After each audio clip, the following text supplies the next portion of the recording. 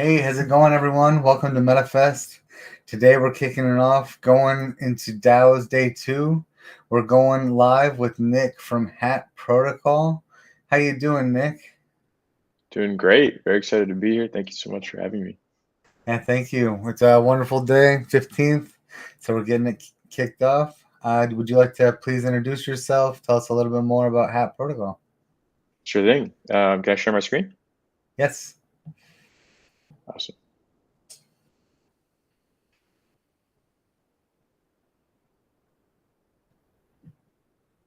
All right, should be coming through now.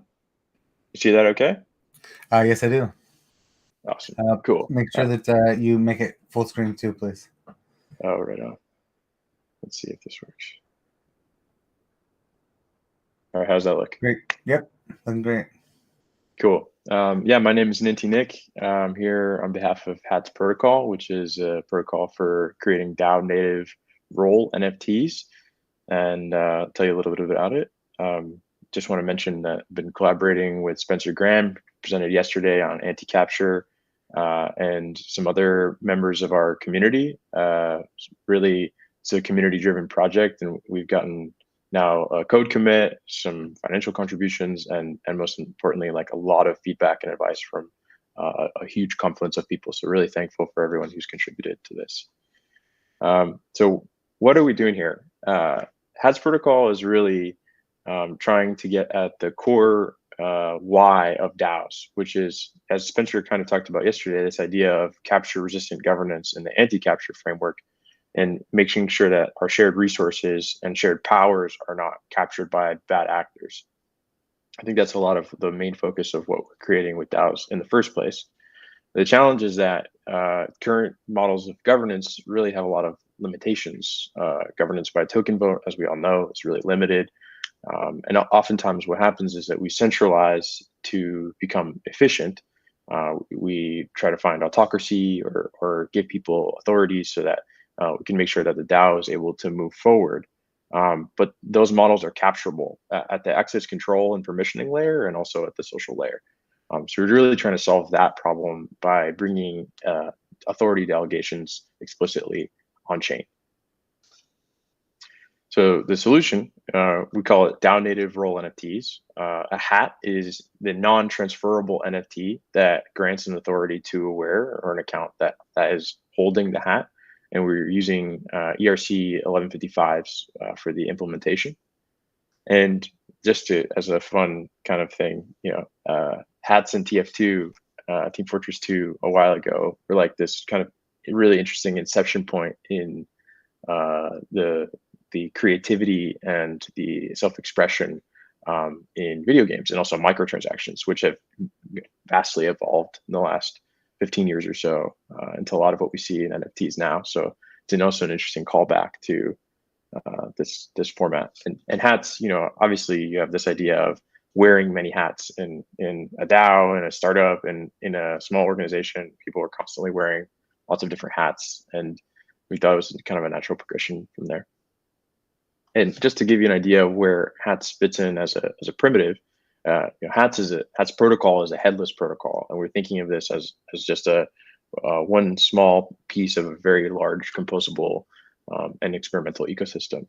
So what you see here is, any DAO is going to use two main pieces to get their members access control, access to the various platforms, whether they're Web3 platforms or Web2 platforms. And I'll go through a list of examples and case studies later. But the first piece of it is Hats Protocol, which is the token granting and revocation contracts. So right now you have existing ways of granting tokens, like launching a token, like giving people NFTs and NFT launch, ERC20, ERC721, but not a lot of revocation.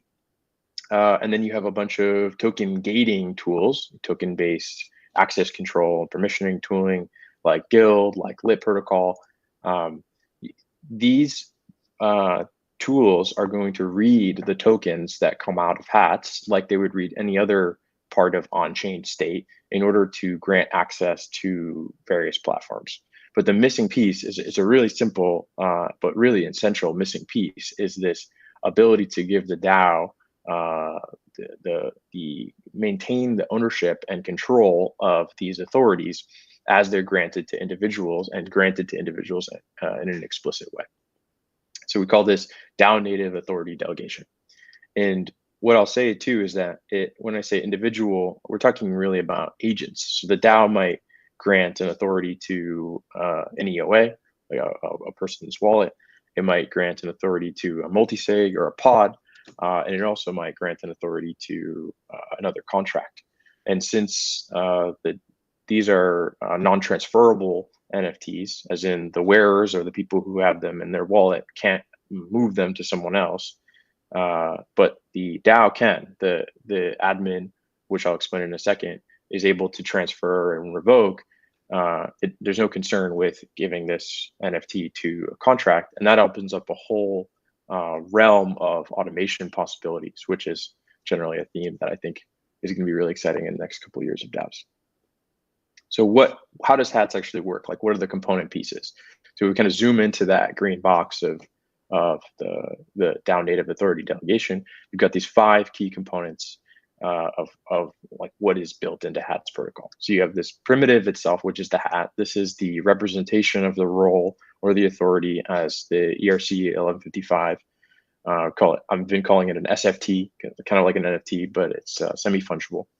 It's emitted by the HATS protocol and via the DAO's interaction with the contract. And it doesn't have to be a DAO, but generally we're focused on the use case of DAOs. Anyone could interact with this contract, and we'll publish the HATS Solidity contract once per chain. Anyone will be able to fork it and make their own version, but this contract only needs to be deployed once to be used by a wide variety of people who can all mint HATS for different DAOs and different projects.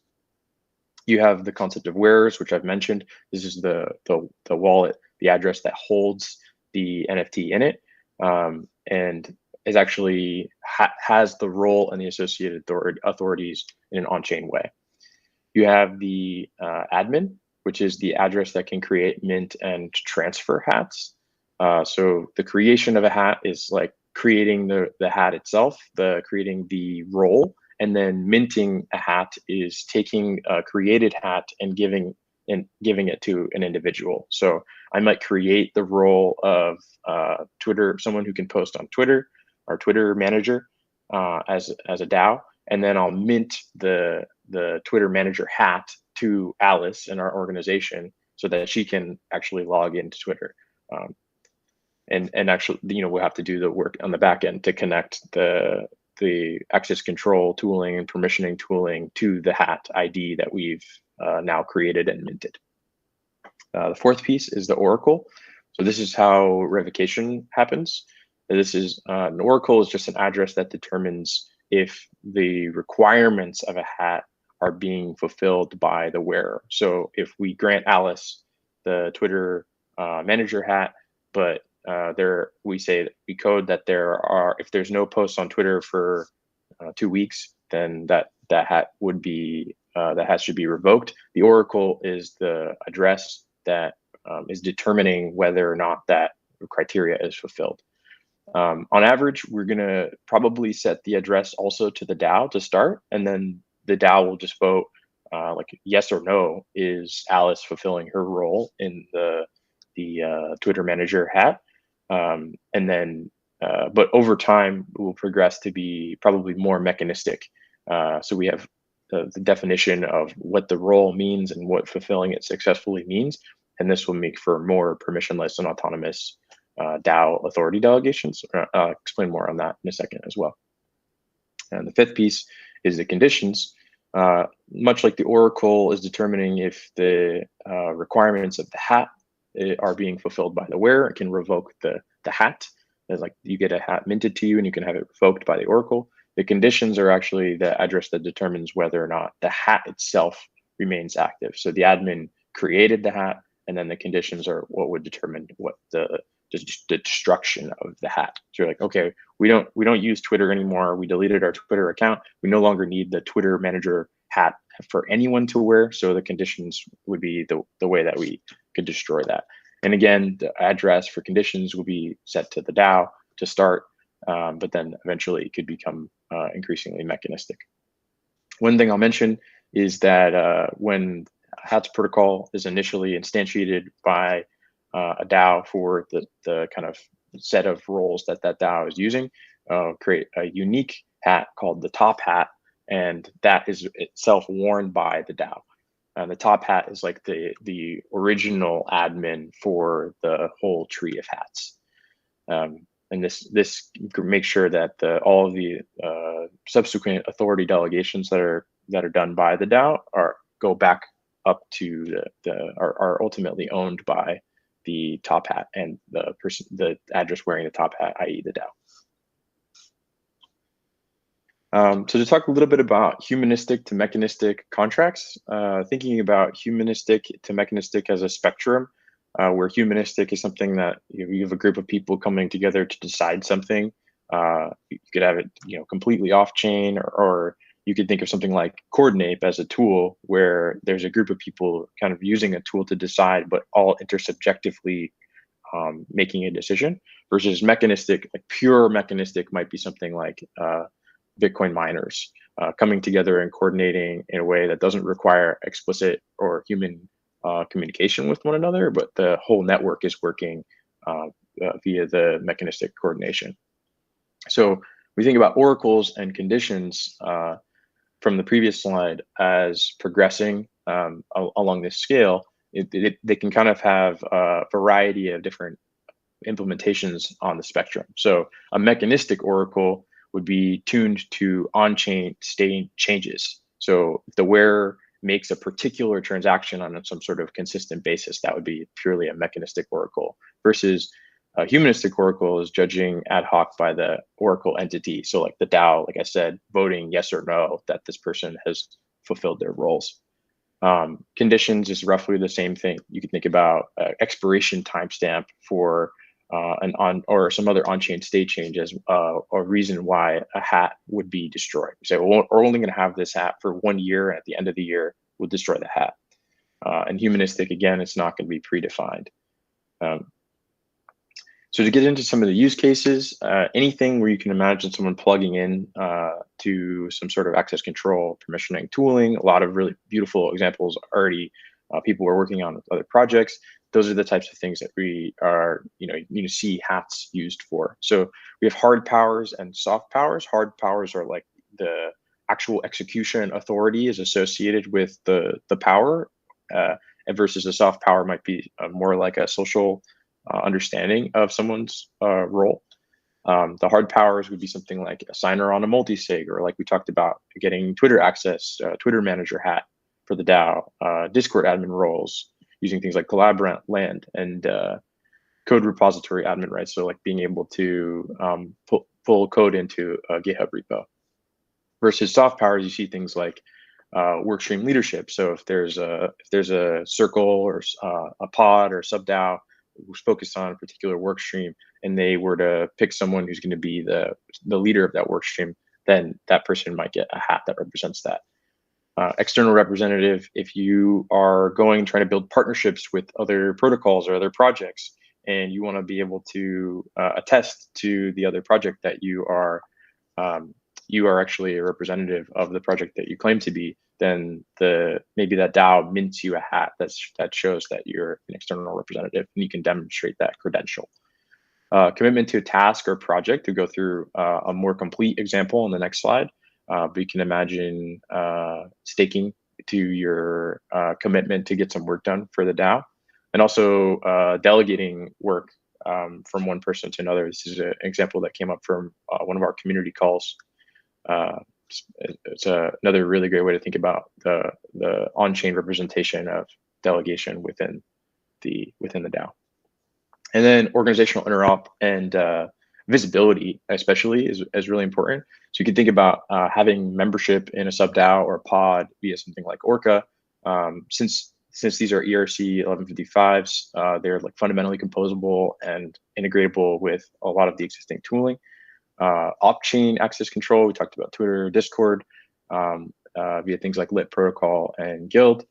Web2 role management, similar idea with Collabland. And then role visibility, we had a great call with the Sobel team on Twitter Spaces, and we've talked with the folks at Nestor. This idea that when you have a bunch of on-chain state representations of the authority delegations via hats, wallets that are holding NFTs, you could visualize and map the relationships at any time, and then also dynamically over time. So you can start to get an idea of how a DAO is evolving, who holds what authorities. As a new member, who should I go to talk about specific domains that I want to contribute to? Think that this is going to be a real level up in DAO onboarding and effectiveness for people to coordinate in a permissionless way.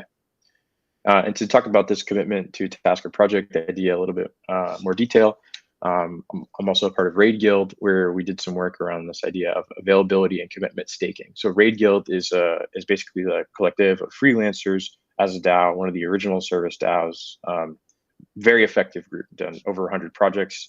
And what we were looking for is like, how do we scale so that we can have more people in the guild and not just have specific individuals who are understanding who is good at what skills and what their availability is. And the other side of it is making sure that when a raider comes and commits to a project, that they are accountable to getting that done. Obviously, like if someone says they're going to do some work and they don't do it, then we might not assign them work in the future, but also trying to create an incentive mechanism and a disincentive to prevent people from abandoning work.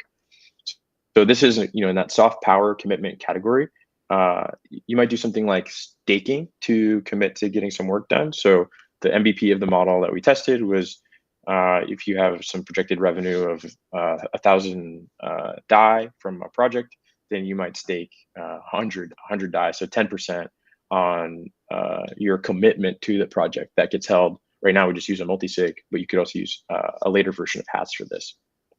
And if you don't complete the work, you get slashed. Just as an aside, previous version of this presentation had staking and slashing built in directly to into the protocol. One of our community members suggested that we that's an opinionated approach, and we maybe put that into a later version. So that's something that may come later, is the directly integrated staking and slashing. But for now, that would be something you would do outside of the protocol, and then represent on chain with your hats. But eventually, we might make it so that you can explicitly create offers, accept offers, and then commit to specific eligibility requirements before being able to wear a hat. And then the admin of a hat seeing the offers and the eligibility of individuals before minting a hat to them. So we'll say that this is probably in hats 2.0 or 1.0, because we're doing the v0.1 launch right now. And then just talk a little bit about oracles. So how do you know that this work got done? If you actually staked to get it done, but or you're slashing someone. Right now, you could have an individual, like other individuals who are also on the project, or say like account manager, which we call a cleric in Raid Guild, who's going to say, yeah, this person didn't get their work done. So the oracle would be set to that individual. More likely right now is overlaps with the multi-sig implementation that we have, is like setting the contract to a DAO, setting the contract to a multi-sig address and having them vote yes or no. And then the last piece is like, as a purely mechanistic oracle, you could have some definition of what it meant to get the work done. So instead of looking to the cleric or looking to the client or looking to the multi-sig, you say, oh, this work is completed when the following deliverables are submitted, or some metric is hit, or something like that. That's, I think, an interesting progression of where these oracles can go. So I think that's pretty much it for now. Just kind of sped through it. Happy to go back and answer any questions from you guys or from the audience. If you guys want to follow along, you can message me if you want to contribute. It's an open source project, community-driven project. Message me on Discord if you want to write some Solidity with us or review our Solidity code, or if you want to test this in your DAO. And then, yeah, follow us on Twitter. And we have a Gitcoin grant active right now, too. Awesome. Very cool, Nick.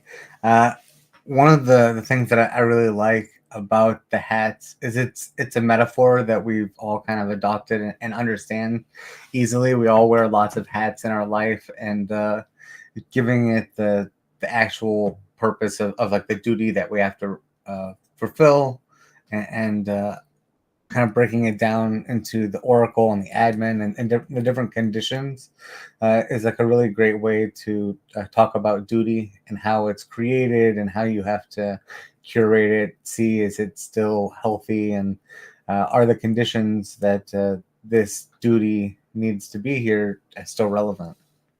So I think, and like the Totally. other idea is that hats come on and off. It's not something that is going to be bolted to your head forever.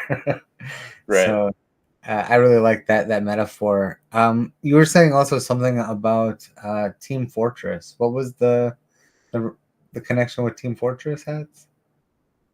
Um, it's more the mimetics of it. It's not like there's an explicit connection. This is just a screenshot from the original release of Team Fortress hats. So for those who aren't familiar, Team Fortress 2 is like a first-person shooter game, online multiplayer, where you have different classes, and each of these were representations of hats that different classes had. So you had a sniper and a spy and other ones.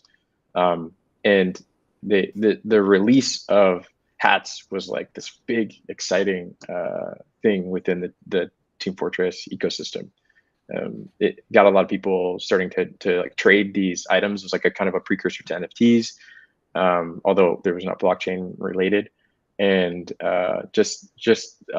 built on top of that, this entire ecosystem of many different types of hats that different characters could wear.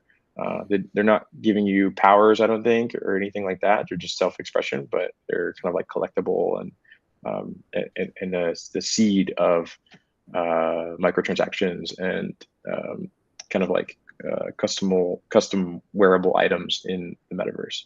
So it's a cool connection point. Yeah, one of the key points about these hats, and for the hats that you demonstrated, is that each hat is distinct, right? It's not like a different color of the same hat, because with like character design, it's like really important that the hat, and you understand what the hat is. So I think having this clear distinction of like what the role and the authority is of that hat, and like specifically you mentioned the top hat, right? So I think like people see some of these hats and they have an idea of what they are and the duty. And I think building that kind of character profile for the hats is part of telling that story. So I think that this analogy here is like a great example of the different styles of crazy hats that people can wear. Awesome. Yeah, totally. And thank you for that.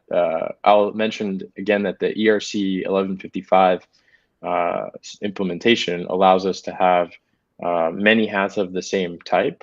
So when we talked about Alice wearing the Twitter manager hat, maybe you put the max supply of Twitter manager hats at something like 5.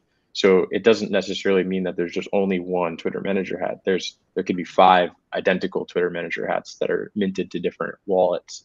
But then you can also set the max supply to 1 if you have something like the gatekeeper or some singular role that only one person can hold. Yeah, super cool.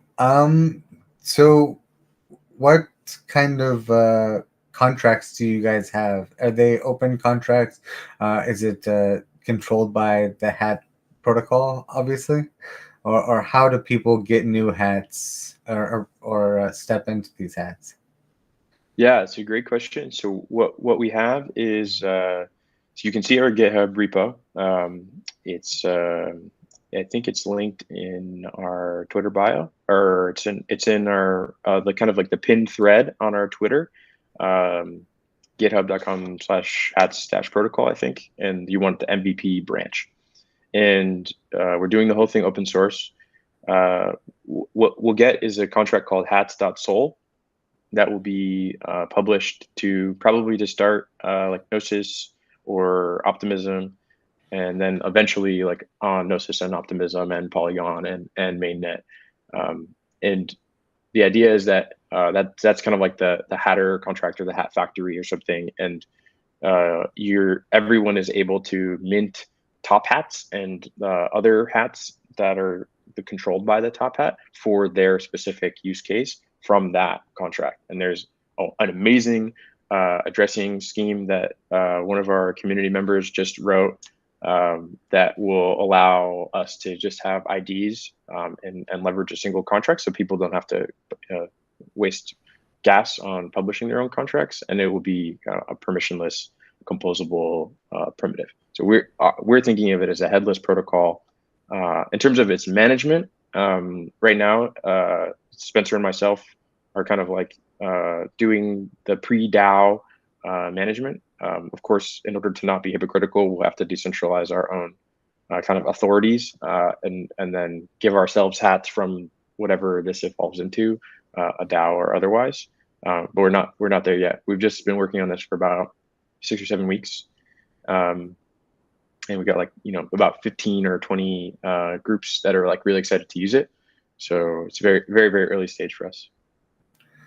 Yeah, I really, really like that. I think that the label of headless with hats is a very funny context too.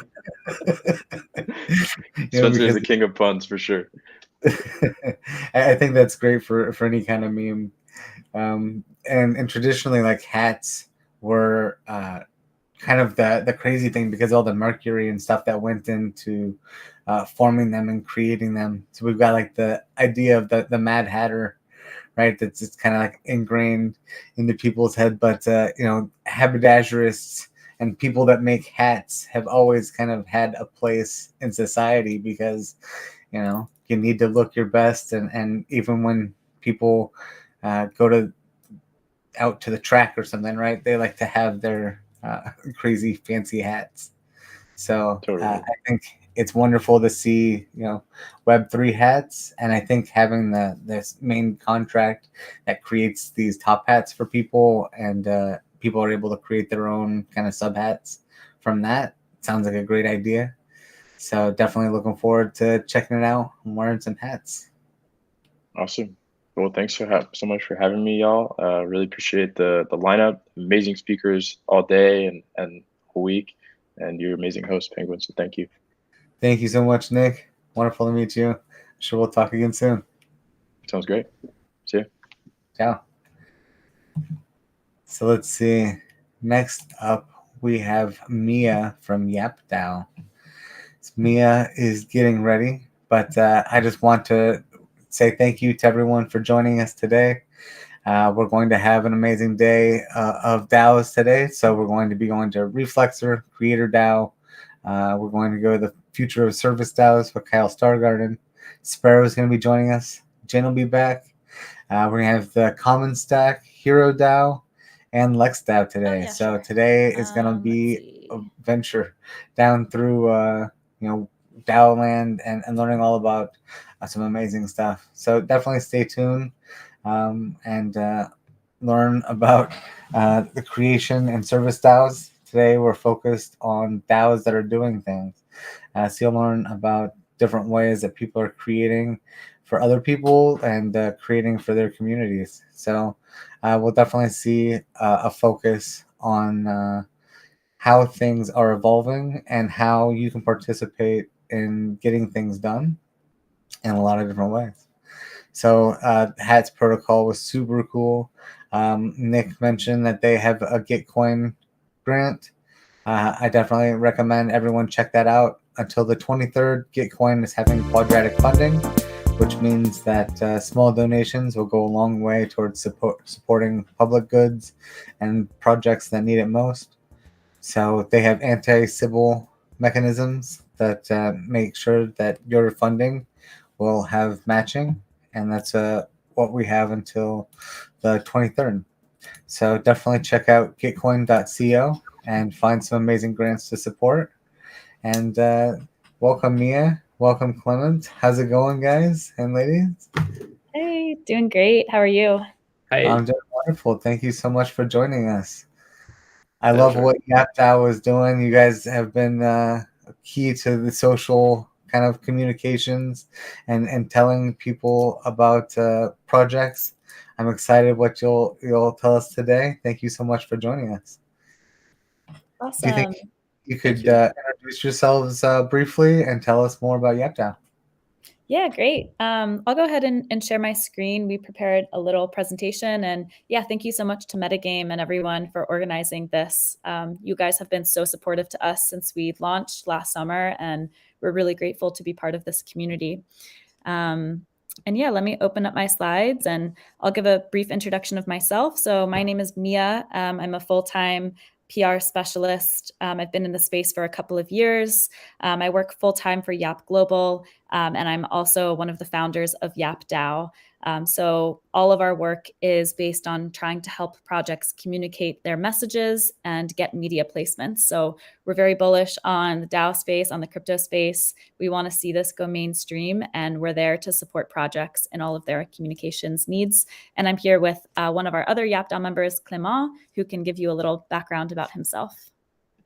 Hey, well, thank you for this little introduction. So I run a French media company called France Crypto. So I'm basically a journalist into the crypto industry, and I met Mia like 1 year ago during ETC, and she introduced me to the brand new DAO, the PR DAO, and I was like, yeah, this is awesome. I want to be part of it. And yeah, things were moving on really fast, and I've been on board, and I'm really proud to be into this DAO, and we are doing, I think, great job, great work with lots of other DAOs, and we met a lot of people, and yeah, I'm really thrilled to show you what we have in our pipe. Yeah, awesome. So to just give you a little background, as we mentioned, we were summoned last summer during ETHCC. So we are part of the DAO House family. We launched on DAO House in July of 2021 with 4 core members. So just for some context, Yap Global, that's a public relations agency based out of London. I'm part of the Yap Global team. It was founded in 2018.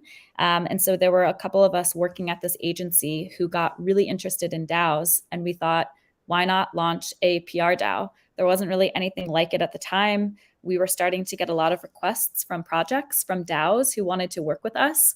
But trying to work with a DAO and a traditional agency, you run into some roadblocks.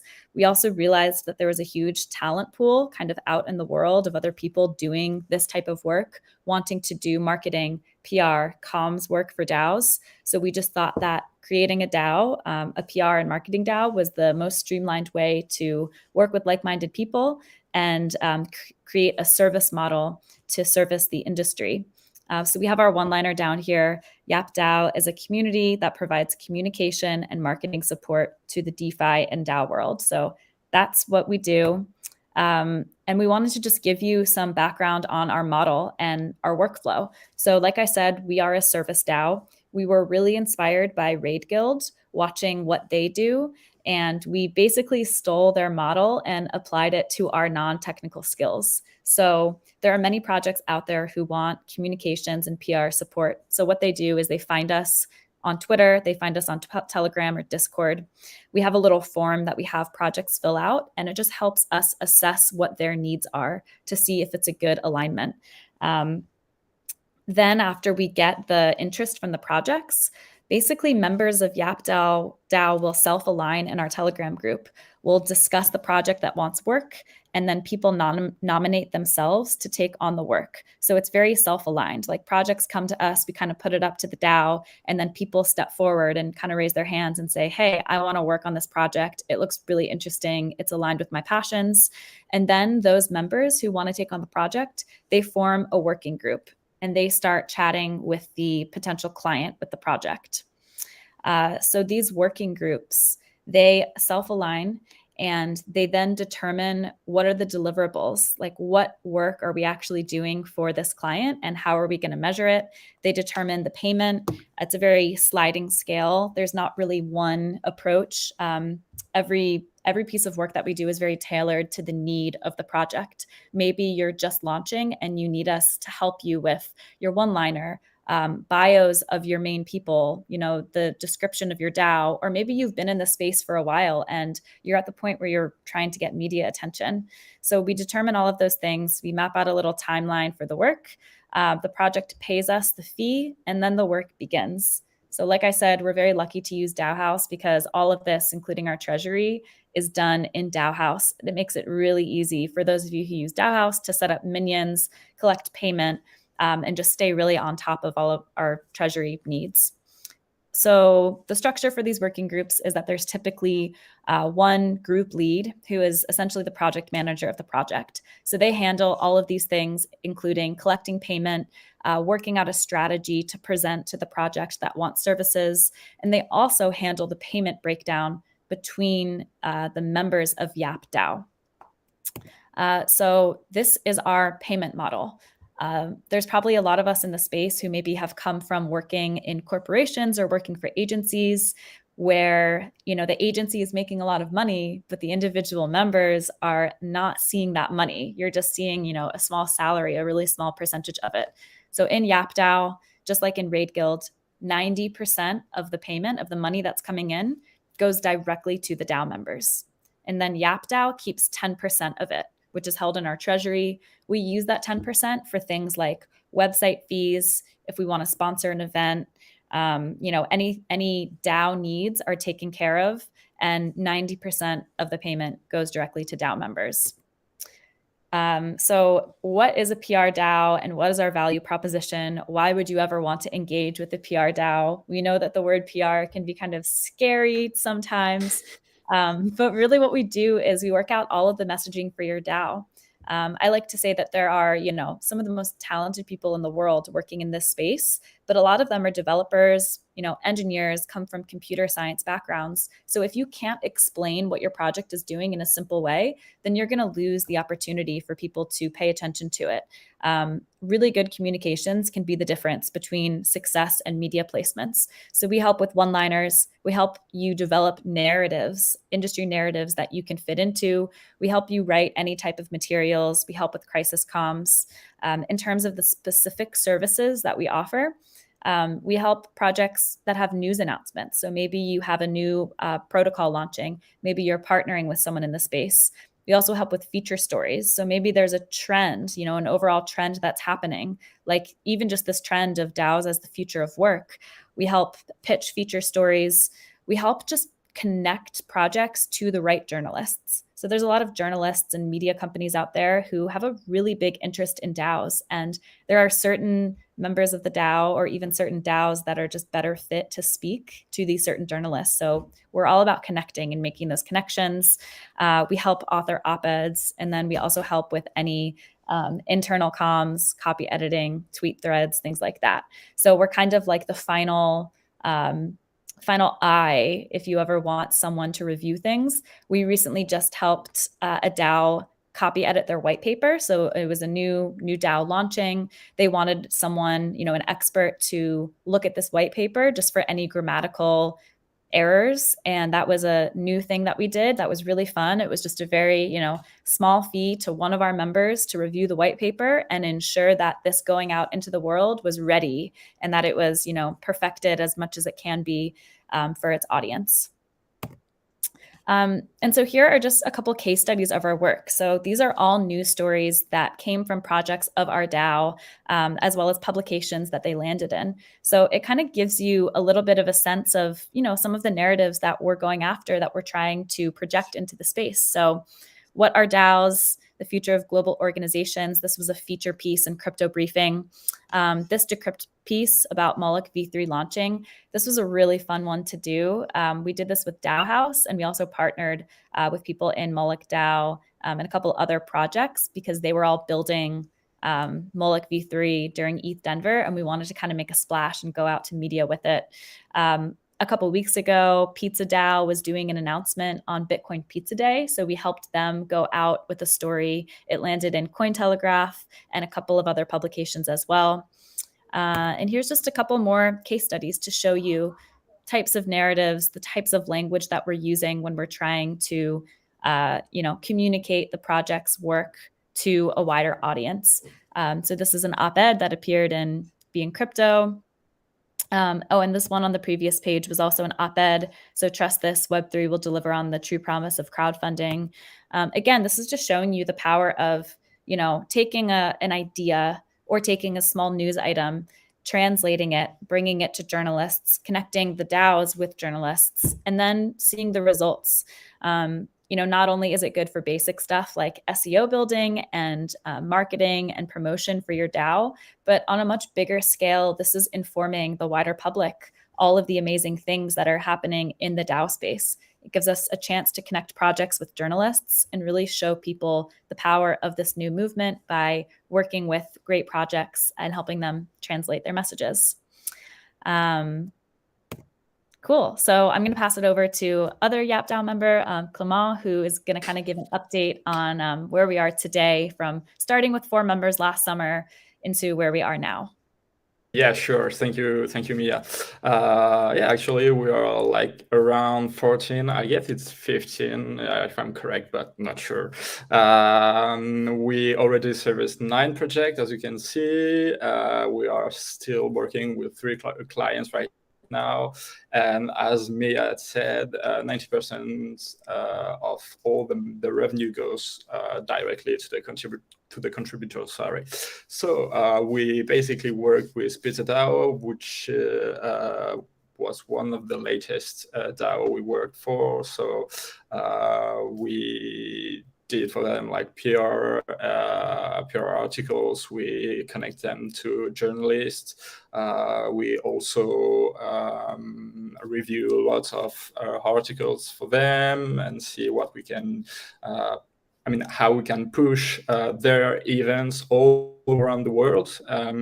We also worked for MoonDAO a couple of months ago, with Prime DAO, DAO House, as Mia said, and also Aladdin DAO, which is a DeFi DAO, and other DAOs, Oolong Swap on Boba Network. Yeah. And the breakdown revenue model. So yeah, since for the first year, actually, we basically made 26K in XDAI, WXDAI, because we are on Gnosis chain. To it, 8 USDC and 10K USDT for the raw revenue of the year. And for all of this, like 10% goes directly towards our vault, the YapDAO vault. Maybe could you, yeah. What's next for YapDAO? So it's a kind of tricky part, and Mia will help me with this one. Yeah, it's a kind of teasing. As you can see, YapDAO was funded by Yap Global members, and today we want to have our own identity and to be like a real DAO, separate from its kind of main entity, which is totally different from what we are doing, because we work only with DAOs and DeFi protocols. And yeah, there's some new features, some new brand in the pipe, and maybe Mia, you want to add something about it? Yeah, sure. Yeah, I mean, you see a lot of organizations out there take the route of progressive decentralization, where they're starting as a more traditional company or agency, and then they're progressing to a DAO. And our case is a little different. Yap Global is an organization that will, most likely always exist around the world. And YapDAO is a very separate entity, although there is lots of crossover in the talent pool. So there's many people who are contributing to YapDAO and also working for Yap Global, and then there's also plenty of people who are just part of the DAO, who are just contributing to YapDAO. It's a little ironic that our specialty is communications, yet we kind of shot ourselves in the foot by calling the DAO YapDAO, because it did cause a lot of confusion in the ecosystem. People were like, what is this? Is it separate? Is it the same thing? Is this progressive decentralization? And it got to a point where we realized it's time to rebrand. YapDAO is its own entity. We have people all over the world, like Clement is in Luxembourg, I'm in the US, we have contributors in Australia, we have a designer who's based in Singapore, and we really want our own identity. So we started a working group to start working on a rebrand, trying to come up with a new name, a new identity for ourselves. It's been really challenging, but we've kind of finally settled on something that we're really excited about. We'll be announcing it soon. So that's just kind of the rationale behind,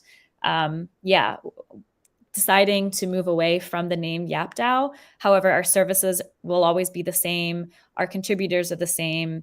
The structure, the schema of contributors keeping 90%, all of that will be the same. So stay tuned, and you'll hopefully hear about our new name kind of by the end of the summer is our timeline for this. Yes, yeah, definitely.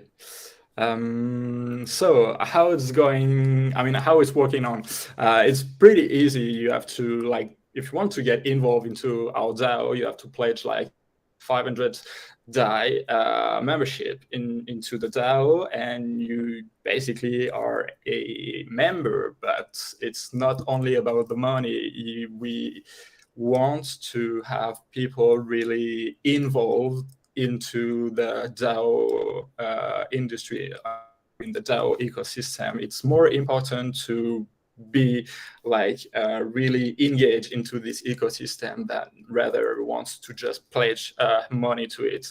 So we want people with kind of skills like PR, communication, marketing, or DAO, crypto, DeFi, or refi, because I guess we are entering the refi summer. So if you have those kind of skills, you are obviously welcome to join our YapDAO team and work with absolutely amazing DAOs. We are a bunch of really cool people from all over the world, as Mia said. We try to meet every time we have the opportunity, like during ETCC, ETHDenver, LeaseCon, everywhere in the world. So it's pretty cool. So yeah, this is how our DAO work, and it's pretty easy. Maybe we can move on to the next one. Yeah, and I guess just to note quickly about the 500 DAI membership pledge. So these are shares, or we're set up through DAO House. So if you decide to leave the DAO, if you rage quit, you get that 500 DAI back. So that DAI doesn't go into our treasury. It's basically kept in a separate pot. We're not using that money for anything. If people leave the DAO, you get that pledge money back. So that's just to clarify why there is the pledge fee. It's more about a commitment, and you can get back your money at the end if you want to leave. But nobody wants to leave YapDAO. So where to catch us? So you will have the opportunity to catch Mia on DAO NYC June 22. You will be around New York City because there will be also NFT and NYC. So later in June, you can catch Mia, and you can catch basically most of us during ETCC in Paris, because there will be Yap Global, of course, and also the Yap DAO members. And as Mia said, there's some kind of new things coming for late summer. So go to MCon and maybe you will see some amazing stuff. And do not hesitate to ping us, to message us. And that's basically how it works. If you want to work with us, just send a message, and when we can see what we can do with you. Sorry. And to finish, there's some kind of people that are, involved. There's more people. Like I said, we are nearly 15. So this is a couple of people working on Mia, Dylan, Max, Sam. There's many Sams, but this is a Sam, Clement, Martina, and go to yapdao.xyz or yapdao_ on Twitter. And we also have a Discord, but maybe it's easier to catch us on Twitter. Yeah, our Discord, we don't really use our Discord. We've been thinking about potentially deactivating it. I don't know if anyone else has come to this realization, but we're much more active on Telegram. We also have a wider community channel on Telegram that you can use. And even if you aren't sure if you're ready for services or you're not really, sure what your needs are, just feel free to message us. We love talking about PR and comms, and we give out a lot of PR and comms advice, even if it's not the right time to work together. We're always interested in talking to projects in the space about what you're doing. And as Clément said, we'll be at some of these events, participating in some panels, hosting some workshops, talking about storytelling, discussing how to communicate the message of your project to a wide audience. And that is our passion and what we love to talk about. So our DMs are always open. And you can check out our website there as well. Yeah, we should have been called storytelling stuff or something like that. Yeah. I checked out the Discord, and so it's good to know that the Telegram is more active. Yes, and that explains them. I kind of live on Discord myself. There's so much going on that it's hard to pay attention. That's one of the reasons that YapDAO is so important. Is that even like the builders, it's as you said, the builders are good at building, but they're not necessarily good at communicating all the important and amazing stuff that they're working on. And half the time, you don't want the developer to be typing to people anyways, because we'll explain it like we're talking to another developer, and a normal person will read it and they'll be like, I have no idea what you just said to me. So I think mixing the non-technical skills with communication and what YapDAO provides is critical to all of our projects.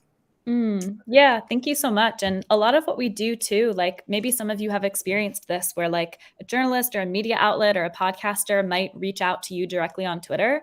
And sometimes I'll just ghost write messages for people. So sometimes someone is like, hey, this person wants to talk, but I don't know how to respond, or like, how do I pitch myself? And a lot of what we've learned in our model is like just training people to learn some of these skills so that they can improve their own communications, or like maybe there is someone in the DAO who wants to get better and wants to go out and pitch the DAO for media opportunities.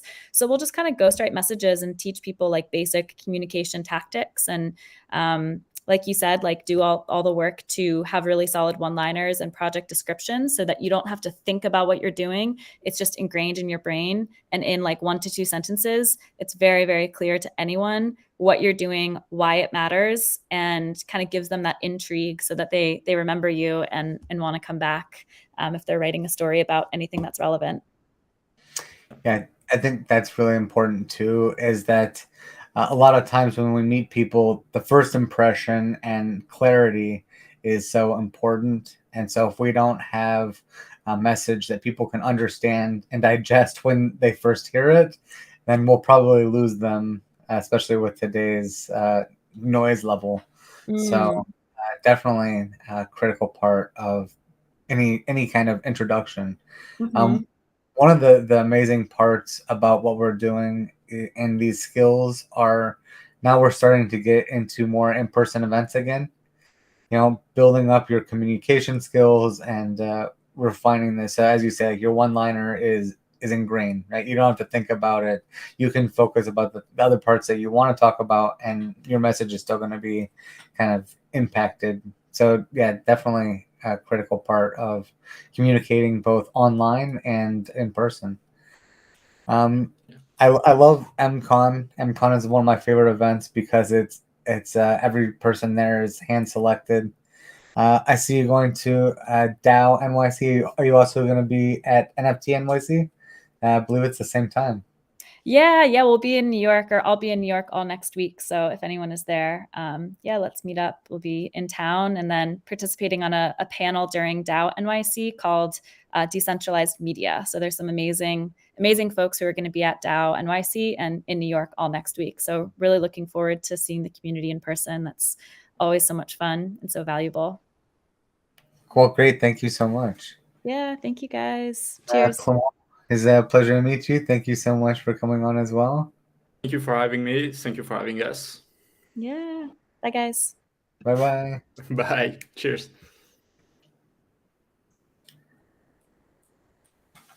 Okay. So next up, we have a small break. We've got a 30-minute break, and we will come back after that. So after our break, we will have Bacon from Reflexor's Lab. And yeah, we've got a great day of service DAOs planned. So come back very shortly, and we will see you then. My name is Penguin. We just saw Mia and Clement from YapDAO. We saw Nick from Hat Protocol. Later on, we have Creator DAO with Dunks42, 411. Sorry, Dunks 411. We have Kyle Stargarden talking about the future of service DAOs. Sparrow is coming to talk about the future of publishing on the platform.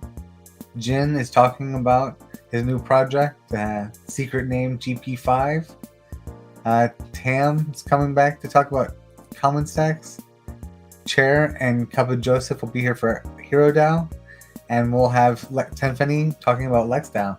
So we've got an amazing day planned out for you. So stick around. We'll be back shortly.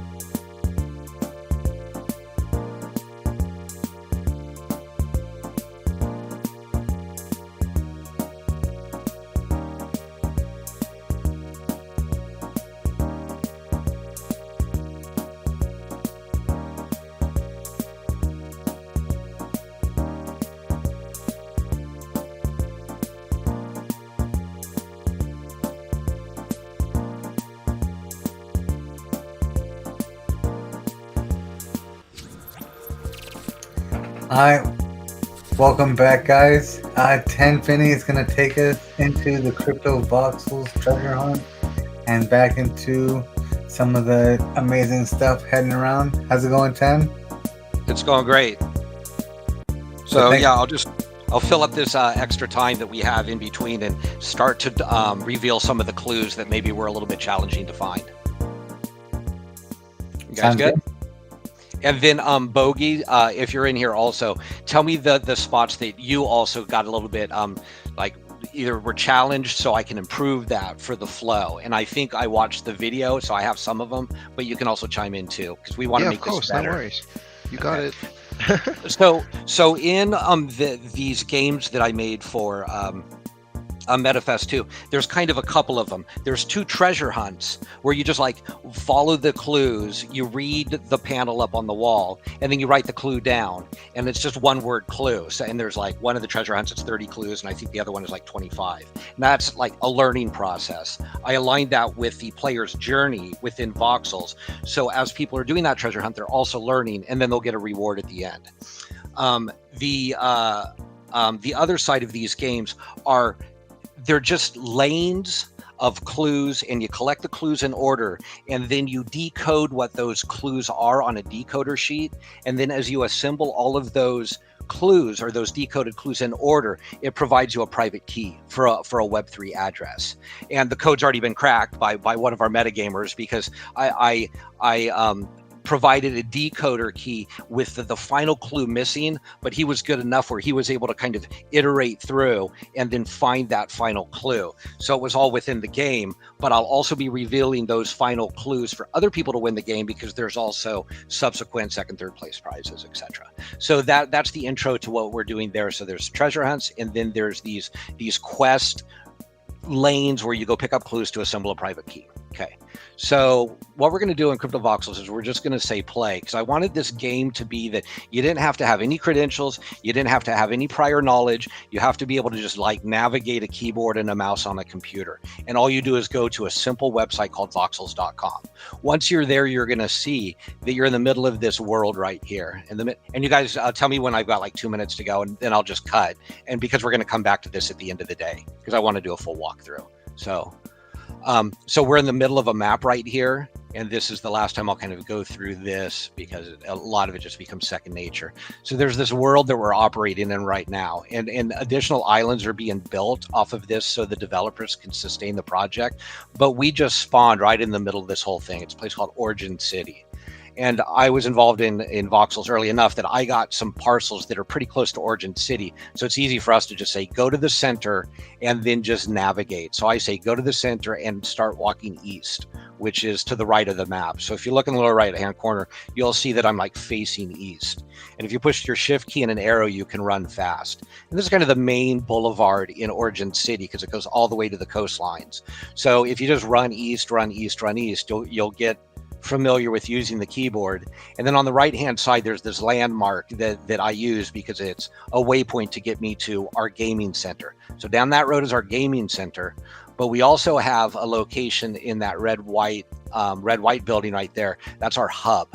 Anytime that you're working within like either MetaFest or anything that you're doing with Web3 skills, that you always kind of want to make your way back here. And you'll see these little icons like scattered throughout the areas that we operate in.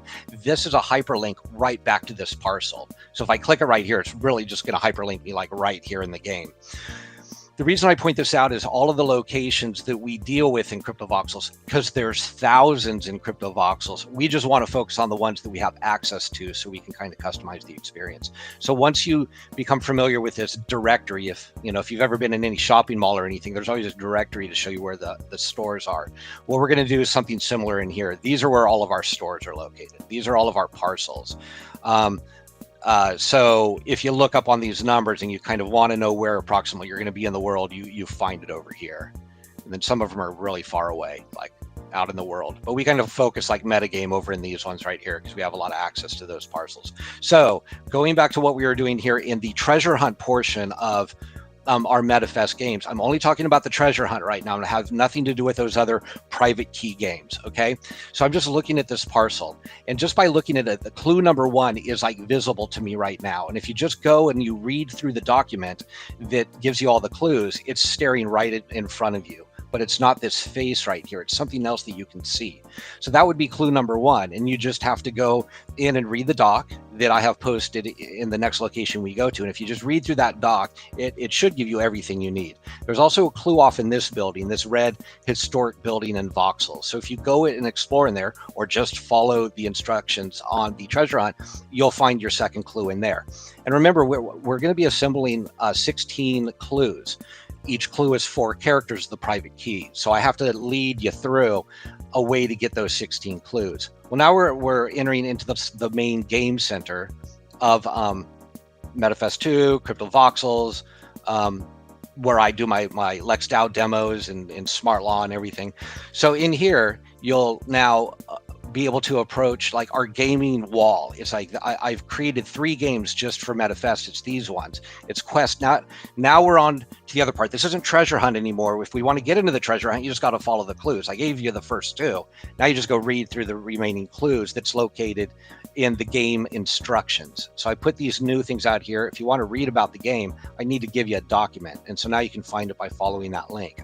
But if you're ready to go into one of these private key, collecting games, you're going to pick one of these games. And if you look closely, there's a video actually running in here that gives you a walkthrough. But if you don't want to watch the video, just look at the screen right here. It shows you 5 vending machines in order. Well, I can just look around here and go, well, does anything in here look like that? Well, here it is. It's right here. So you don't even need to click that button. You can just now enter one of these lanes and start to collect your private keys. But if that's not the journey you want to do and you want to go check out the Utopia World Tour, where does that start? Well, it looks like this. Do you see anything that looks like that? Well, there it is right there. So you just start your tour right there. Pick one of those colors. And what this game is, that you're going to go down these little shafts, these little lanes that have this dancing little colored bar somewhere in that lane. It's kind of claustrophobic for a moment, but once you get in there, you just click on this and it hyperlinks you somewhere else. Here's the thing that gets a little bit weird, is because the game is re-rendering right now, but the game allows you to move freely while it's re-rendering. Well, that's kind of a glitch in our game, because once you get into one of these rooms, you need to stand still for a second. Otherwise, you might find yourself in the wrong lane. And I saw that happen to you guys, Bogey. Like you were in clue number 4, and somehow you got to the green lane, but you were in the orange lane or something like that. Yeah. So and that fucked you up because you guys were writing all these clues down. I'm like, no, shoot, it got off course there. But it made sense why it got off course, because you guys just did what you needed to do, which was move around before rendered. So now I'm in this green lane, and you're going to want to remember that you're green. That's the lane you're playing, because if you get out of this lane, you're not going to be able to assemble your private key. Clue number 1, H24. Well, if you read the instructions out there, you'll realize I already gave you clue number 1. I just posted it for everybody to put on their game card. But here it is again, clue number 1, H24. Write it down. And you don't have to do anything else right now. We'll get to that decoder later. So now you're going to click this dancing bar. Sometimes you have to reposition a little bit. And then once you click that dancing bar, now it's hyperlinking me somewhere else. But I'm going to pause right here because I could get off course.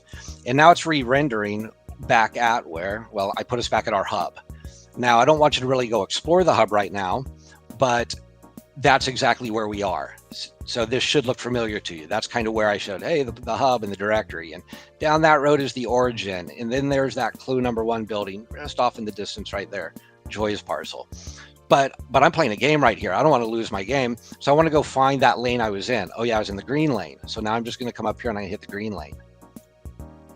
I'm going to pause and now I'm in one of these other things. I've been told that the dancing bar is the one that hyperlinks out, but I don't want to do that until I collect my clue. So there's the clue, C45. Clue number 3. Unfortunately, it didn't say it in there. It should say clue number 3. So it's a little, you're going to have to remember that's clue number 3 for you. Keep them in order. C45, green lane. Okay. I'm going to click this dancing little guy here. Now I get my clue number. Oh, I'm sorry. That was clue number 2. Clue number 3 right here. Dancing bar. If you don't like the game, you want to get out, You go, I guess there's an exit somewhere. It says exit up there. It means I don't want to play anymore, really. If you want to continue, you press the dancing bar. So I think you guys are getting the picture right now.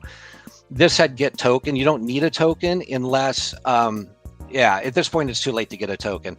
The token is our access tokens that everybody in metagame got airdropped. It doesn't affect you building out the private key. I didn't want to limit that to token holders, but holding the MetaFest token is cool because we have gated parcels within these journeys that allow you to go in and get access to additional clues for a different game, or to see the content that's in those parcels that if you don't have that 1155 ERC token in your account, you can't access those parcels. Well, when I come back later on, I'll continue this, but I think that maybe I answered a few questions about how this thing gets started. I will exit right now really quick, and then so I'll push the exit. Yeah, go ahead. Aside from the treasure hunt, can you show us something around the neighborhood that's crazy to give people an idea of some of the other things that are possible in crypto voxels? Do we have any crazy neighbors that we want to and can show off? Well, usually the way I do that, I will shoot up to the sky and try to get my bearings. I mean, crypto voxels is big. There's a lot of stuff, but I'd have to go find the hyperlink. As it relates to metagame, I mean, the reason that these buildings are all in red topped is because collectively a couple of owners of these parcels got together, one of which owns this really neat gallery over here called Machi X. This is a familiar symbol to a lot of us. This is Meta Factory, so they have a little build out there. This is the Meta Cartel Tower that is still for the most part vacant, that we need to start filling in with, you know, Meta Cartel related cool stuff. I mean, if you think about it, it's digital real estate, and if somebody wants to lease the space, somebody needs to reach out to the leasing agent, which is in essence me, because I have access to these parcels to build on them.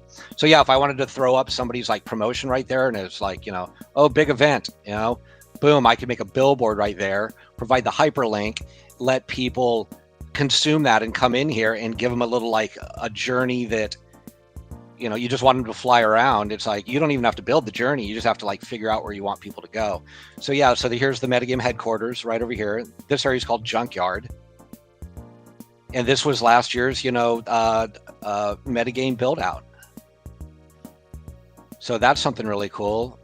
Yeah, there's all kinds of I would burn up time though. I mean, I know this area like the back of my hand. I mean, I got to show you the main stage because it's part of our MetaFest closing ceremonies.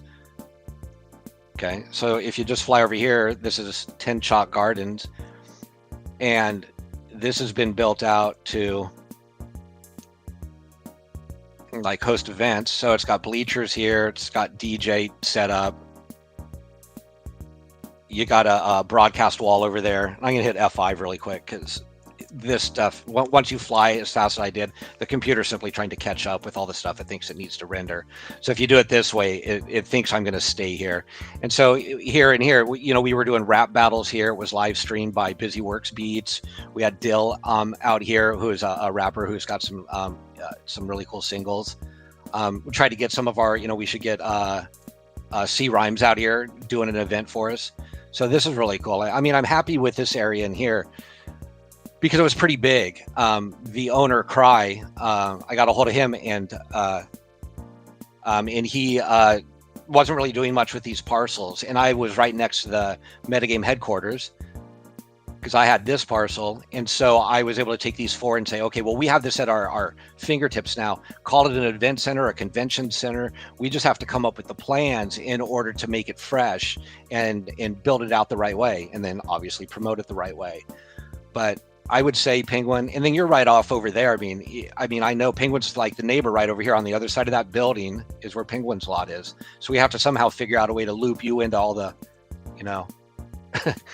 Yeah. The cool thing about crypto voxels, if you're not familiar with it, you don't even need to log in with a wallet to go explore a lot of this stuff. It's really friendly, and as you see, it's pretty much a playground and artists kind of imagination. Yeah, it's all handed back over to you. But yeah, I did all of that anonymously. I wasn't even logged into anything. I just simply went to voxels.com and had that entire experience, and they don't even know who I am. But if I want to sign in, I'd sign in under Web3, and all the rich features within CryptoVoxels become at my disposal, which is a different level that we just don't have time to talk about today. But at some point, even later today, I'll do it before my LexDAO talk. I'm going to come right back in here and take you guys on the next part of the treasure hunt or the journey. But I'm going to hand it over to Bacon now. Awesome. Thanks so much. Wonderful explanation of the treasure hunt. Definitely go hop through those clues. Next up, we have Bacon from Reflexer DAO. Yeah, it looks like you're muted here, my friend. It looks like you are still backstage. Please leave the backstage and. Yeah. Okay, I'm here. Sorry about that. We were trying to troubleshoot some sound issues. Wow, I can't talk. That does not bode well for the rest of this talk. No, we were troubleshooting some sound issues backstage, but it was mostly with echo, with me being in both stages, so we should be good. Do I sound okay? You sound good to me. Sweet. All right. So hopefully it was just the echo being in both stage rooms at the same time. Well, thanks so much for joining us, Bacon. You've been a great player of metagame throughout the years. You've been a big challenger and asker of important questions, and a person that's not afraid to kind of step in and actually like wear some of these hats that need to be worn. So it's awesome to see you step into a new role at Reflexer DAO. Tell us a little bit more about. Yeah, well, it's kind of nice that the shoe's on the other foot now. Now that I've interviewed you twice for my podcast, it's nice that now you're interviewing me. It's a little change up there. But no, I'm really excited to step into the DAO lead role at Reflexer. I'm not sure if people are familiar with the Reflexer protocol, but it's basically a protocol that was designed to create the RAI and similar stablecoins. So it was originally started by kind of a company. It's that set it all up. I think there was some VC funding that originally got it going, but now that they have the whole protocol established, they're kind of trying to go for this fully decentralized, largely ungoverned approach. Where basically the company now is in the final stages of this ungovernance process, where they're trying to remove control from the system as much as possible, and make as much as they possibly can locked into smart contracts, so it's completely decentralized and beyond meddling with, right? But of course, there are a few things that can't be fully ungovernized, right? So things like oracles and things like incentive structure to incentivize liquidity mining, right? Things like that you can't fully ungoverned, right? They have to change with time, and you have to have somebody who's reviewing those. And so for that purpose, we're setting up a DAO. So the company is going to be dissolved, and all ownership of everything that can be owned is going to be transferred over to the DAO. And I've been stepping into kind of the DAO lead role to kind of lead that process. It's very exciting. It's really cool. I'm really excited about the protocol and RAI and everything in general. Awesome. So yeah, we learned a little bit about RAI last year. Amin came and told us about it. Can you tell people that might not know about RAI, what it is, and how the programmatic features kind of work on it? Yeah, for sure. So RAI, so we've been hitting the meme pretty hard here and kind of coming out strong by saying recently that RAI is the first and potentially still only truly decentralized stablecoin, right? So obviously those are fighting words, but like we like to come out the gate with that strong stance. And we say this for several reasons. So the first thing about RAI to know is that it's backed solely by Ethereum. So it's an over-collateralized algorithmic stablecoin, but the emphasis there is on the over-collateralized aspect. It's over-collateralized by ETH. So there's a minimum collateralization ratio of 135%. So for every like dollar of RAI out there, there is at least $1.35 worth of ETH backing it. So that's the first thing. So it's to the standpoint, it can only have ETH collateral, and so that's also why we like to talk about it being decentralized, because it's solely ETH. That part has already been ungoverned. You can't change the collateral types at all anymore. So it's not like DAI or things like that are largely backed by USDC at this point. Like that won't ever happen to RAI. It can only be Ethereum, for better or worse. But then the actual stability mechanism and the way it stays stable is that obviously it's kind of it's a fork of DAI. So if you're familiar with DAI and the DAI maker vaults, right, you put it in your collateral. In the case of RAI, it's solely Ethereum, solely ETH. So you put it in your ETH collateral, then you pull out up to, it's about 74% of that value in RAI, right? And so you have your loan. Always over collateralized RAI loan. So there's always incentive for RAI lenders to pay that back because they'll always have a larger ETH value than they have RAI value, right? So there's always a little bit of incentive there to kind of pay back to get your ETH, to unlock your ETH and pull it back out.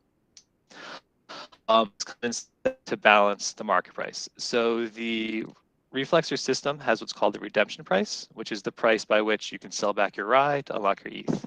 And that's different from the market price, which is the price you can buy it at in the open market.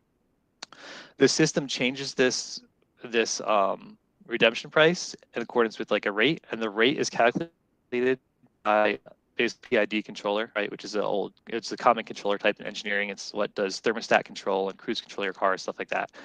And so basically what the system does is it looks at how the market price changes, and then it sets a redemption rate to counteract that market price change, which then of course changes the redemption rate, which can incentivize different forms of behavior to then change the market price. So everybody with me so far? Does that make sense? Obviously, the system is very complicated. So, and Reflexer so DAO a little bit help more. Right? Yeah, I'll kind of wrap up there. This slightly simpler explanation. So basically, once you kind of have those, with all those pieces in place, basically what happens is if the market price goes up, the redemption rate will go down, which tells you that RAI will be cheaper in the future. So your debt will be cheaper in the future. So you should mint RAI and sell it, and then you can always buy it back later when you'll have cheaper debt payback, right? So it encourages, so as the market price goes up, the redemption rate goes down. That encourages people to mint and sell back with larger supply and demand, right? Larger supply, same demand, price goes down. And then it's the opposite if the market price goes down, right? Then the value of RAI increases, like the redemption rate increases, the value of RAI increases. So it means RAI will be worth more in the future, so more reason to hold on to it. And so people, and also your debt will be more expensive in the future, so people sell it back into the system, right? Get this situation, have all the lenders are selling it back to remove supply, and people want to hold it and stuff. So the price goes then down, right? Because the price goes up. I always get that confused, right? So as the price going down, the price goes back up. And so in that way, it's a self-referential system. So there is no actual peg. It's kind of a floating peg. It self-references. We use the meme 1 RAI equals 1 RAI, right? Because it's not trying to target a specific peg value. It's just trying to counteract any market forces on the price. Yeah, thanks. That's definitely a very good explanation of it. And I definitely recommend people to dig in if they want to learn more. But so how does the DAO kind of help manage all that complexity for people? It sounds like the DAO helps in some way with control. Yes. So the DAO. So fortunately, like I said at the start, most of it's ungoverned. So that whole controller process is all smart contract. It's all set in stone. It can't be changed. So that those core aspects, things like liquidation ratio, things like the way it's controlled, things like the collateral type, and that whole controller algorithm, right? All of that stuff is all core to the protocol, and that's all completely ungoverned. So that's all locked into smart contracts. Source code's openly available, right? You can see how it works, and it will never be changed. Can't be changed, right? But the DAO is still around to help with things. The way the DAO helps is we're currently working on putting out some more content, some more explainers, and some more video content and stuff like that to help make it easier to understand, right? I'm actually in the process of writing an explainer, which does a much better job than I just did rambling about it, like because it's written out, and so I can double check it, and I don't get caught on my words halfway through, right? Because it's written. So I'll hopefully tweet that out later this week, that explainer. There's already a couple other quick explainers on there. Means Twitter is a great place. But back to the DAO, we're going to just do more content and more liquidity mining. And that's mostly, and more integrations. And that's most of this kind of focus. It's like, how do we promote RAI, right? How do we make more content? How do we make more integrations, incentivize more liquidity mining? Because we can't actually change the system at all. Yeah, I think we talked a little bit about that the other day when we were talking about source credit, and like what happens to the protocol when it kind of has adoption and it's not changing after a while. And I think, then it kind of shifts to adoption, right? Like the team still has to support it, even though the product isn't going to change. It's immutable, it's stable. Now it comes to education, it comes to integrating new products, staying current, and staying relevant. So yeah. I think you point out a great point. Yeah. I was gonna say, yeah, to that point, to the whole like staying relevant and integrating like new products and stuff.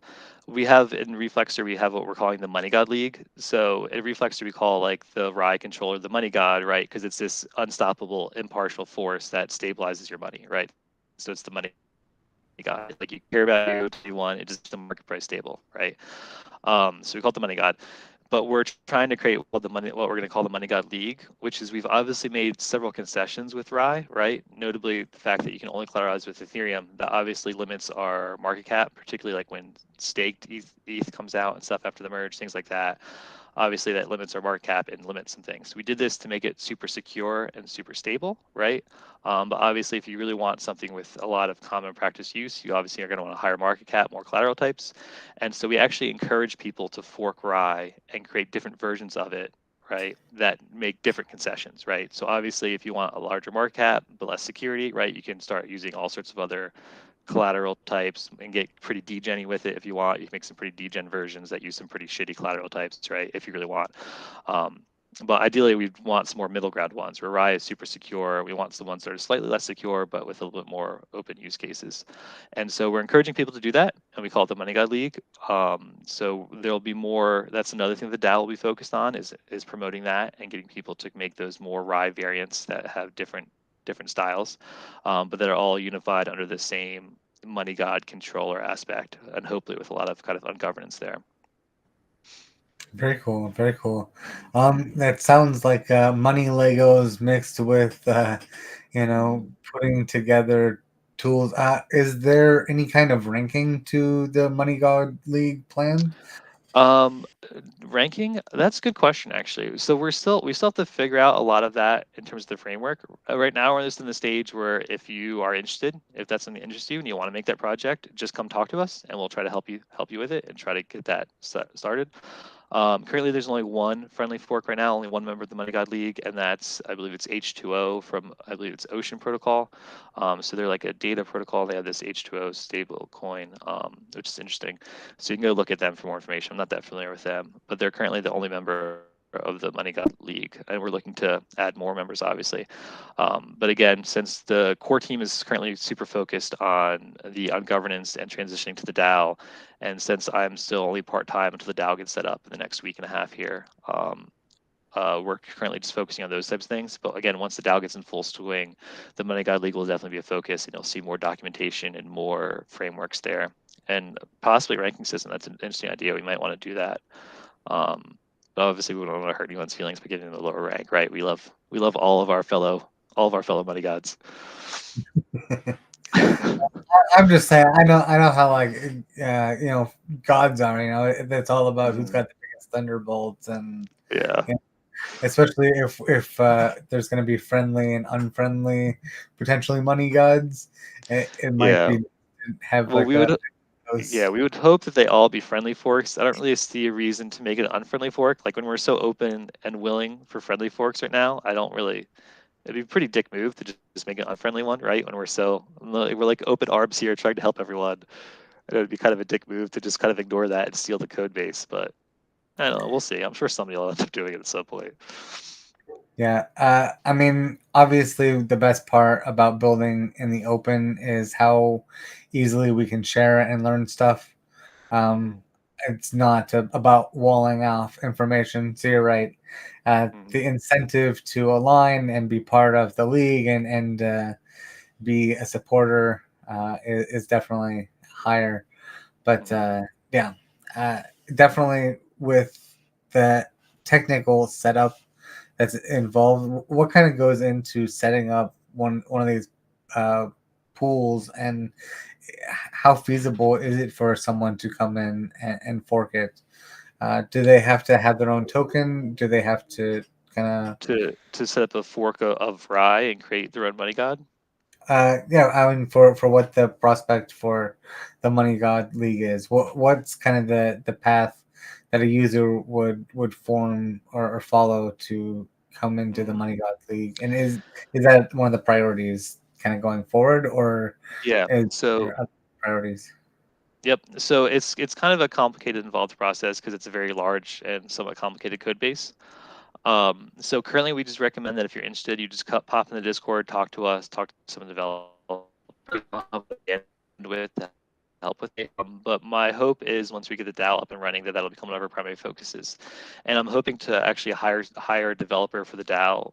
Mostly, I mean, where there's some dev work that needs to be done to like maintain things like some incentive programs and stuff. So there's some minor everyday dev work that we'll need that the dev will be in charge of. But I mostly want to have a dev that's full time that could just help with implementing new money gods, right? So that's kind of one of my goals for the DAO.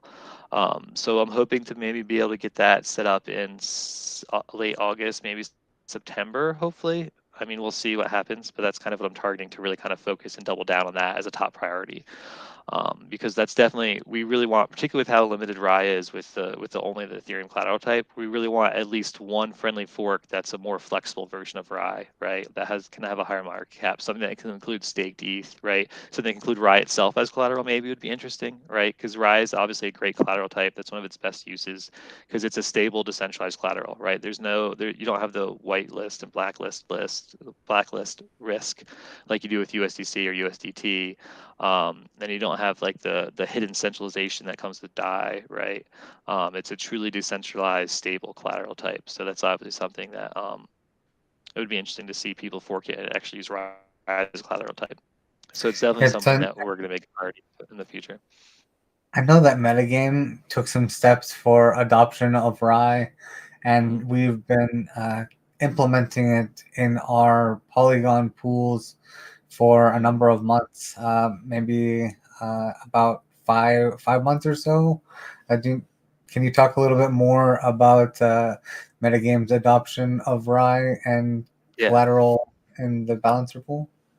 Yeah, I'm so glad you brought that up because I really want to talk about that today because that's one of the main pushes I'm starting to try to make for Rye adoption, Rye integration. I think that's actually, in my opinion, that's the best use of Rye is for treasury diversification and stabilization of DAOs, right? Because if you're a DAO, you want something really decentralized, and you obviously need a treasury to pay your bills, and you want that to be fairly stable, right? So the answer to that is to have Rye in your treasury, right, or in your pool. Like so, metagame, the specific metagame example, which is I think is a good example for DAOs, and it should hopefully kind of set a trend. Is that you usually have your own tokens. Like MetaFest has its seed token, and the way that seed token is supported is you create a liquidity pool, where it's basically gets a value from being in a liquidity pool, being backed by, like in the example of the seed token, it's ETH. And so a lot of DAOs, you see this, like they have their token, they create a liquidity pool with ETH, and that's kind of what sets its value, right? Then of course there's buy and sell pressure that changes the value, but the original value is set by whatever you set it to in the liquidity pool with the ETH backing. But the problem is that then when the Ethereum price changes, then your token price can vary wildly, right? Even independent of your own buy and sell pressure that you're creating on your token.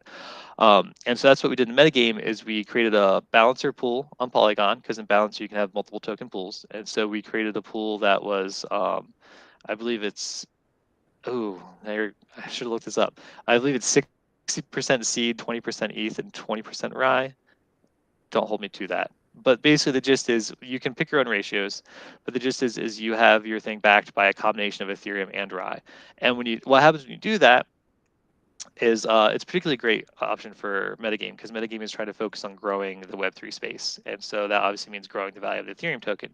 So we wanted to keep that exposure to Ethereum with our seed token. So in theory, as Ethereum goes up, the value of our seed token goes up. But we also didn't want people to be completely screwed by market downturns like the ones we're currently in. And so that's why with Rye, it kind of dampens your Ethereum exposure. So it doesn't go up quite as much when Ethereum goes up. It doesn't go down nearly as much when Ethereum goes down. And so it helps make your seed price a lot more stable, or whatever DAO token you're using, price a lot more stable. So that if you're using it to pay people for their work, right, people can expect a fairly stable payouts, right, regardless of what the market's doing.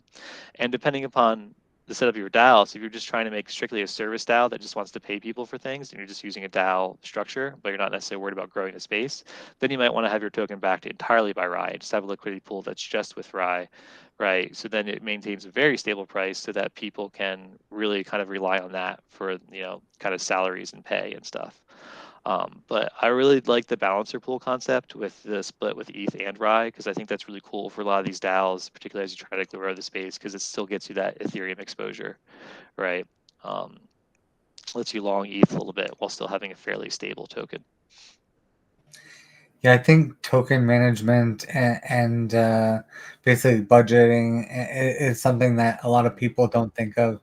It's very important that people really rely on proven tokenomics and go to things like the token engineering commons and ask common questions for things like Money God, where you really get an understanding of how the market is reacting to things rather than just kind of going in blindly. Definitely reach out to peers and experts in the field. So I think that the education that you're doing with treasury management is super important. Um, can we talk a little bit about the kind of the team behind Reflexer? So, how many people are core contributors, and like how large of an effort is it to coordinate the people towards what you're doing? Yeah, so the current Reflexer team is, I believe, I don't work that closely with them because they're all pretty much all devs that are setting the system, and they're going to hand it over to me, and then or hand it over to the DAO, which then I'll try to help manage. Um, but if I recall correctly, there's about 6 people, mostly devs. They've been working real hard on this for about 2 years. I think they've been working on this. But now that they're in the final stretch here. And of course, once they hand it over, they'll all basically take a step back and they'll basically be probably just in an advisory role. And then the DAO will kind of take over. And the main team of kind of full-time people with the DAO, we're currently targeting 4 people. So it'll be myself and or whoever the DAO lead is. Hopefully me still for the foreseeable future anyway. Then also we'll have somebody in charge of business development integrations. So currently we have Kingfish, who is our part-time BD person for now, but we'll probably move to a full-time person at some point here. Then we're also looking to hire a community manager and communications person. So somebody who can really kind of do some communications for us, write some really good explainers, make sure there's a good RAI message out there, and also manage our community for us. So we're currently hiring for that role. So if you know anyone who'd be good for that role, send them over. Hit me up on Twitter or a Discord, Reflexer Discord, and throw in your recommendation or your own hat in the ring if you're available for that. And then the 4th person, of course, is that dev I mentioned earlier. So we're still looking to hire the dev as well. We haven't started that process yet because we're not focusing on that until August. But if you're interested in that, definitely come let us know. Again, hit me up, drop by the Discord, let us know if you're interested in that or if you know somebody who might be good for that role. But yeah, so hopefully that core team of 4 people we'll be able to coordinate DAO efforts pretty well because that covers, some basic day-to-day DAO management, like by me. It covers really kind of getting out there and beating down doors for integrations with the BD role. Then, of course, community management and communications, and then our dev to cover loose dev things and also promote the friendly forks. So that should be a pretty good lean team for us, just 4 people full time. And then, of course, we'll have, DAO can give out grants and things if we need specialty one-off services. Well, we can issue grants and things like that, or things of that nature. Awesome. Yeah, it sounds like you're wearing a lot of hats right now.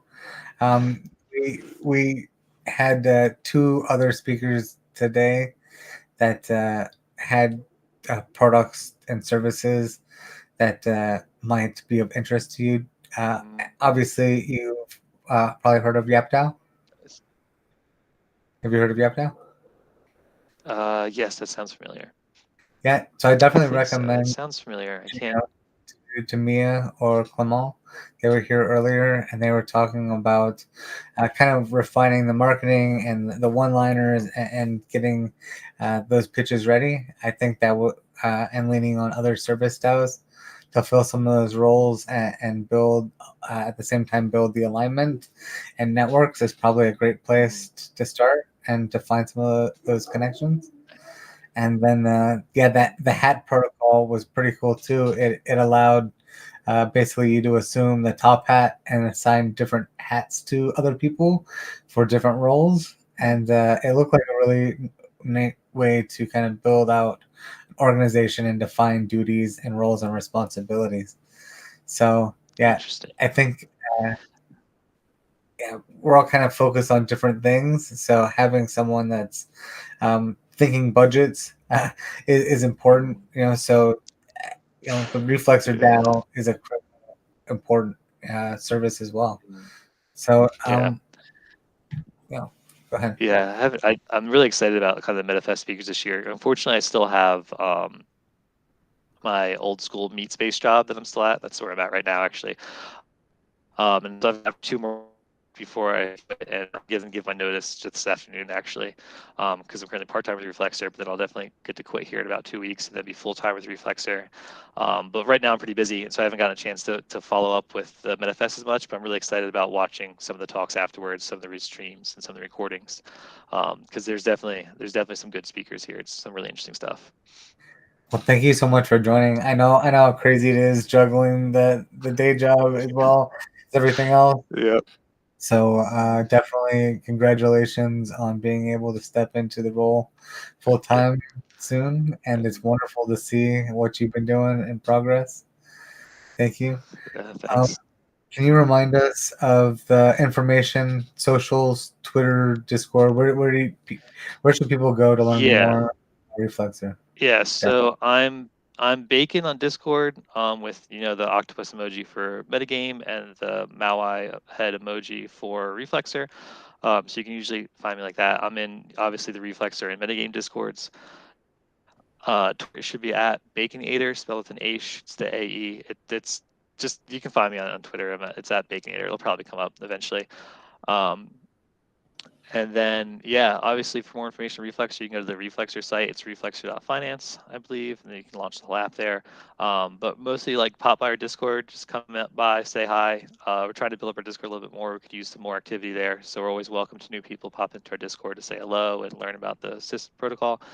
So that's really the number one way I'd recommend. Also, if you just want to follow up with stuff, there is a Reflexer Twitter you can follow, and then also a memes Twitter, as you referred to earlier. He posts some great memes and shit about Rye a lot of the time. Or just follow Vitalik, honestly. Vitalik's been posting a lot about Rye recently. I have to drop that plug in here, because when Vitalik talks about your protocol, you have to drop it in every time you talk. So I do have to mention Vitalik is a big Rye fan, and he tweets about it a lot. So you can just follow Vitalik, I guess, and you'll get some Rye news that way too. So shameless name drop right there. Yeah, I mean, I learned about it deeply last year, and I've been impressed with it. So yeah, it's nice to see that it's still here, around, relevant, and thank you so much for building adoption for it and having people think more about their budget and stable coins that are programmatic stable coins. So Yeah, of course. Thank you for having me on. great to see you. I'll sure I'll talk to you again soon. Yep, sounds good. See you. Okay, so that was Bacon with Reflexer DAO. We had the Hat protocol earlier as well. I believe the next speaker is up soon. Let's see, who do we have today? We have Creator DAO, Dunks411. It's going to be joining us shortly. Let me see.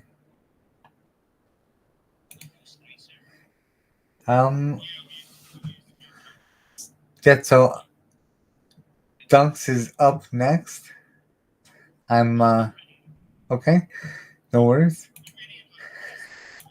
So yeah, I want everyone to remember to go to Gitcoin, gitcoin.co, support grants that are building in public, building services that we all use. We've got a lot of great DAOs that you can learn more about this week that will have Gitcoin grants. So quadratic funding means that your small donations will go a long way. So definitely go out and support some of the organizations. You have until the 23rd to donate. And yeah. So today is full of service DAOs. And what that means is these are organizations that are creating services and creating opportunities for other people in the space. That means when Reflexer asked about marketing, I told them that they should talk to the marketing DAO. And that way, not everyone and every team has got to be filled out by and do everything.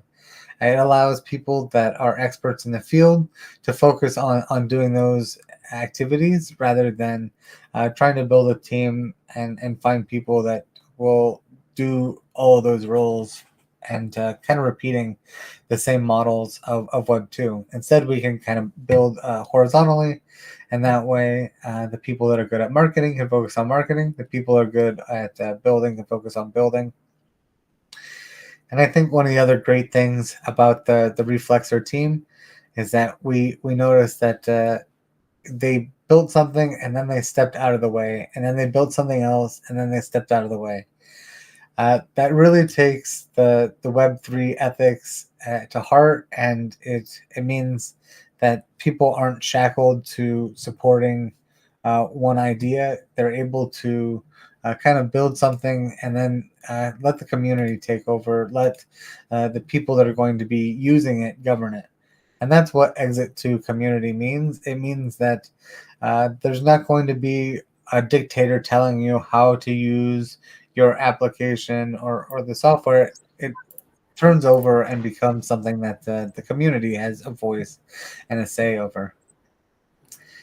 Hello, Dunks.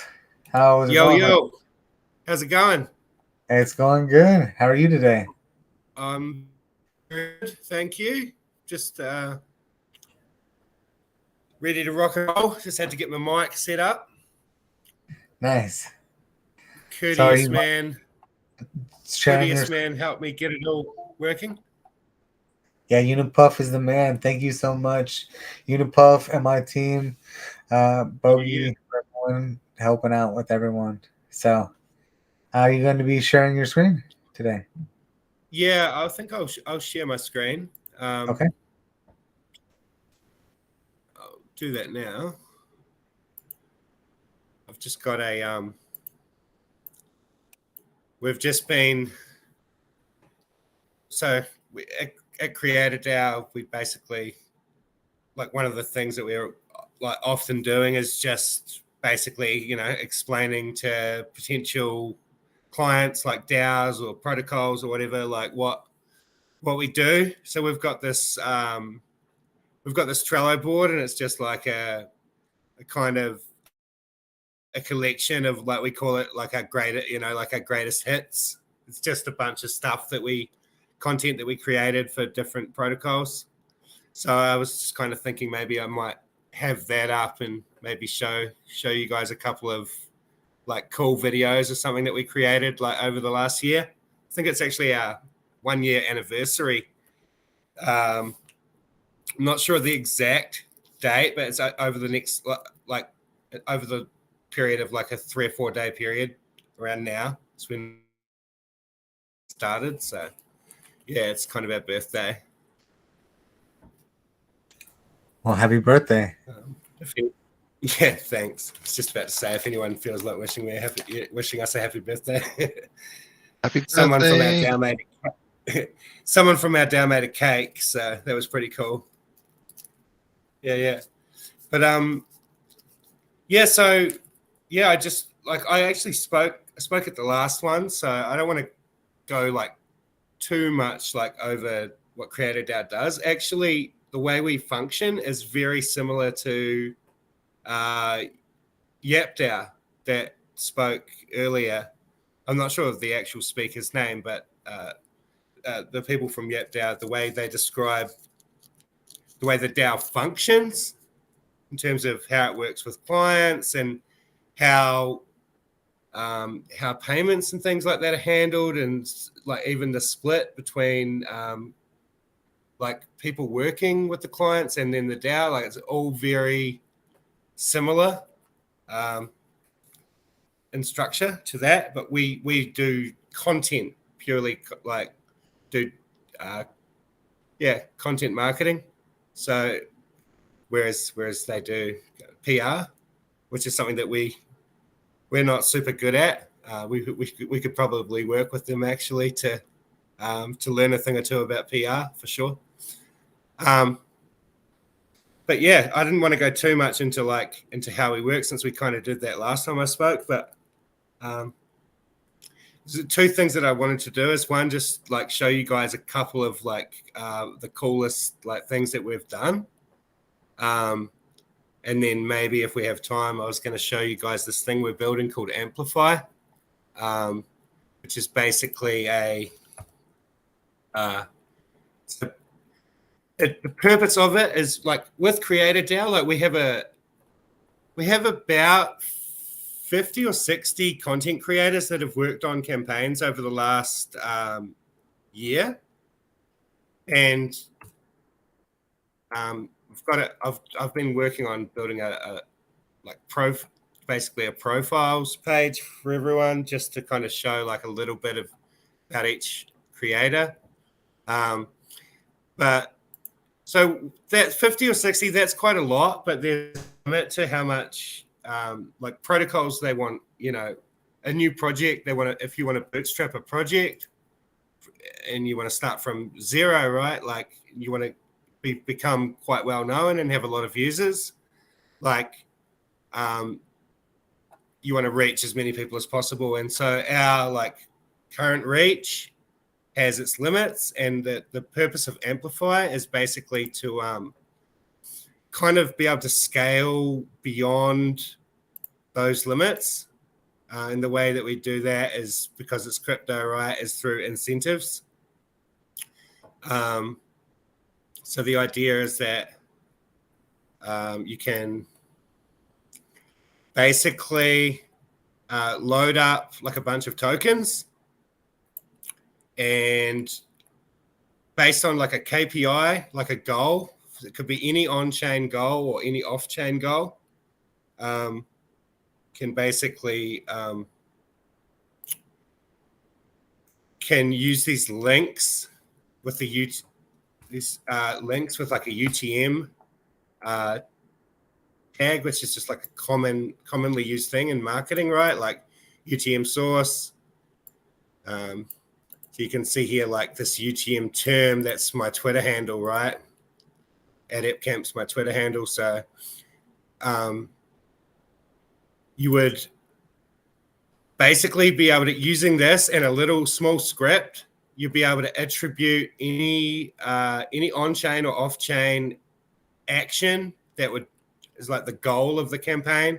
Could be like trading volume, or like borrow or lend in a lending platform, or it could be like minting an NFT. Any action that you can perform on chain can have as a goal, and then you can attribute down to the level of the individual, like publication or influencer or anyone who can copy one of these links and share, and then pro rata give them a share of the reward. Basically, it's like the idea of how it works. It's something that we've been like, the idea of doing like on-chain KPIs is something that we have done before, using this system, but not with our own like little app to do it. This is pretty cool because people can just come and get their own unique link like anytime. It's all kind of I guess like self-service kind of thing. There's a bunch of cool stuff that we can do with this. Yeah, so I wanted to, well, like I said, I wanted to, if I had time, to show you guys that, but I gave you guys a little rundown of it. But if anyone had any questions about like how does the on-chain tracking, like how do we actually do the on-chain tracking? Like any questions about that, and let me know. But I'll just kind of show you, I'll just play a couple of like little videos, just to show you guys like what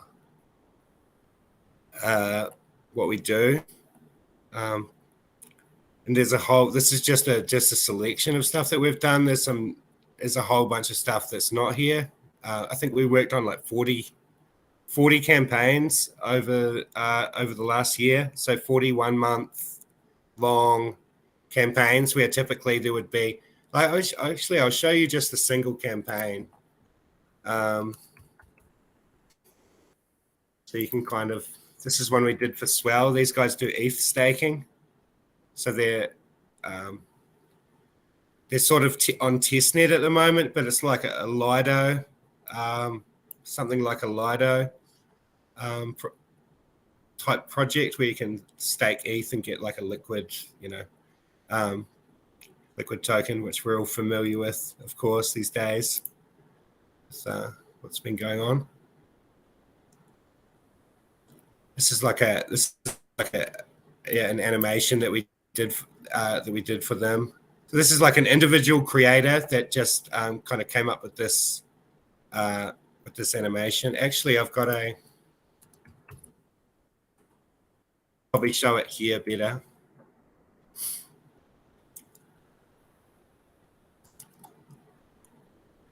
I'll just let that load. So generally in a campaign, you would have like a couple of kind of 3D kind of like a mood kind of video things. And so you'll be able to see a couple here. And then you have like more educational stuff, different language content. For some reason, this is like loading a bit slow. Kind of infographic type stuff. I'll let that load for a bit more. Keep going through. You can kind of see, like in one campaign, this is kind of like the amount of stuff that that gets done.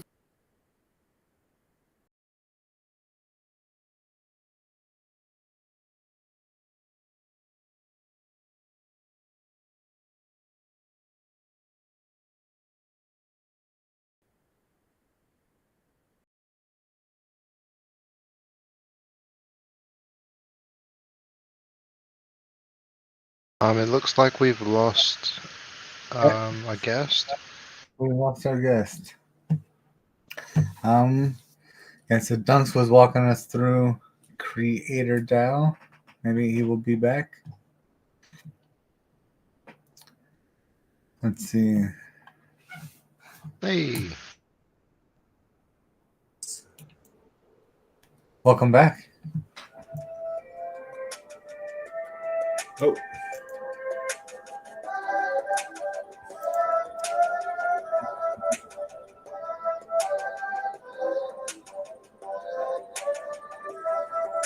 Oh, can you hear us?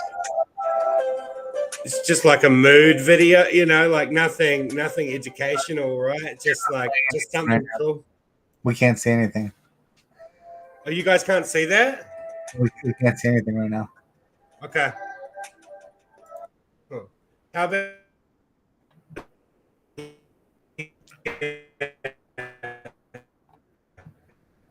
I'm sorry. you see that? You're breaking up. No, I cannot see that yet.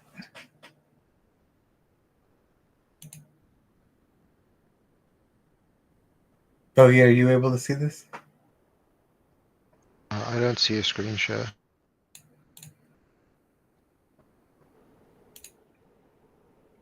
Okay. Just double check that you guys can see.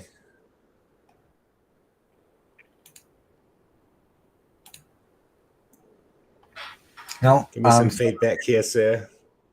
Not yet. No, I can't see your screen yet.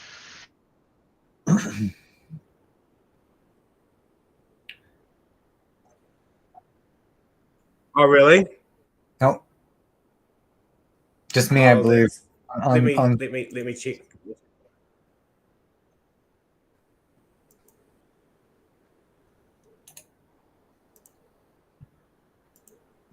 What, like the whole time you haven't been able to see? No, after you dropped, we haven't been able to see. So now I see your screen. Oh, okay. Oh, that's not so bad. Okay. Is it working now? Yes. Yeah, cool. Yeah. Yeah, so I was just trying to show a couple of cool examples of some of the video work. Maybe I'll try playing this one again for you. This is like a little case study that we put together. This kind of shows like the work that we did, some of the work that we did for Swell network. Here, let me try and play this. And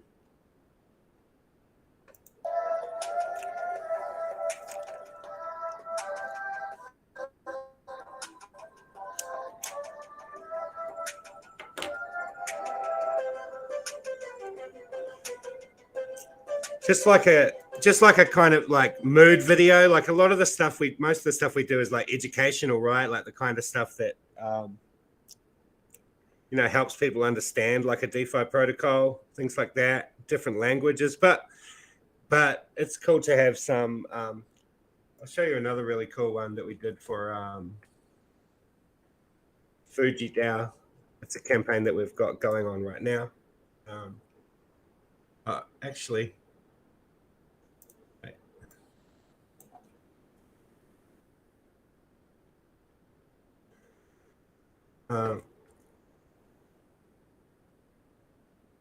Well, we'll let that load, but because for some reason my internet's really bad. Yeah, the foundation of our campaigns, we have like a pillar. We do like a what we call like a pillar content. It's kind of a concept from like Gary V, where like basically to get to know, like because there's like 60 content creators like potentially working on a project, like the first thing you want to do is let everyone kind of get to know like what the project's all about. So we usually do like an internal AMA, and then we'll create like a bunch of clips. And these clips will these clips are like just bite-sized little things that you can like that cover like one particular point, right? Like, and so if you get like 5 to 10 of these clips, you can like within like 10 minutes, you can kind of get a sense of like what are the key things that a protocol does. So that's kind of how we kick off our campaigns usually, like with like an AMA that's recorded, and then we produce these clips, and then we like let the creators just kind of go to work and kind of figure out like based on obviously what a protocol's, or an NFT project or a game or whatever is trying to achieve.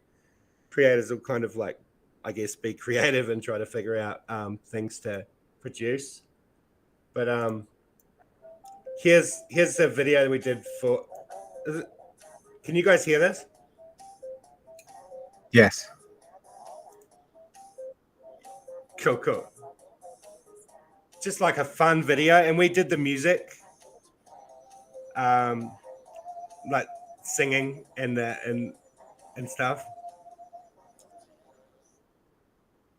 That was one, and then we did this one as well, which is pretty cool. It's probably one of the favorite things I've seen that we've done.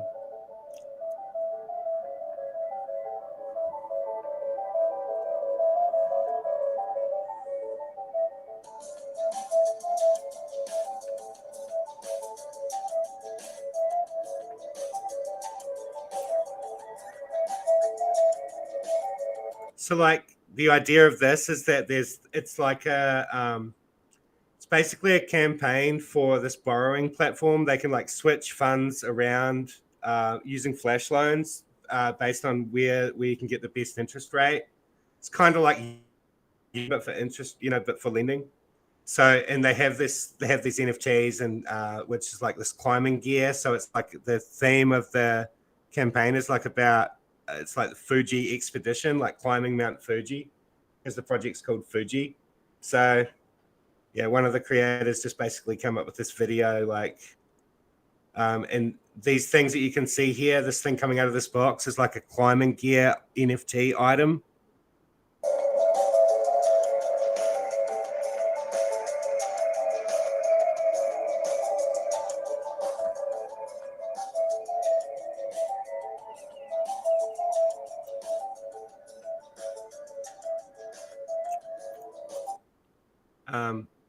And again, like, so this would be the full interview that we did, like going back to this concept of like these clips. Like if anyone's wanting to kick off like a marketing campaign, like it's a pretty good strategy just to like, just start off with like an interview and then just chop it up into pieces, and then from there you can kind of just like repurpose those clips and threads and stuff like that, like, you know, like a thread. Like, this campaign's only just getting started, so there's not a whole bunch of content, but you can kind of see like the threaders will just go to work on it, right? Like, if my internet loads and show you a thread. So you know, like, and then they can use these clips and stuff like that in the thread if they want to, or if they need to, which they quite often do. But yeah, not sure how much time we've got left. I could probably show you a couple more quick videos. Yes, you still have 9 minutes. Okay. Let me go back. And if anyone has any questions about the amplify stuff, like how that kind of works, like I could probably say a little bit more about how it works, maybe. I'll try and find you just a couple more cool videos.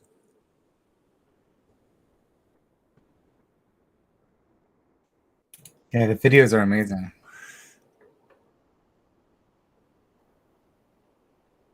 What's that? I was saying that the videos are very impressive. Yeah, there's like, and it's just people, like, you know, there's probably about 5 or 6 people in our DAO that have their own like styles of videos. Like, I want to show you this one from this guy, F Van Stree. He actually works at Netflix. And if I can, I'll show you a song. Oh wait, this is the wrong portfolio. So yeah, here's this. See, this guy kind of uses like PFP kind of PFPs inside. Let me try and maybe this one.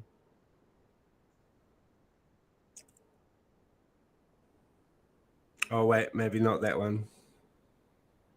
Oh, let me try it. Well, here's a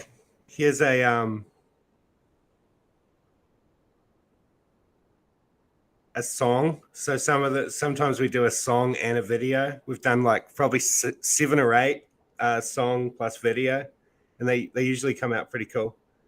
If I had a link to Twitter, I could probably show it better. Let me try and find another one.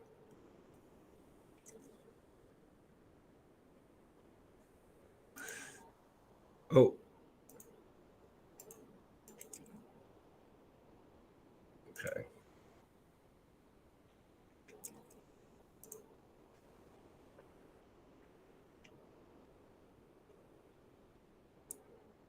This is City DAO. These guys are doing online real estate. Basically, they had a launch. They just about reached their target for quite a big real estate purchase. They didn't quite reach it, but I think they did a smaller one recently, and they did achieve it. So it's kind of like a lot of people talk about online real estate, you know, doing real estate with, you know, with like on chain. These guys are actually doing it, which is pretty cool. Some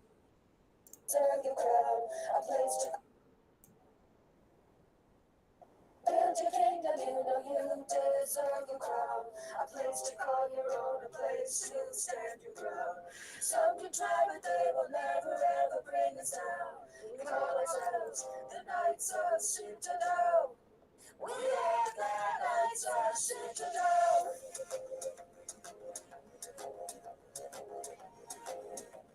The Knights of Citadel. Hope you guys can actually hear that audio as well. Yes. Because yeah, it's awesome.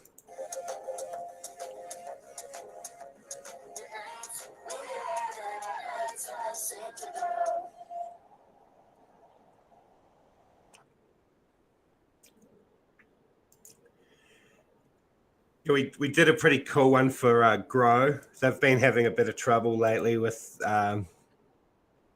they had some, with the whole Luna thing, they had some pretty tough times, but we did a pretty cool song for them as well. Can probably play it. I'll see if I can play that one. So we just been using Trello for just to organize the content. It's pretty good because like projects can go in and grab this stuff, like to reuse it.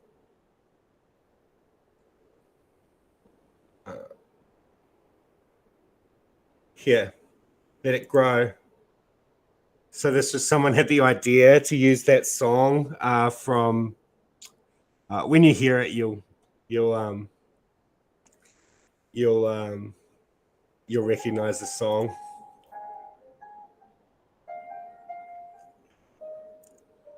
The sky turns dark from the office tonight. Not a person to be seen. A corner of isolation. Looks like I'm way cheap. My heart is howling like the swirling storm inside. Couldn't keep it in, heaven knows I've tried. Don't let them in, don't let them see. Be the way you always have to be. Conceal, don't feel, don't let them know. Well, now they know. Let it grow, let it grow. Can't hold it back anymore. Let it grow, let it grow. Turn away and find that view. I don't care what they're going to say. Let the years compound. The job doesn't interest me anyway. It's funny how some yield farms make everything seem small. And the fears that once controlled me can't get to me at all. It's time to see what I can do. I'm gonna skip it. You get the idea, right? It's like a yield vault protocol, right? Yeah, awesome. Yeah. They got a little bit wrecked with the whole Luna thing, but they're gonna make it, right? They're gonna keep building, and it's gonna be fine, right? But that's DeFi, right? Like that's happened quite a bit. Different protocols that we worked with Index Finance. We just started their campaign just before they got hacked. Beanstalk. We made a really cool video for Beanstalk actually, explaining their basically the relaunch of their protocol. But yeah, that kind of comes with the territory, right? Like if you work with DeFi protocols, and I guess we're also like, our job is to try to help DeFi protocols get more users, right? And then like if users, like we probably have to do a better job maybe of explaining also the risks. I mean, I think we do an okay job at that. I think that I was just looking at a thread on Twitter and from Banteg, and people were complaining about why do they put hentai so much on Twitter, right? And I guess he kind of said that, because they're like a very it's still very risky financial products. It actually kind of makes sense to have like this crazy marketing to kind of try to keep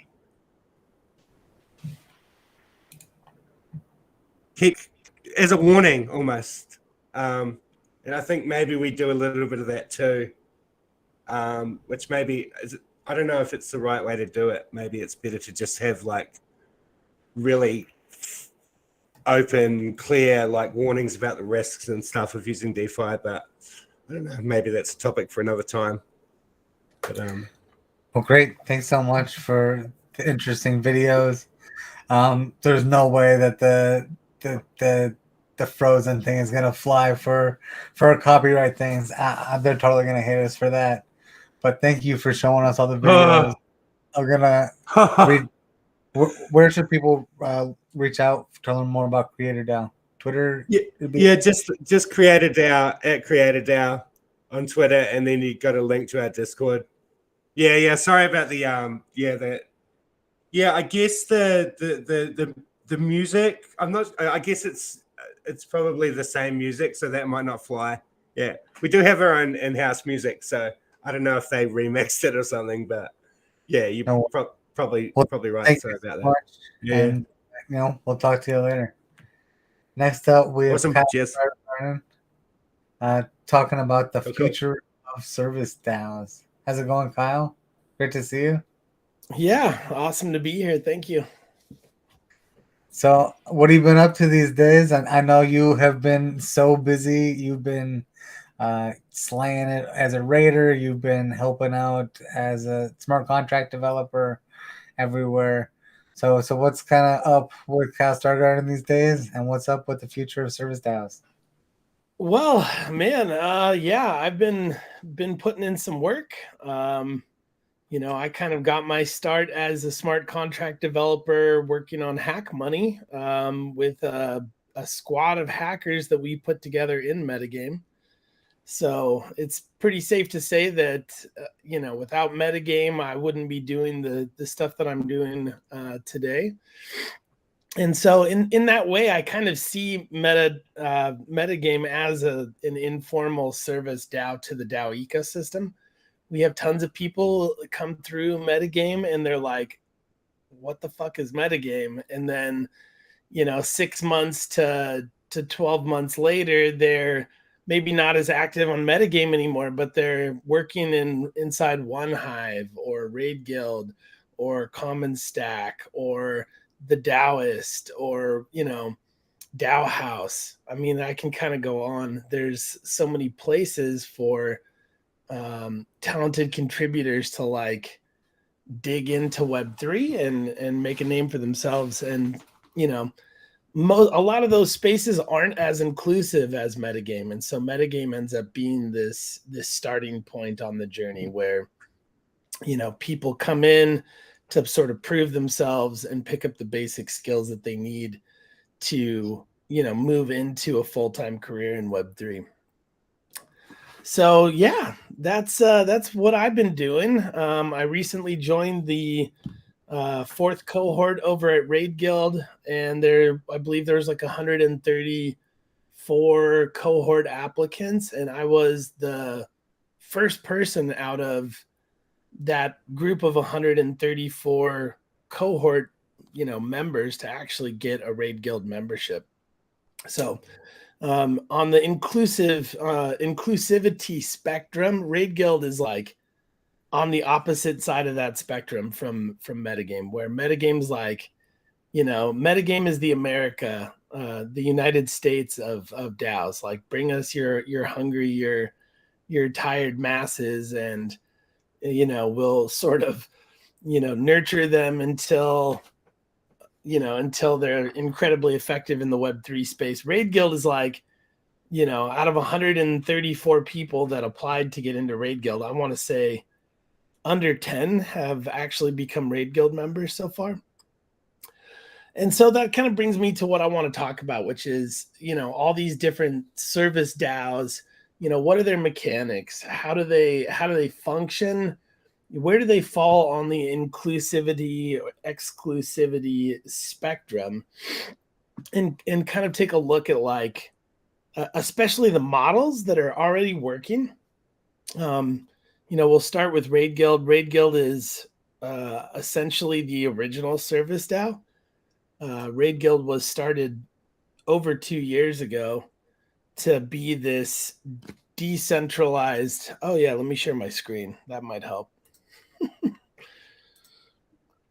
So Raid Guild was created to be this decentralized sort of developer shop. You know, the idea was that it would contain elite talent, and it would enable any one who needed some type of Web3 product designed, you know, built, engineered, deployed, all these different things would allow them to just you know, take their Web3 ideas, go to Raid Guild, build an MVP or a, you know, in some cases a longer term development package. But a lot of times we have people come through that just want to get their idea to an MVP, and then, you know, they want to go after seed funding. You know, they skip the pre-seed allocation in favor of just having like you know, the application built for them. So Raid Guild kind of works like this. We have a token and a consultation queue.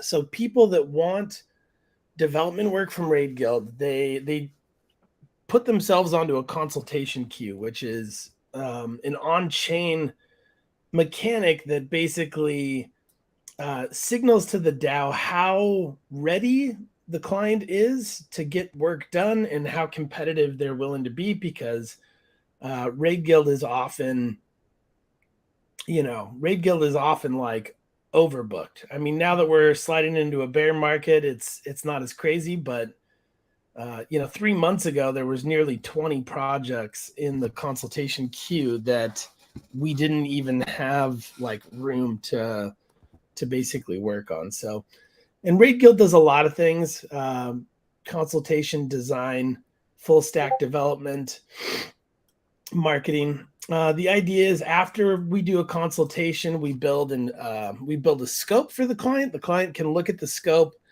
There's a certain amount that they basically pay for us to build the scope in case they want to take that scope to a different development shop. And if they like the full scope for the project, then they put their funds for the project into a smart escrow, which is essentially an escrow service that is, again, on chain. It releases payments in certain milestones as tasks get completed.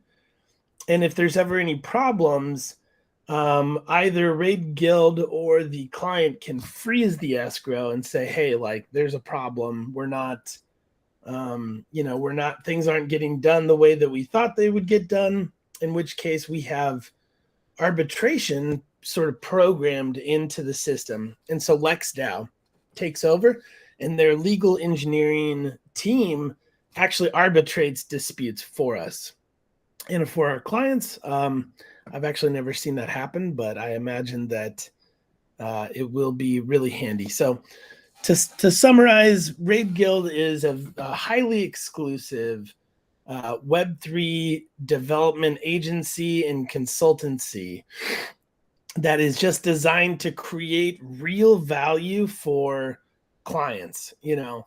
And that's, again, something that is a huge problem in blockchain and Web3, which is that we have people coming in with a great idea, and then they pull $10 to $20 million.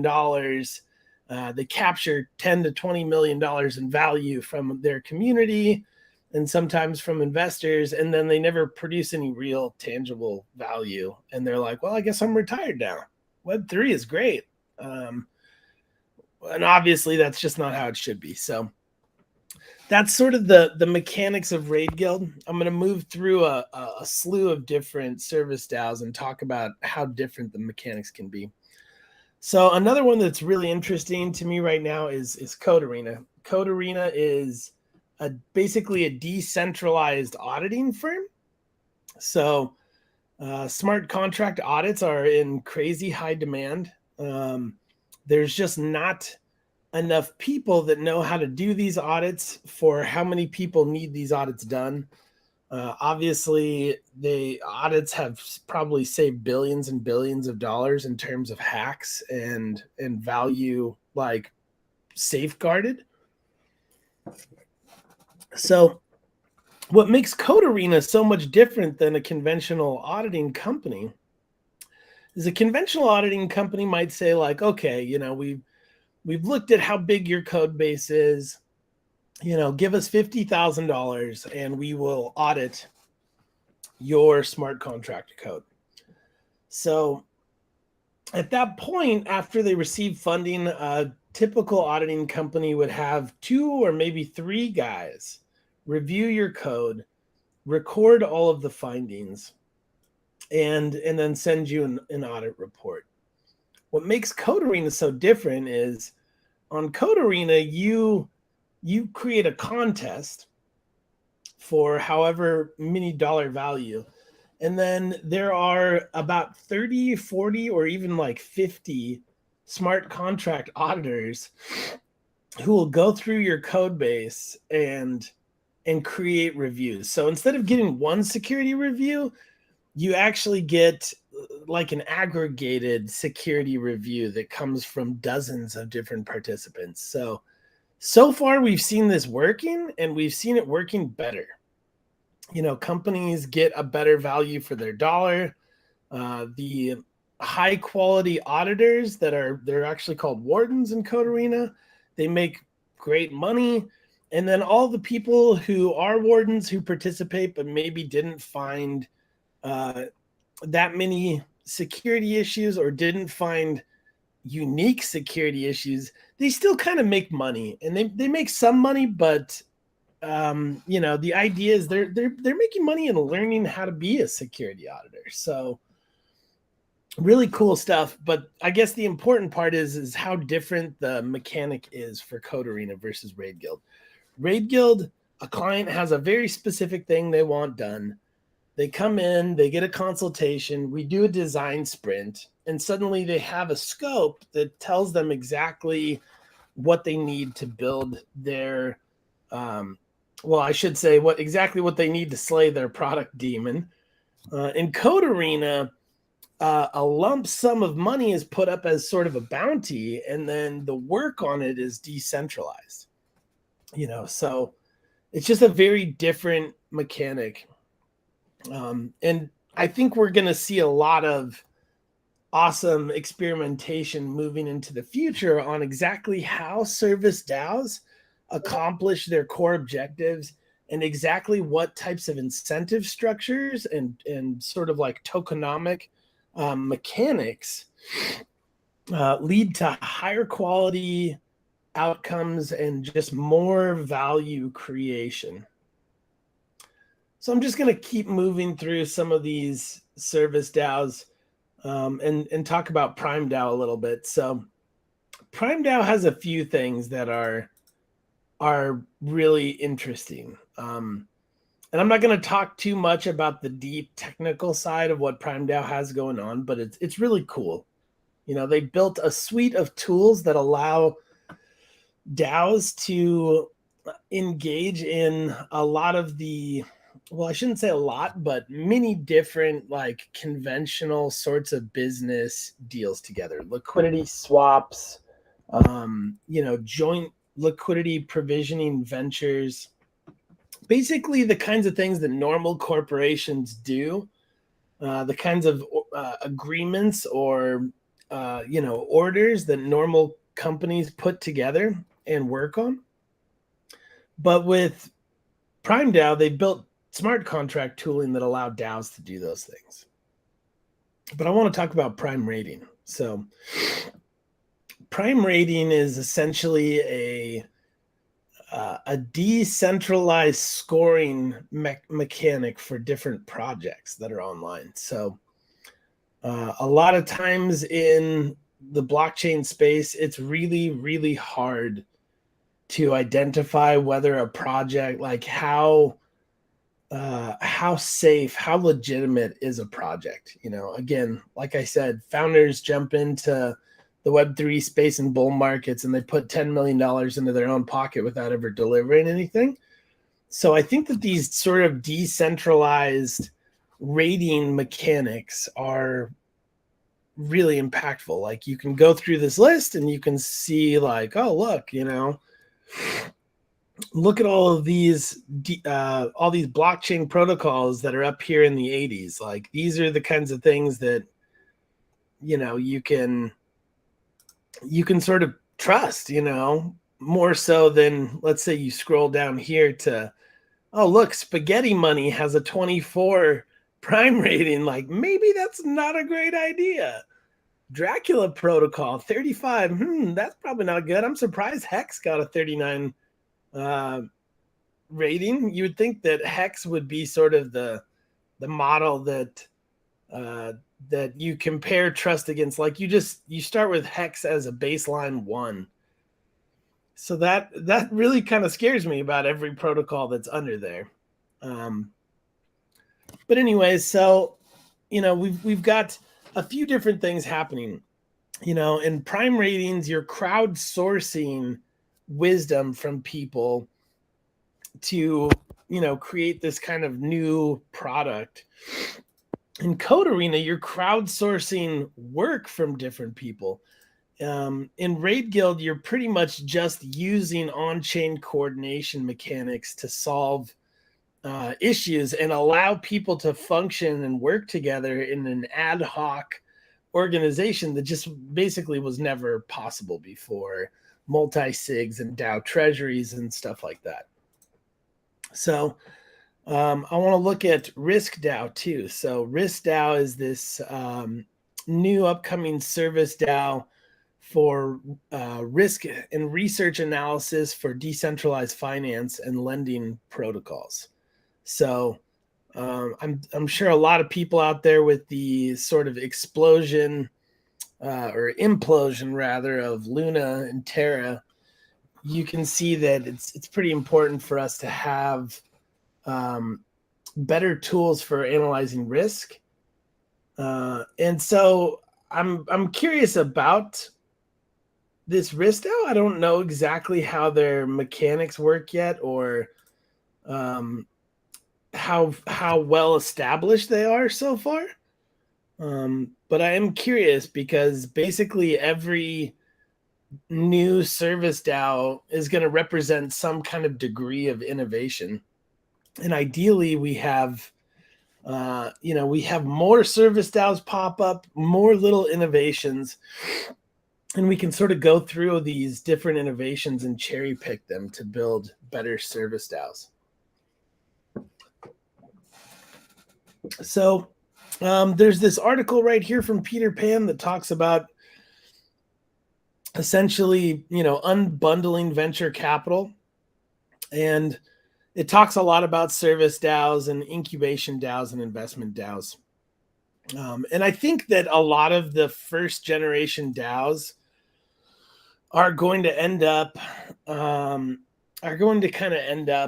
the venture capital and incubation side of things, like Metagame, Raid Guild, all of these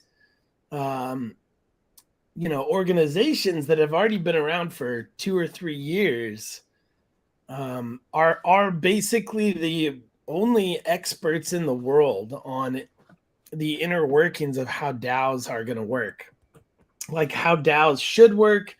Why do they work good sometimes? Why don't they work good sometimes? And over the next 4 or 5 years, I think we're going to see a huge shift towards using these coordination mechanics, using these tools basically to build better organizations that create more value and at a higher rate, and then also allow participants to extract a higher concentration of the value that they create from the system. So I'm going to talk just a little bit about what that looks like today. Today, when you go to work for a company, you're lucky if you extract, meaning get paid 25% of the value that you create for the company that you work for.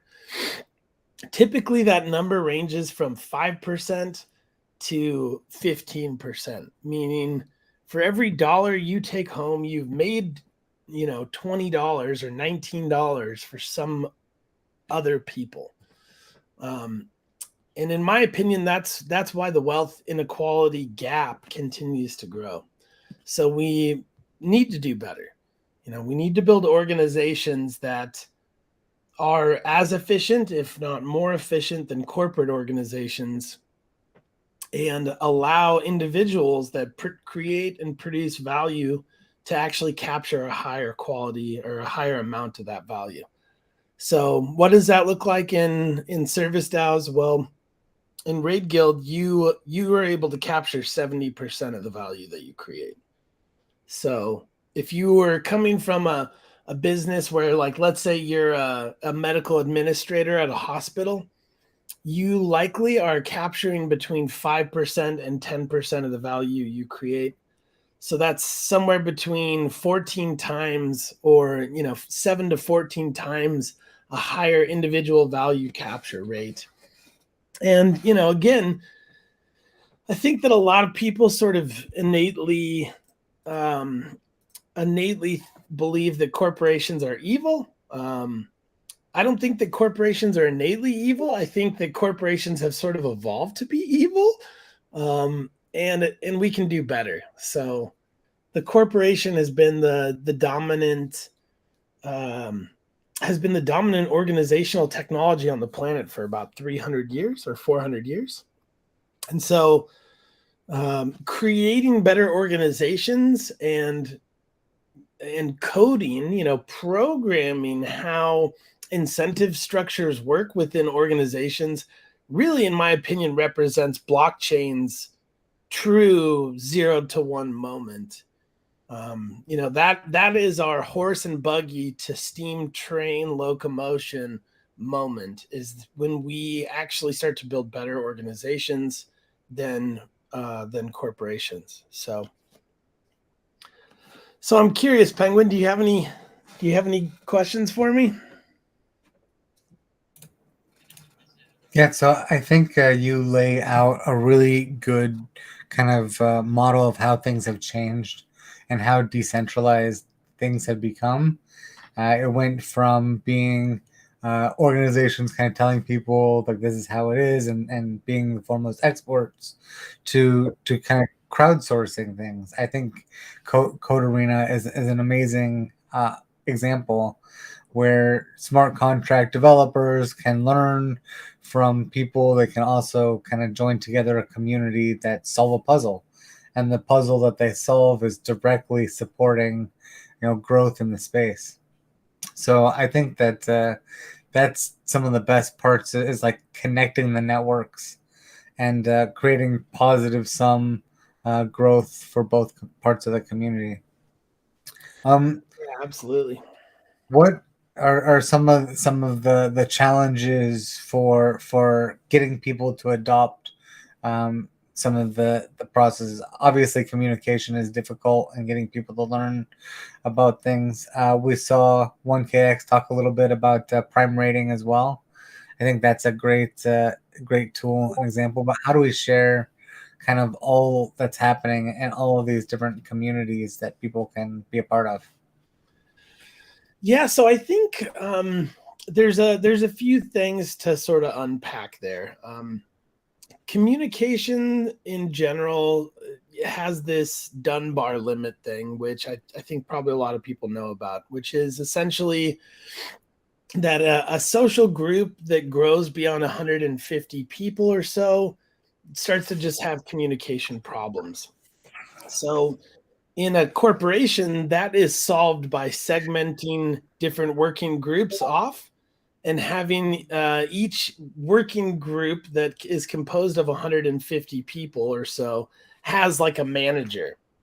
And so, that's a larger working group. Within that larger working group, you'll have smaller working groups, and each one of those smaller working groups also has a manager. So, depending on the task, it's usually this kind of, factor of Dunbar, which is like maybe 150 people in the larger working group. And then each smaller working group has maybe, let's say, 15 people. And then you have an overall manager that manages just the 10 people that are managing each working group under that. So, we have to be careful when we're building these cool new things that we don't sort of pigeonhole ourselves into recreating the same shitty organizational structures that many of us know and hate so very well. But having said that, we still want to take some of the things from corporations that we understand work and figure out how to make them work in horizontal organizations too. So I think that having people that are part of the DAO where their whole role is to stay in touch with a number of different working groups and collect, sort of aggregate and organize what's happening in those groups. So, rather than having a report that gets sent to the CEO, we're just publishing a report for anyone to look at. And keeping good records is probably the most important thing that DAOs can do, honestly. I think one of the key things that you mentioned, and you might catch if you watch all of MetaFest, is I'm asking people how large their team is, how well they deal with coordination. Because as you say, coordination is very different in a small team versus a large team. And as teams scale, it's important that they have tools and process that they're considering when they're making that process. Because it's kind of uncomfortable if you try and think, okay, the team that kind of got us to the initial phase and the ignition is going to be the same team that's there at the finish line. A lot of times, people change, different responsibilities and hats kind of pop up. And, definitely things need to scale and be effective at a larger scale. So. Yeah, definitely. And it's interesting because I feel like companies are very specific about the role they want a person to fill, and they don't really want you to wear multiple hats.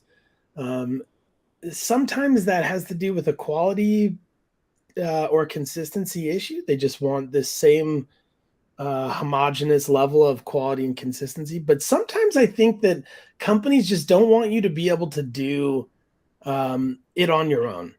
Like they don't want you to be able to put those different hats on and go through that scrappy process that founders do. So, and that's what's interesting about DAOs is DAOs teach people the skill set that is required to be a founder, Yeah, I think yesterday Spencer put it really well when he was talking about the decision power and what goes into the actual actions. And the reason that these different groups have managers, even in a decentralized way, Code Arena still has a manager. Someone is proposing the bounty, putting up money. They're managing that bounty, right? Someone gets paid because they completed it to the success of that manage. And then like the execution and evaluation kind of all goes into how people make decisions and actions. And so like if the deciding power is centralized and it's on one or two people to make all the decisions, then it's not as flexible to adjust, to change, or integrate a whole bunch of additional people. The structure's got to kind of support different people that report and kind of share this. But if the decision power is such that it's proposed as a service, right, and the actual goal is to solve the problem, then we can kind of tune services towards what people are doing. So I think that was a great overview of the different tools. Thank you so much. Absolutely, my pleasure. I love the metagame shirt. Is that one from Denver? Yes. Yeah, absolutely. Yeah, one of my favorites. Yeah, I think what you were just talking about is sort of fundamental to metagames meme as well, which is that organizations are going to be either more rigid or more fluid, flexible, and adaptable. And that really is what metagame embodies, is the ability to be an octopus and be fully flexible and adaptive. So thank you for having me so much. Yeah, wonderful, Kyle, to catch up. Thanks so much for sharing what's going on in the DAO space. Service DAOs are definitely what is going to keep us all going, and the builders are going to keep building, whether the numbers go up or the numbers go down, because we're here to create things. Our drive is definitely one of love and passion. So, regardless that the services need to be filled, and it's mainly because we have the desire to do them. So next up, we have Sparrow with us. Wonderful to see you, Sparrow, and Sergio. Great to see you, Sergio. Thank you for joining us. Hi, Today, it's good to be here. Thank you. So today we're going to be talking the future of publishing on the platform. Is that right? That's right. That's what we're building. Sweet. It was so wonderful having you as part of MetaFest last year. So it's great to have you back as an alumni and presenting to us. I loved the Dada drop over this weekend. Not that weekend, but over since we last spoke. So a lot of amazing stuff you've been doing since then. And Look out excited. for them at NFT NYC as well. They're going to be doing some really special events, Dada. Sweet. Awesome. Well, thank you so much. The floor is yours. Let me know if you need any support, and take it away. Cool. All right. I'm just bringing up the slides. But as a way of intro, I, like Penguin said, I participated in metagame for a while. I ended up needing to step away because I chose to build a platform. I wanted a platform that did things for me as a creator that wasn't available anywhere else. And in the spirit of DIY, I figured, well, if nobody else is going to do it, then I will do it myself. Obviously, nothing in this space gets built on your own. It's always a collaboration. There's always loads of people involved in every step of the way.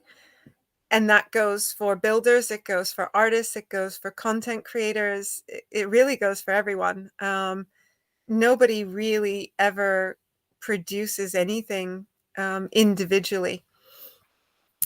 So starting with that as a basis, going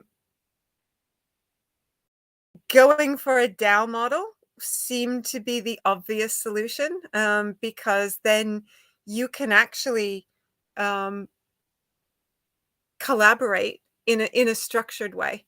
So this presentation is about our journey as a team of people creating something that didn't exist for writers, content creators, publishers in the Web3 space.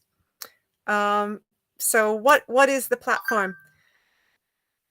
The platform is a marketplace. The platform is some magazines. The platform is a book publisher. The platform is an archive. The platform can be a movement. The platform is only limited, really, by the imagination of creators. It can be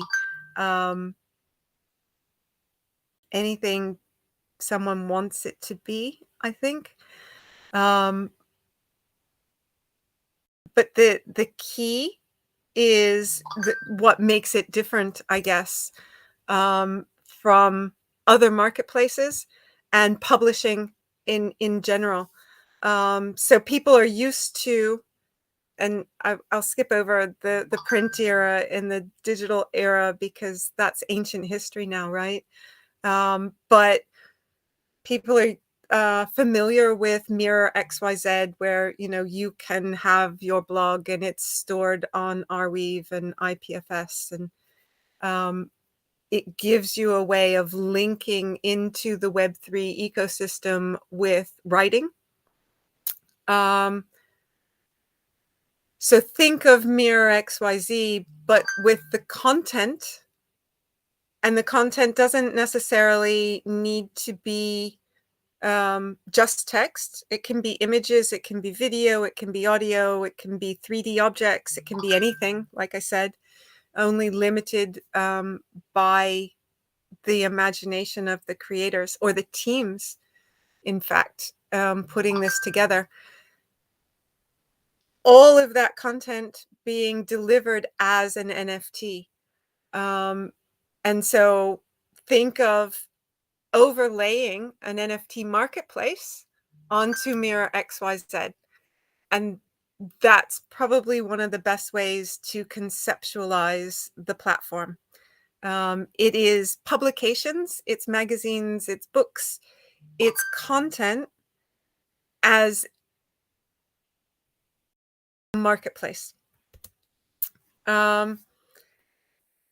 So really, there's three components to the platform where I think we differentiate from or do innovative things that I don't think anybody else is currently as far along in doing as we are. And those are the three things that we'll be talking about. So one is our cultural overview and where we're sort of coming from as far as principles and values go. The second is the unique way where we're merging technology. And the third is actually our marrying of organizational structures, which I think is actually one of the most exciting parts of the platform and it being a DAO. So I'm sure, everybody's familiar with NFT art, NFT collectibles, the gaming, the staking, the finance, the music. All of these use cases have been fairly well fleshed out by now, I think. But nobody, apart from Mirror and Scent, really seemed to be focused on true Web3 publishing and what that meant. What is it that content creators need?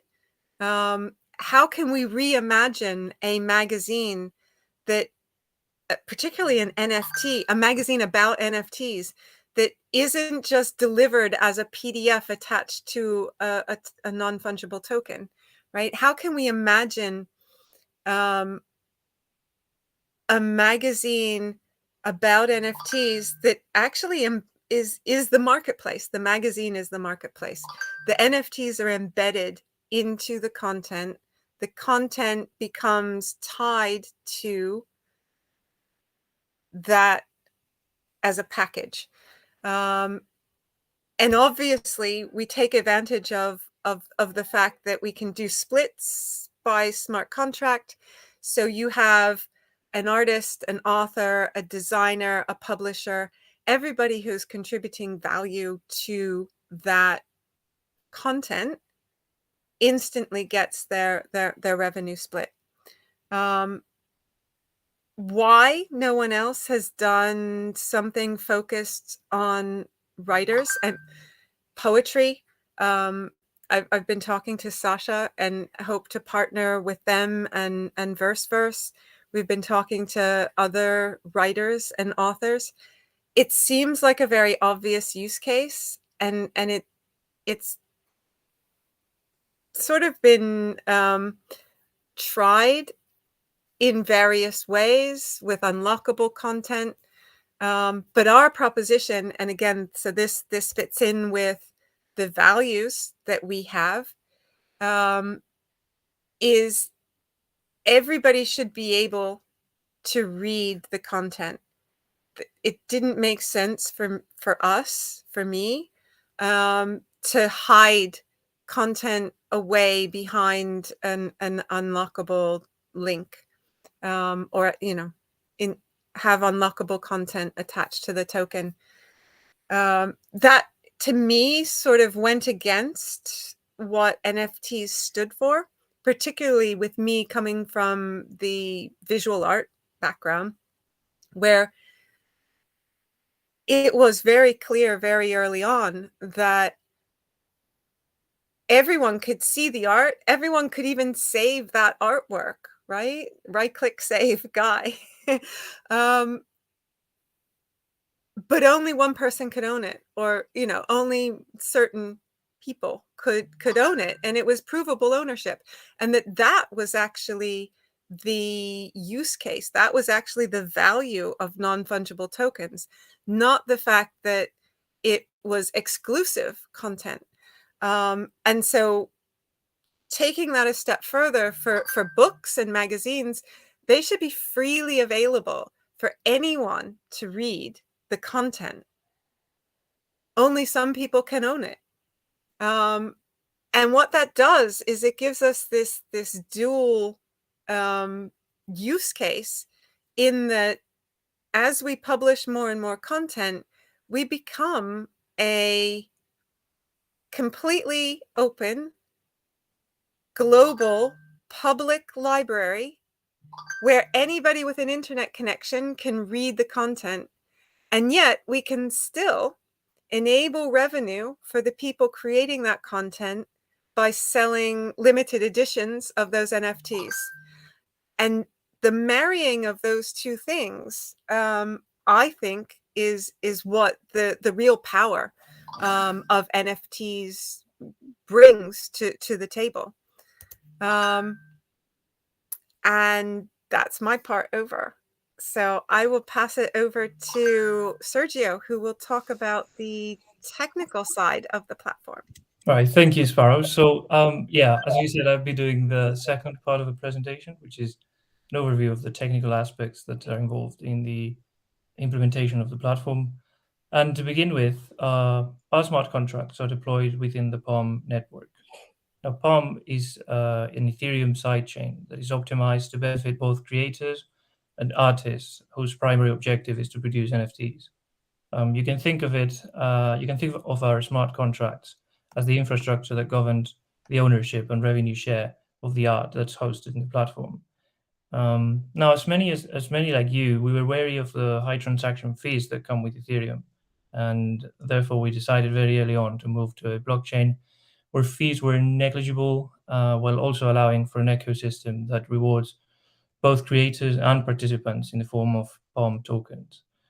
Now, being a sustainable solution is part of our ethos, and a proof of authority chain like POM, which is 99% more energy efficient than regular proof of work blockchains, helps us achieve just that. Though we recognize the move of Ethereum to proof of stake, and we look forward to that moment, when in the meantime, POM seems to be a better solution for our use case.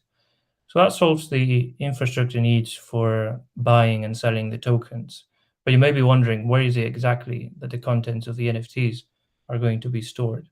And for that, we're using Arweave, which is owned and operated by the community, just like us. And you can think of it as a huge collective hard drive that protects data with immutable transactions, preserving its history and preventing others from overwriting it, a bit like an archive.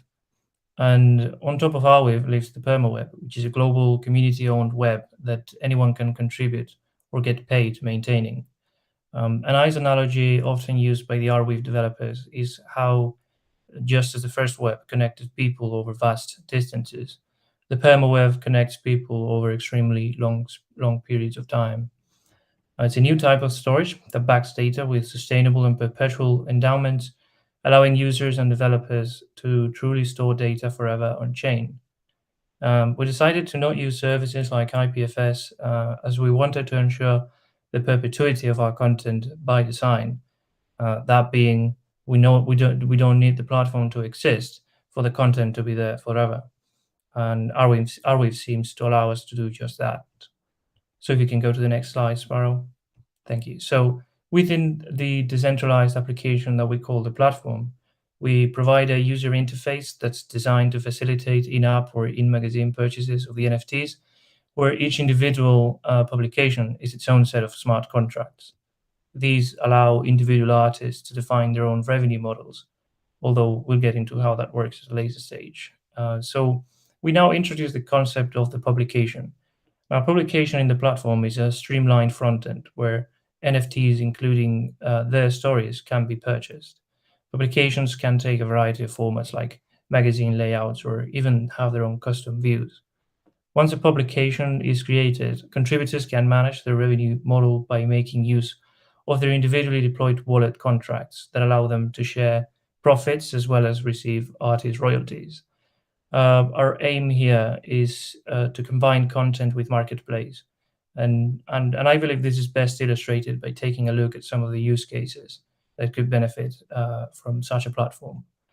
The first use case is Editorial Ferragosto, which is a prime example of how the platform serves as a bridge between small publishers and an accessible audience, publishing the stories that wouldn't otherwise be told.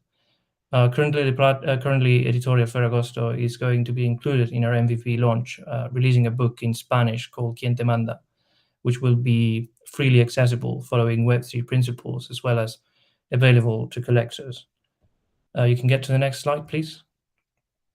Now, another good example is Headroom, which is a magazine that demonstrates the true diversity of artists in the metaverse through the telling of remarkable stories of NFTs and its creators.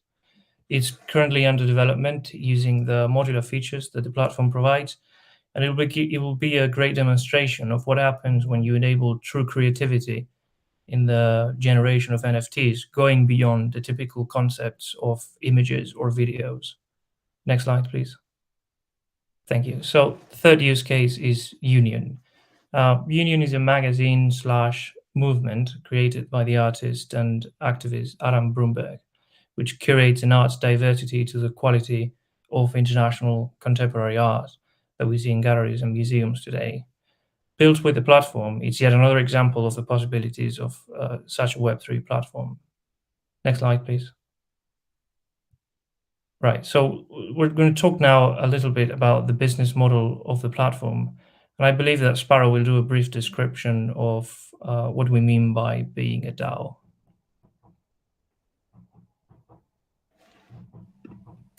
Yeah, so I mean, this is a DAO day, right? So everybody's here interested in what DAOs are doing and what is possible with DAOs. So we've told you what the platform is, and the whole point of that is the fact that everything about the platform has been done by the DAO. So everyone on the team owns the entire platform. Everybody who has contributed or will contribute becomes a member of the DAO and a co-owner of the platform. And I think that it's one of the very few platforms, NFT platforms, that is wholly 100% community owned. I know several did an exit to community. What that tends to mean is between 10 and 30% of their tokens are allocated to the community. That's far from wholly owned. So I knew going in that this was the principle that I wanted to have, that on launch, even building prior to launch, that I wanted it to be community owned. I wanted it to be owned by the DAO. And so I also knew that I needed a legal framework to wrap around the DAO so that we could mitigate legal liability and pay taxes and do everything by the book. So I started looking at and I read all of the recommendations to, form a Wyoming LLC or a Delaware something or a Cayman Islands foundation. All of the recommendations were for centralized entities, which to me didn't map to this decentralized organization that I wanted the platform to be. So I started looking for other models and I came across cooperatives. The principles that you see on the screen are actually the fundamental principles of cooperatives. But if you didn't know that that was pertaining to cooperatives and you knew about DAOs, you could say, you would think, right? You could say those same things for pretty much all of the DAOs that have been formed, right? They're voluntary and open membership. They're democratic member control, economic participation by memberships. All of those things mapped the DAO as a decentralized autonomous organization with a legal structure of a cooperative as a decentralized organization. So we actually get to benefit both sides. We get a DAO framework that has real world legal status, and we can benefit the cooperatives by adding that automation into their organizations by offering them some benefit to their administrative overhead by hopefully crafting smart contracts that allow for that flow back and forth so that these two types of organizations can actually mirror each other. And yeah, so that's my spiel about DAOs and cooperatives.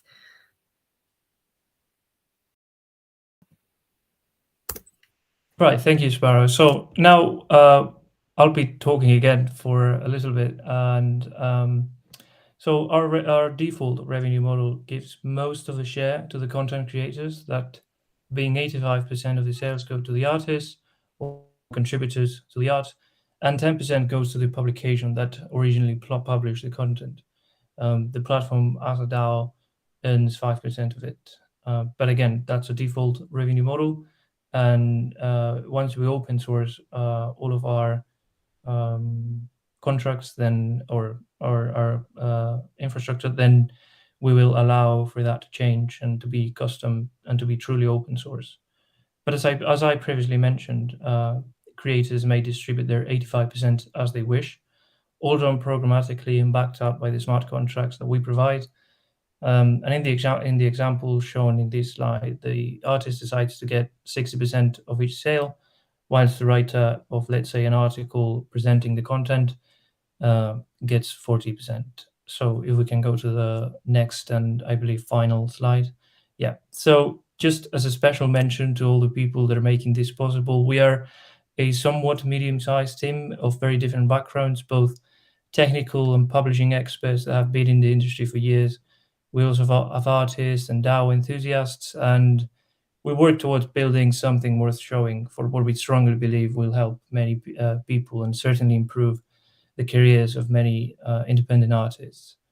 So I believe that was our presentation of what the platform is, what it's about, and I think we're now leaving room for questions if there are any at all.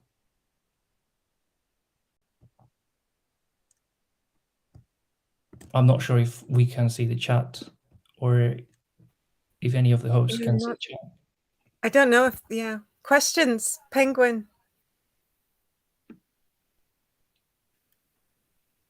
We can't hear you. We can't hear you, yeah. Push button mics, I'll do that. You think you're talking, it says you're not muted, but sorry about that. So I was just saying that the public library model is such a powerful concept and utility, both in the real world and, as you say, it's like a missing feature for Web3. So I love the platform idea. I think that right now the voluntary and open membership and how you're saying that it's not an exit to community where there's still like a retention. It's like starting from launch as a public good, as a real public library. It is kind of like a critical part of being a founder. Is like not having the power at the start, right? At inception is critical. It is, and it's just that mindset of not coming in or even beginning with that extractive mindset or thinking about what's my exit. Everything about this project has been about its longevity. I want, when we were first conceiving the idea, we're thinking in 20 years, in 50 years time, and people look back, what is it that they're going to see of this time in this space? And we want it to be preserved because I think that's super important. Yeah, I think telling the story is critical. So I think having the platform literally so that people have an outlet to tell their story and you can highlight the good stories that are being told is a really important outlet. I know I myself spent 2020 writing every month for a magazine, and on top of everything else I was doing, and it was really stressful to always have that deadline, but I miss it as well. So yeah, I'm missing an outlet to write for too, and this thing. So I'll definitely check out the platform. Hey. What's the best way that people can get engaged? Are you mainly on Discord? Should they hop in on Telegram? Where should they find your information? I'm currently only on Discord, but we do have a Twitter. You can get in touch there, and a quick plug for our Gitcoin grant, because it's grant round 14. Search for the platform DAO, and you'll find us on Gitcoin. Any contributions to providing open source tooling and common good services, I guess. Is it a service that I guess it is definitely. A service. It is definitely a service. Yeah, and I just wanted to add that we were talking about longevity of the project. As I said, because we're using technologies like Arweave, which serves like an archive, right? We are making sure that if the platform dies, then the content is going to still be there, and the content will not die with the platform. And I guess that's also an action of archiving the content and making sure it exists for as long as Arweave does. Yeah, and starting. Sorry, go ahead, please. I was just going to say, no worries about Pinata Gateway URLs and things like that. Yeah, and starting from the open first model, right? It's a lot harder to go to that after you've started in another place. Yes.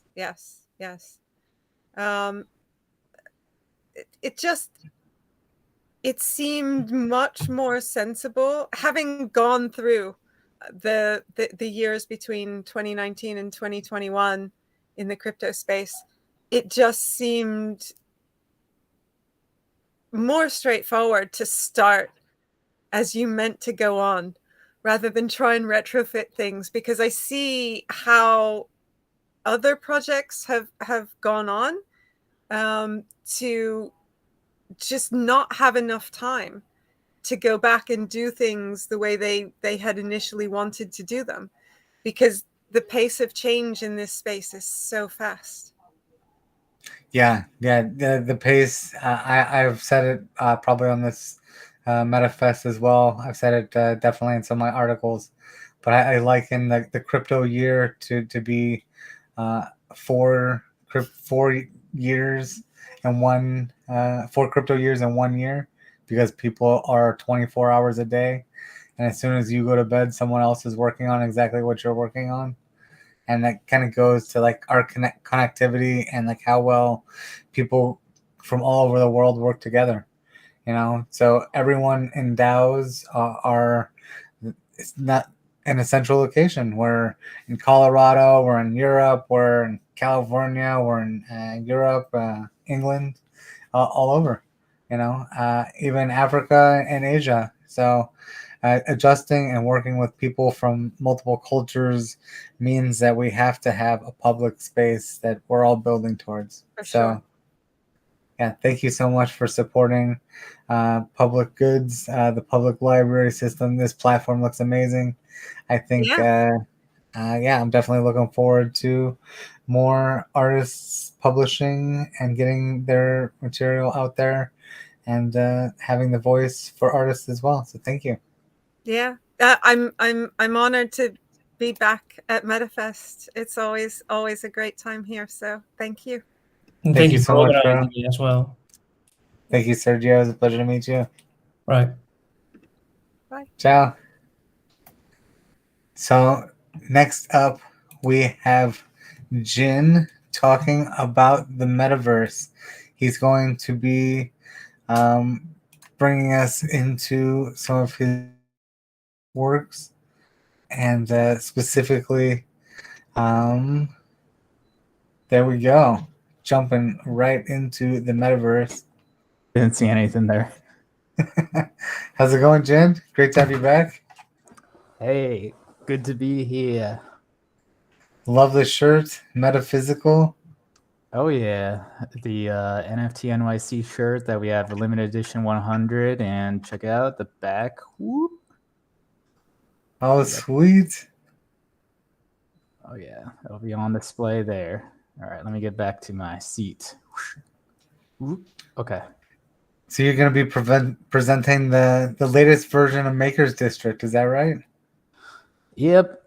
Basically, I'm presenting this project where, think of, the meta fan would know, like, through the concept of Metaville, where I basically built a virtual world that's kind of an extension of our Discord community, creating landmarks for all the kind of projects and creators in orbit, and making it as an event space as well. So there can be meet and greets between all these platform agnostic metaverse builders, devs, architects.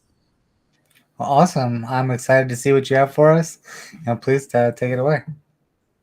Cool. So what you see behind me is my 3D desktop. This is Anarchy Arcade, and I use this to kind of like memory palace software. I could just drag and drop anything from the web or from my hard drive. So let me just show that to you. I dragged from a HackMD, and I can basically choose what I can represent that image as.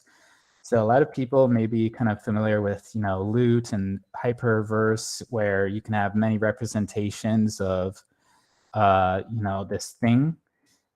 Think of that applied to a game engine, and that's kind of what you see here, except this was developed a while ago.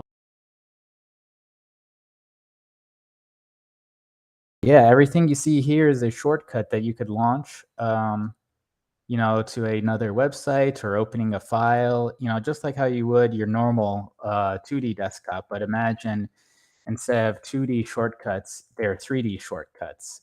So here's my garage, and this is kind of my lab where I tinker with these ideas of bringing a whole bunch of ingredients together onto a neutral infrastructure, a sandbox per se.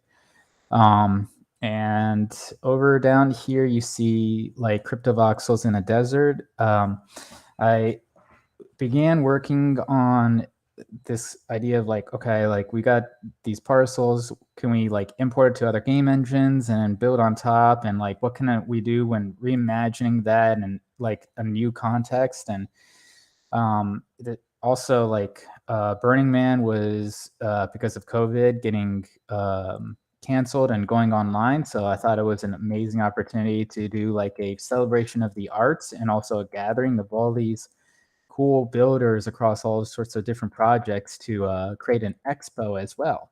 And so there's elements of like a crypto art festival and having booths available so that people could kind of show like their projects. And if people don't want to like 3D model their own like landmark, there can be a template that they could just remix, and that could be their presentation space.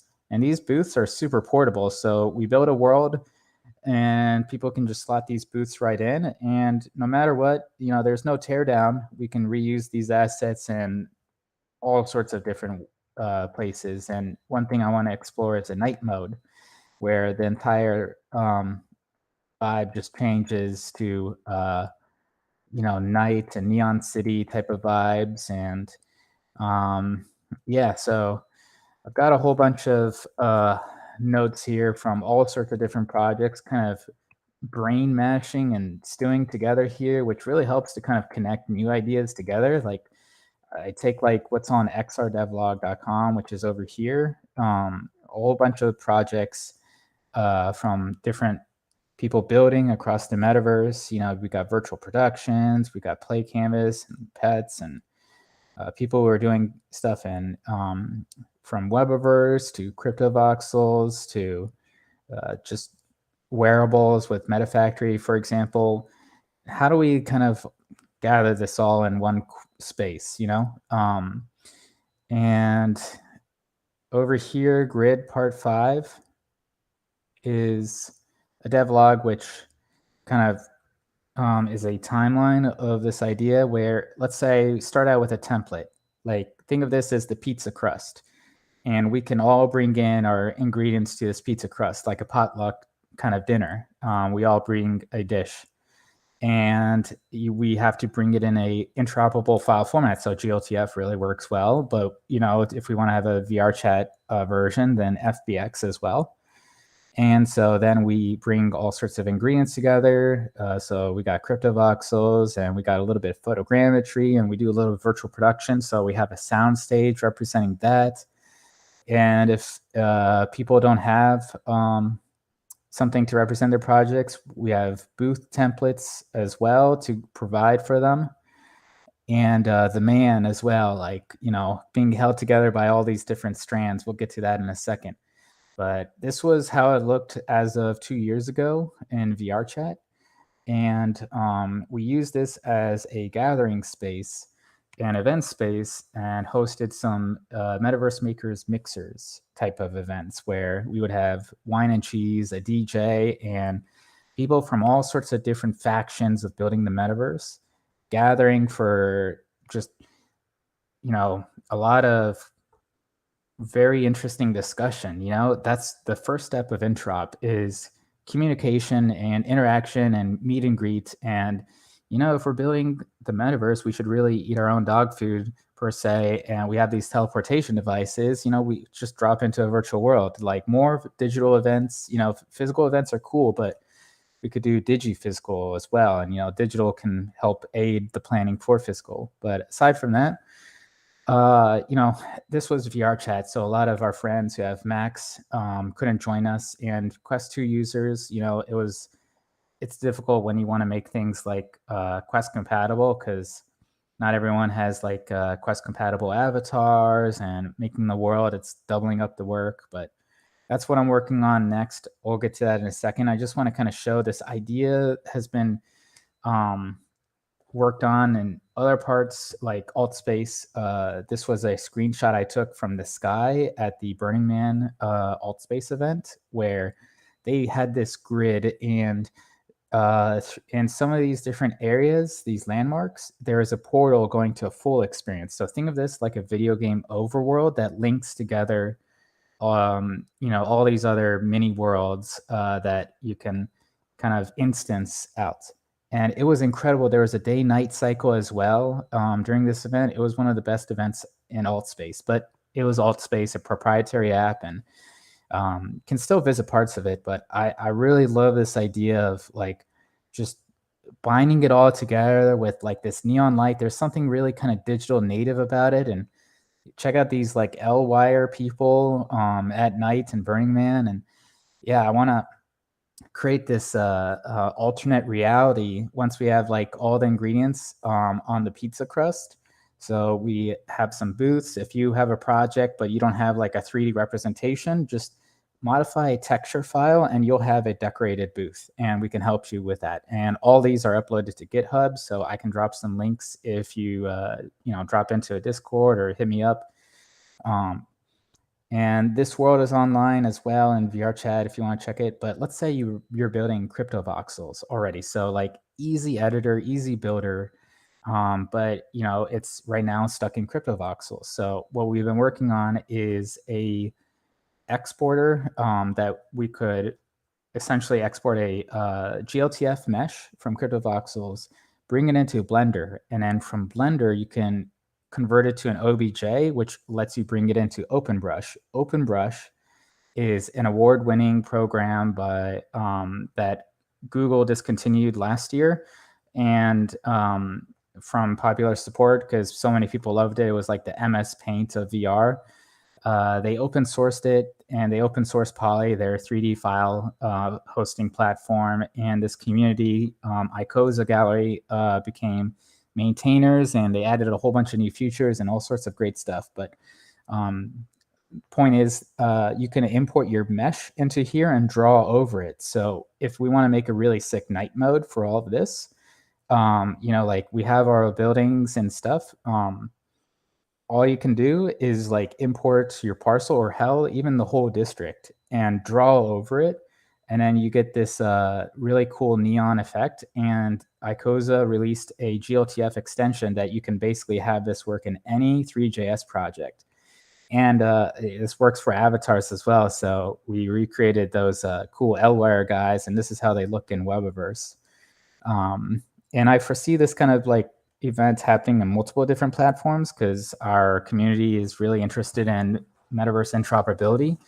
So we're building this all in public. We're using standard file formats, and we want it to be a multiverse event, and catalyze a community. Like that we build together, create, build camaraderie, and we also see what we're all building because our landmarks are like representations of projects or things that we're passionate about. So got a little bit of crypto voxels here. And there's another aspect to this about like archiving and digital preservation that I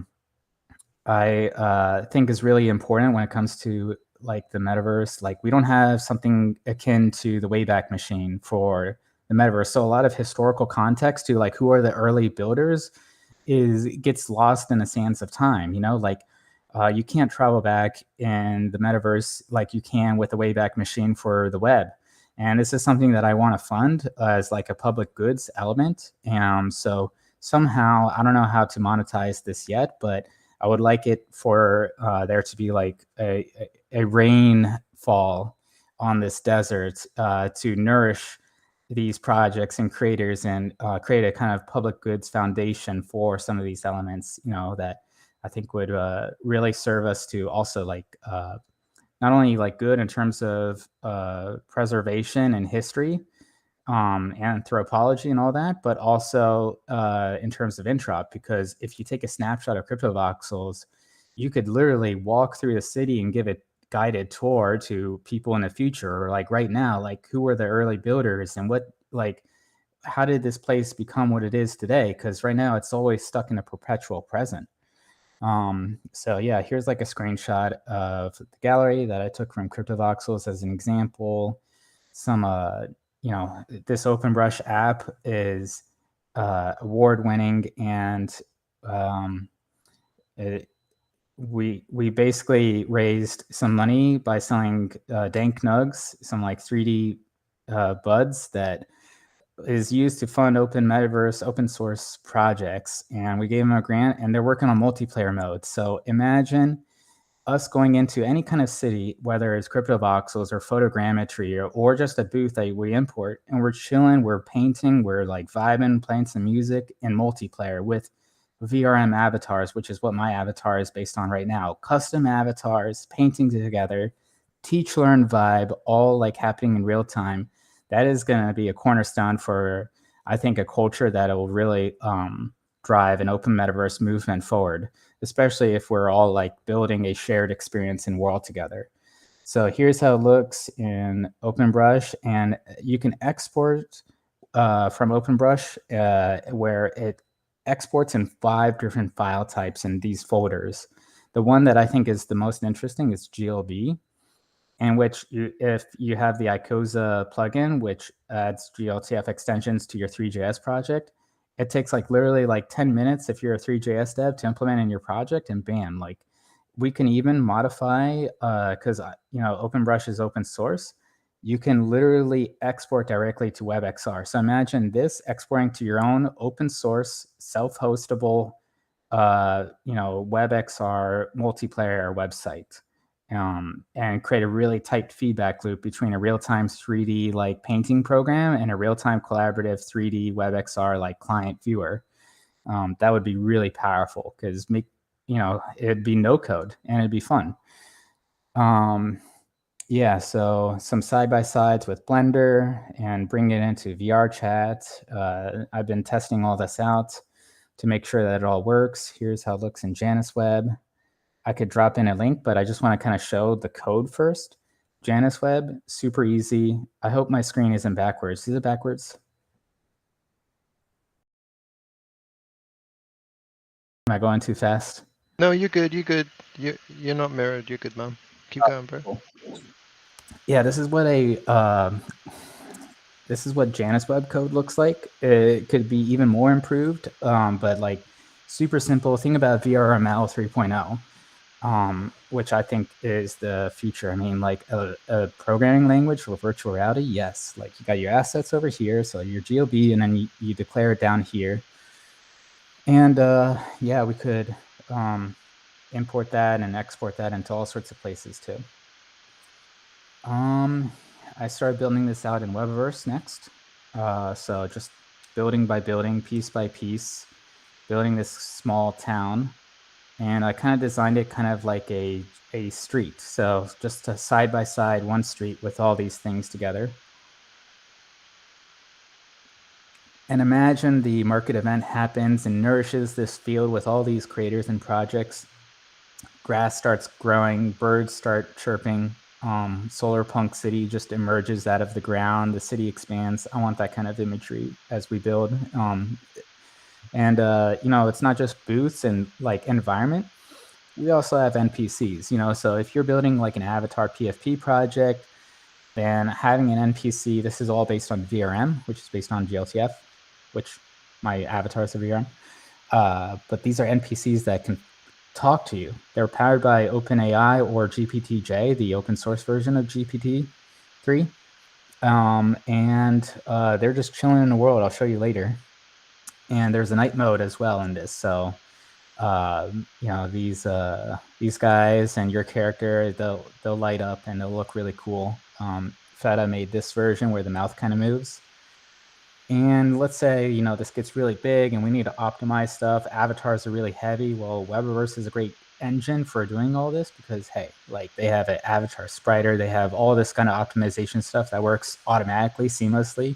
So your VRM avatar could optimize from like a 40 megabyte, huge 3D model file, lots of draw calls, to just like 100 kilobyte, 2 triangles, because it's just literally a doom sprite. This is what it looks like on the side, but in the game, and I'll show you in a second, it doesn't look like that. It basically is very, from a distance, you can't tell what it looks like. And so I've been talking to various communities about building this kind of thing. We're having meetups in Mozilla Hubs because that's a great place to kind of use in lieu of Zoom to plan. You can drag and drop 3D models.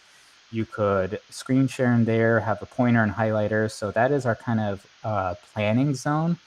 And then we use GitHub and HackMD to organize the construction of this. And I'm thinking about this as a series of build-a-thons in which, we build a little bit each day, and then we, fold in some workshops and tutorials on how to build, and import exports from different platforms, because people want to use whatever they want to use, and we're just kind of creating a neutral infrastructure to put it all on. So I'm going to take you all on a tour of what this looks like in Webiverse. Here I am in the Makers District, and if you want to change your avatar, it is super easy. I could change mine real quick through, boom, drag and drop. So I just dragged a VRM file straight into the browser, and it's downloading, uploading. It's using IPFS on the back end, by the way, so you can drag and drop to IPFS. That's pretty cool. First off, let me put this in a background process. Anarchy Arcade, when you're not using it, it can take up little to no resources by going in sleep mode, so you can just leave it on all day. Great program, highly recommend. And let me just equip my VRM. Bam, now on my custom avatar. You can't do that in VR chat. You have to go through so many steps and download SDKs and Unity, a whole mess of things. You only really appreciate this drag and drop easiness when you go through the hell of uploading avatars to other places. Samia Space has a 26-page guide on uploading custom avatars, just for perspective, while I just dragged and dropped. Open standards, very important. So yeah, I got like a whole bunch of landmarks to different worlds. This one is I got like a 3D scan of this hackerspace in Oakland, California that belongs to. There's the Internet Archive, the exterior building that I commissioned a while ago. I've got the inside as well. This is all open source. Here is the space pod from Artifact Studios, and also like a Clonex, sub Clonex, and you can even talk to it because it's got like AI features in here. Doesn't want to talk. That's CryptoVoxels guys here. Here's my avatar. I could have it follow me around. That's pretty cool. I gave this template to Feta, and he basically remixed it in like 10 minutes. So it's like mad easy. You just open it up in Photoshop or GIMP and edit some textures. This is what it looks like by default. And yeah, then you'll have a booth to kind of show off. And then you can add some stuff on a table if you're feeling fancy. There's the man, held together by all these different strands, kind of representing either being pulled apart in a lot of directions, or like, you know, all these different strands kind of constructing this thing. And the fire, it'll liberate this man, and also at the home space, which I bring with me to all sorts of different platforms. Here's the booth for Anarchy Arcade, the program that I was just showing y'all, and the lead dev as well that's here. So imagine we can host events here in VR chat, but this is an archive version where we have NPCs that live here autonomously, and they can get smarter over time. What's crazy about AI is like you can train them with like markdown files for the prompts. So I could train them on all of the XR devlogs because they're just like markdown HackMD docs. And eventually this could be a town you could talk to about open metaverse interop. Got the Oculus Home, don't tell Meta. And yeah, so this one's getting pretty full, and I wanted to also kind of show the sprite stuff, because let's say it's getting crowded here and there's a lot of avatars, multiplayer gets added into Webiverse, which is happening soonish. It's just got some more bugs to fix. Or you're on a lower end connection, you're in Australia, whatever it might be. You need to, you know, make the performance better. Low poly mode. So now from a distance, it doesn't really look like much change, but if I zoom in, what's this? I am a Doom sprite. And it has all the animations that are based on, you know, like the Mixamo rig. I got even crouch, I got run. And from a distance, it doesn't really look like too much difference. I think actually it would be better if I show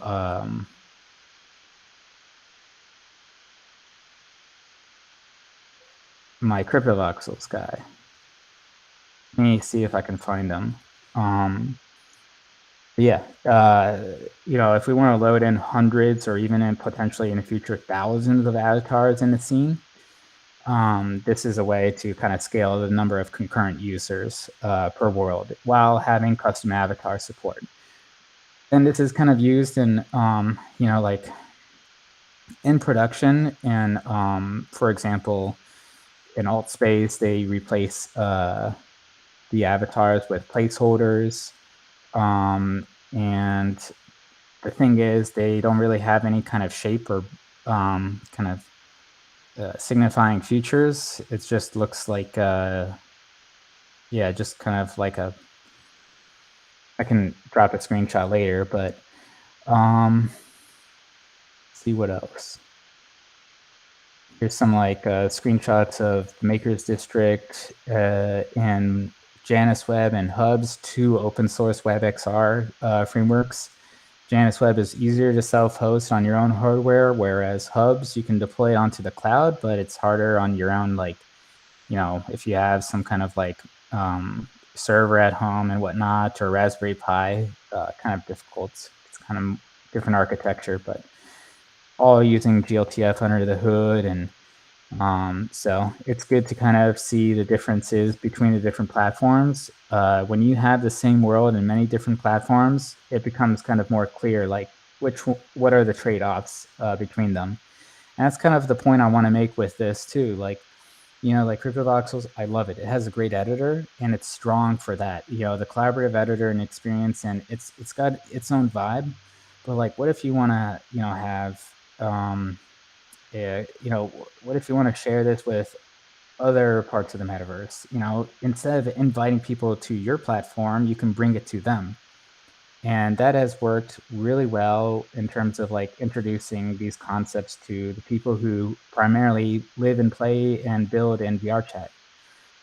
So it's just a really great way of really also kind of proving the point of what a lot of people aspire NFTs to be, like interoperable assets that you own in every place. And right now I see a lot of NFTs that are platform locked in, and I want to kind of destroy that stigma with a celebration of the arts and a cross between a art festival / expo where we can showcase all the metaverse builders between, on these many different platforms and projects together. So yeah, that's what I've been working on, and working on right now, getting more builders interested to help build out this neon night city together. And if anyone is interested, there's a Discord called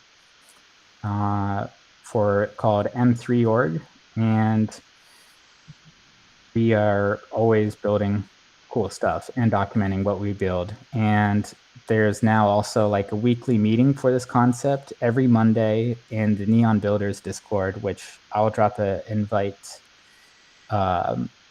maybe in the recording or in the chat. I don't know where here. Yeah, but chat, yeah, or in Discord, and I'll post it in Discord as well. Okay, cool. I'll get that link. But we are basically just right now in the planning and production stages. I'm getting a lot of the templates up on GitHub so that people can fork and remix these in whatever editor they choose.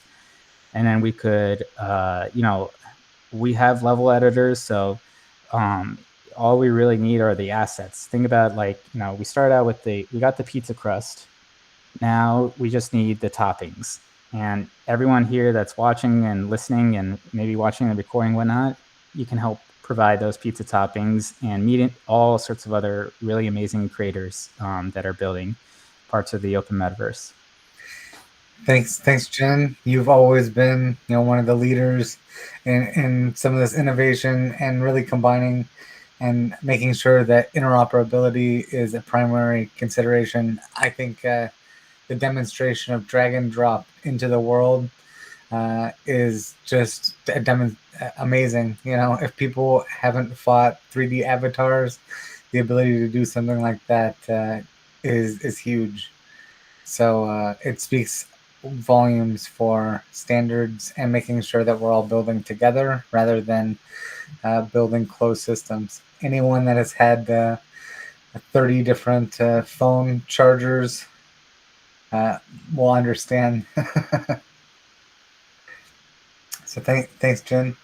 I do also want to ask you real quick, and just if you can say in a short response, the AI that you were talking about training for the NPC at the desk, being able to train it on something like HackMDs or like meeting notes so that it can be an async kind of facilitator of meetings and share DAO information. How far off is that from something that people can do? Is it something that is easy to do? Is it what do they have to do to kind of learn more about that too?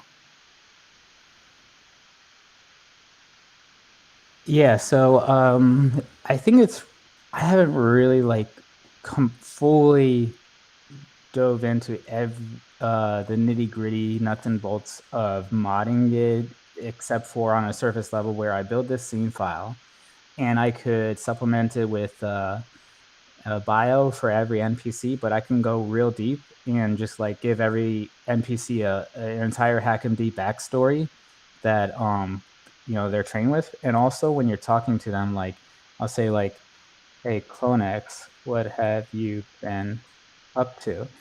Let me move my YouTuber real quick. Awesome. Yeah, so it's like You'll see the prompt right here on the metaverse panel, like almost like free guy as the NPC with the ability to evolve over time. Exactly. Yeah. So here's the markdown, as you can see in the console, and you can also kind of see where Webverse is kind of going with some of these things. The AI can also spit out emotes and actions and stuff. Like you can tell an AI to follow you and it'll like actually run up and follow you.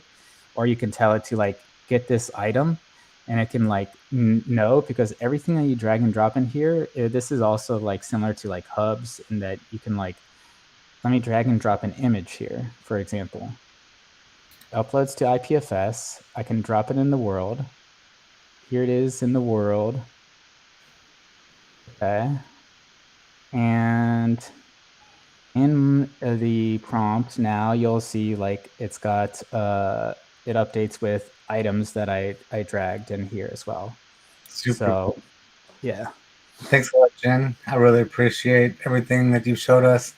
Obviously, the M3 does a lot of other crazy cool things, so jump in there to learn more.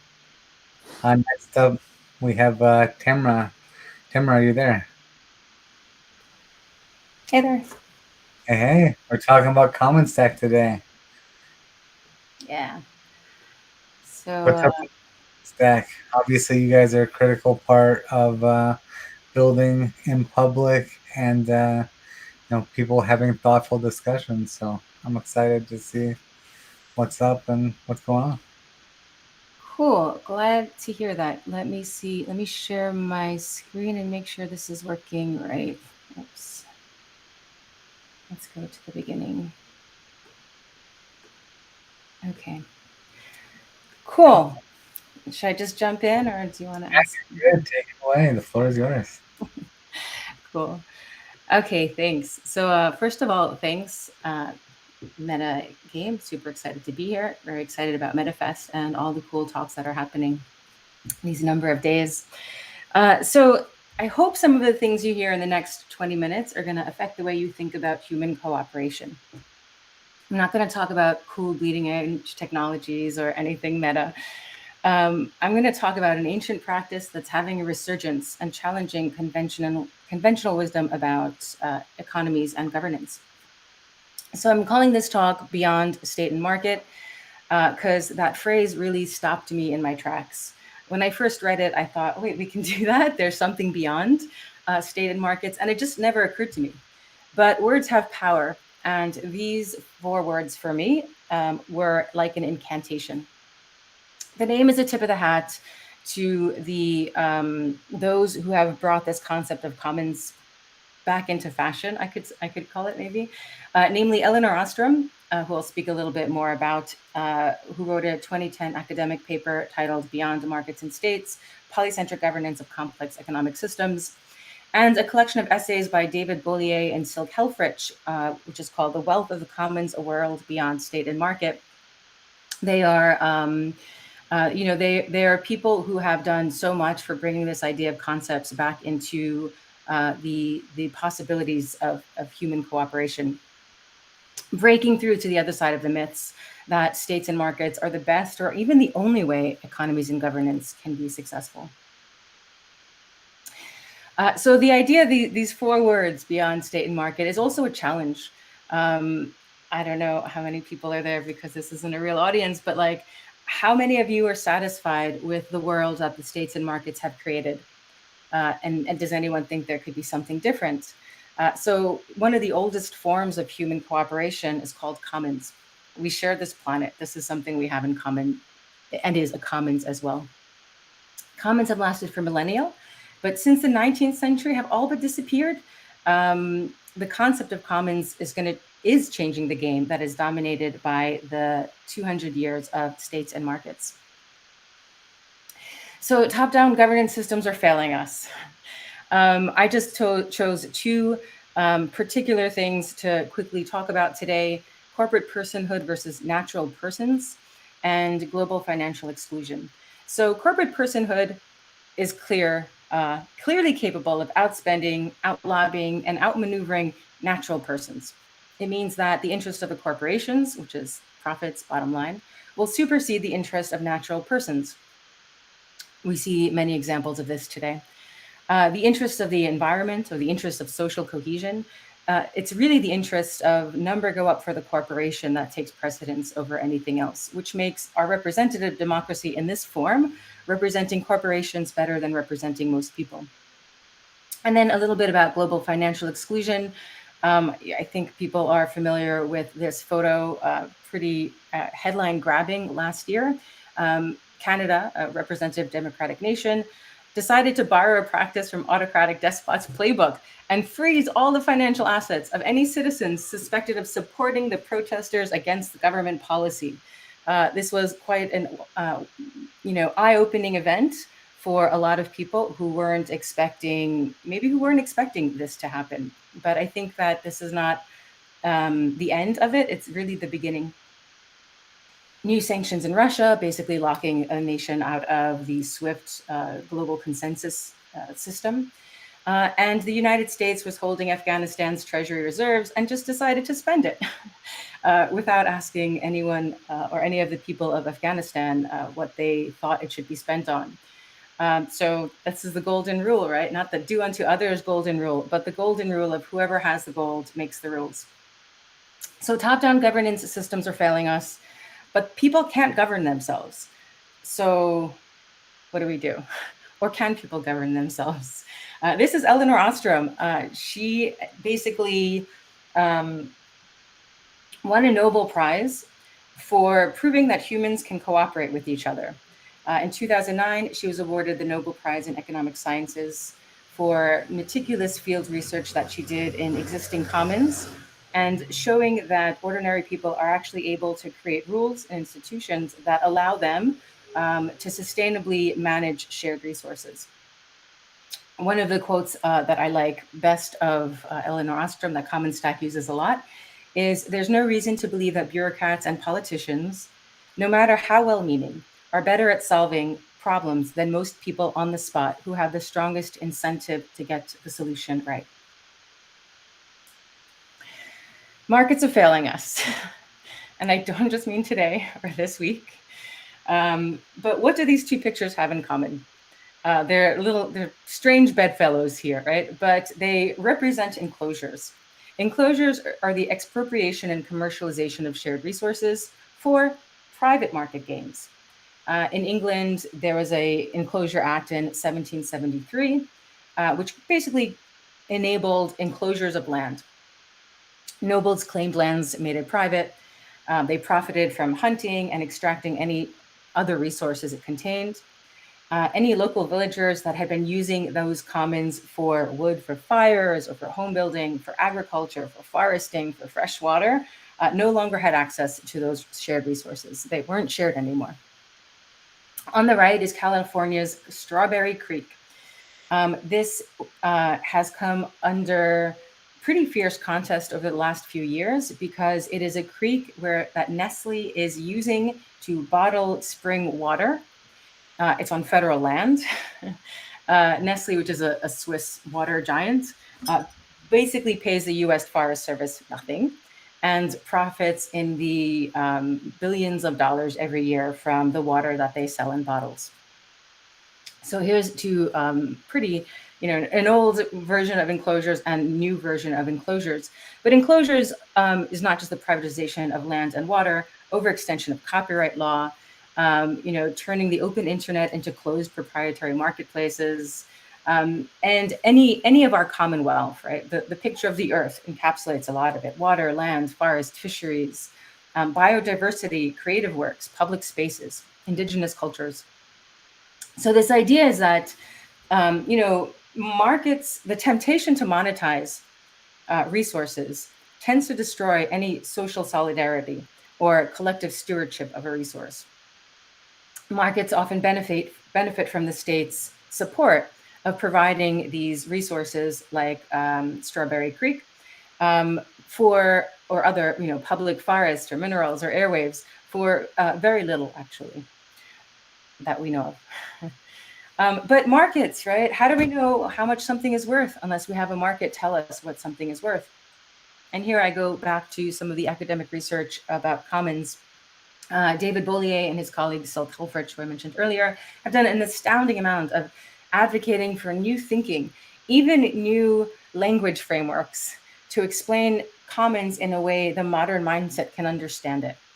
So they talk of stewardship as opposed to ownership. He talks about different forms of value outside of the price system that we're most familiar with. And basically at this point, intuitively value things in. Particularly one of my favorite pieces here, and which is why I highlighted it, is, other values have much richer meanings.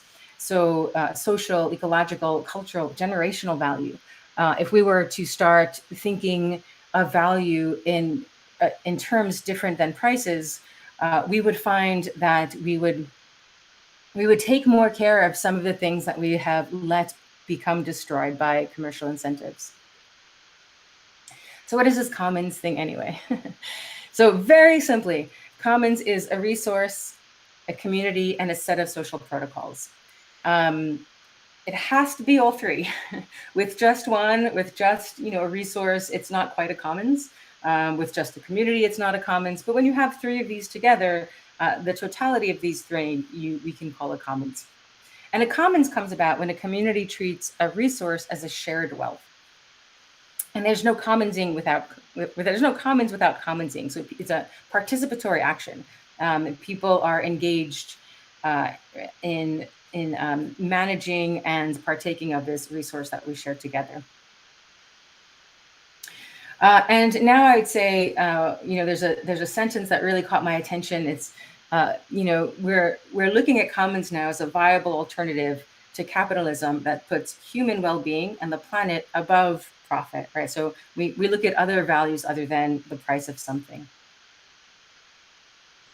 Okay, so I'm going to tell you a little secret. Commons never really disappeared.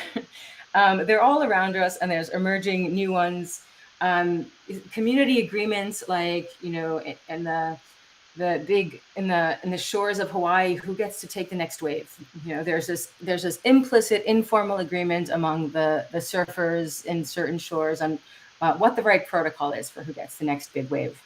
There's neighborhood parking agreements that are not official, but if you shovel the snow in Chicago, you get to use that parking spot, is like the unwritten rule of many communities.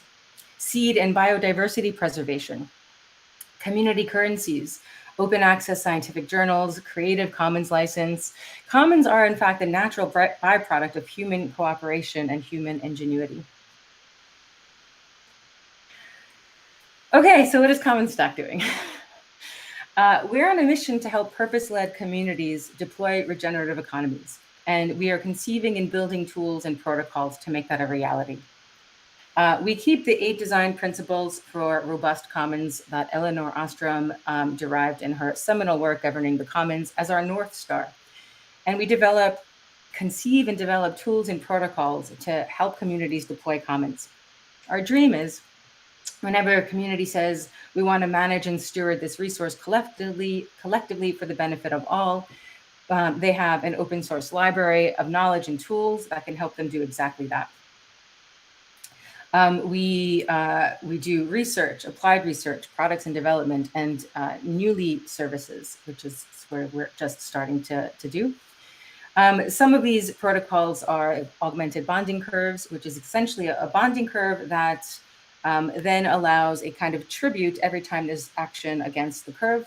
And that tribute is a kind of tax that goes into a commons pool for the community to then steward and use for their mission. Conviction voting praise, which is a kind of reward system that creates a culture of gratitude, but also surfaces unseen work. Commons cultural build, commons deployment protocols, and lastly, the trusted seed, which is a membership of known altruists in Web3 space and a co-investment community as well.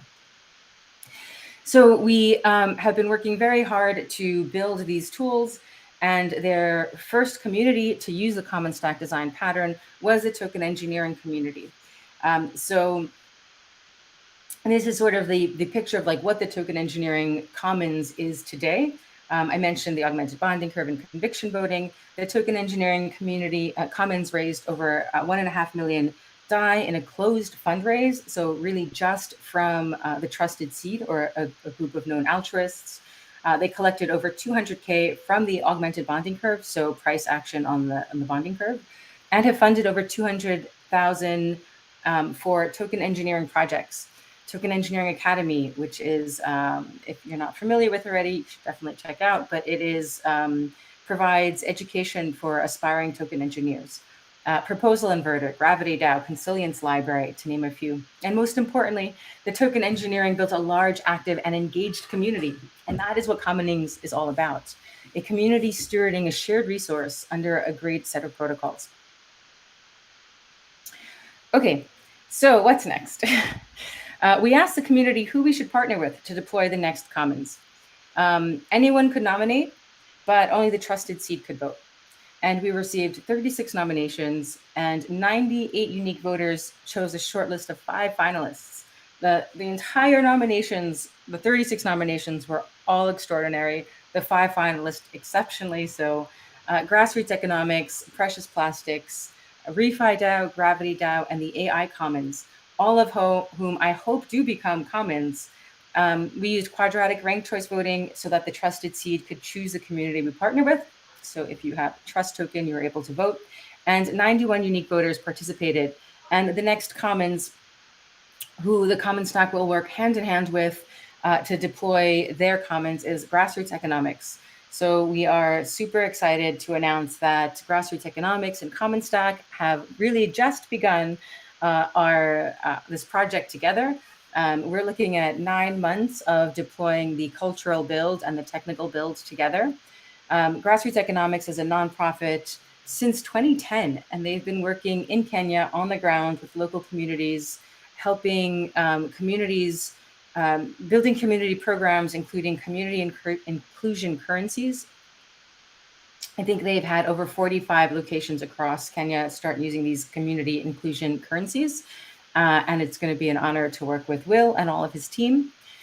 And with that, I think I sped up thinking that it would take me too long to get through this, but we want to hear from you. So please reach out to us. You can DM Common Stack on Twitter or myself. We're always open to talking about anything related to commons or anything else you want to talk about. Awesome. Thank you so much. That was a great presentation. Yeah, I want to also kind of go back and talk a little bit about what the commons is and take a step back.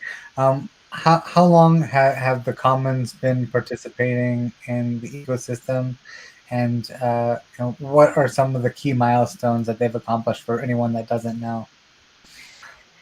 Yikes, this is a great question. I don't know exactly the year. Maybe it's 2019, 2018. So I'd say the founders of Common Stack are, Griff Green, Jeff Emmett, and Dr. Michael Zargam got together. Griff was already the founder of Giveth, and of course Zargam was with Block Science, and they came together and imagined this idea of building an open source library for purpose-led communities to deploy their commons.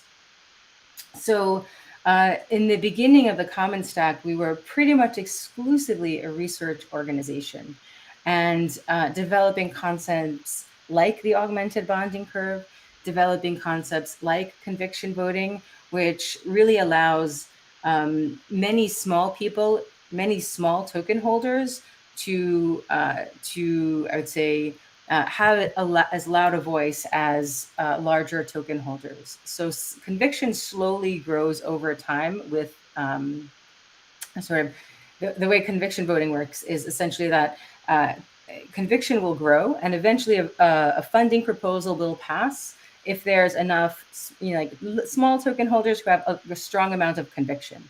So it changes this idea of,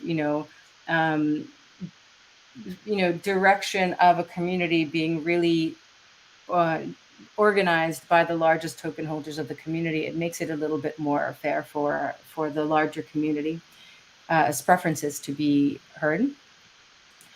And so then I'd say in 2020, when I joined, the token engineering commons, the token engineering community signaled that they were interested in using the common stack design patterns. So this idea of having these technical tools, but more importantly, sort of the cultural build, which Livia Derschmeyer is heading, has been heading and is still, which is this idea that regardless of how much funding a community might have or how great the technical stack may be, it's actually the interactions of the community and the culture of the community that matters the most.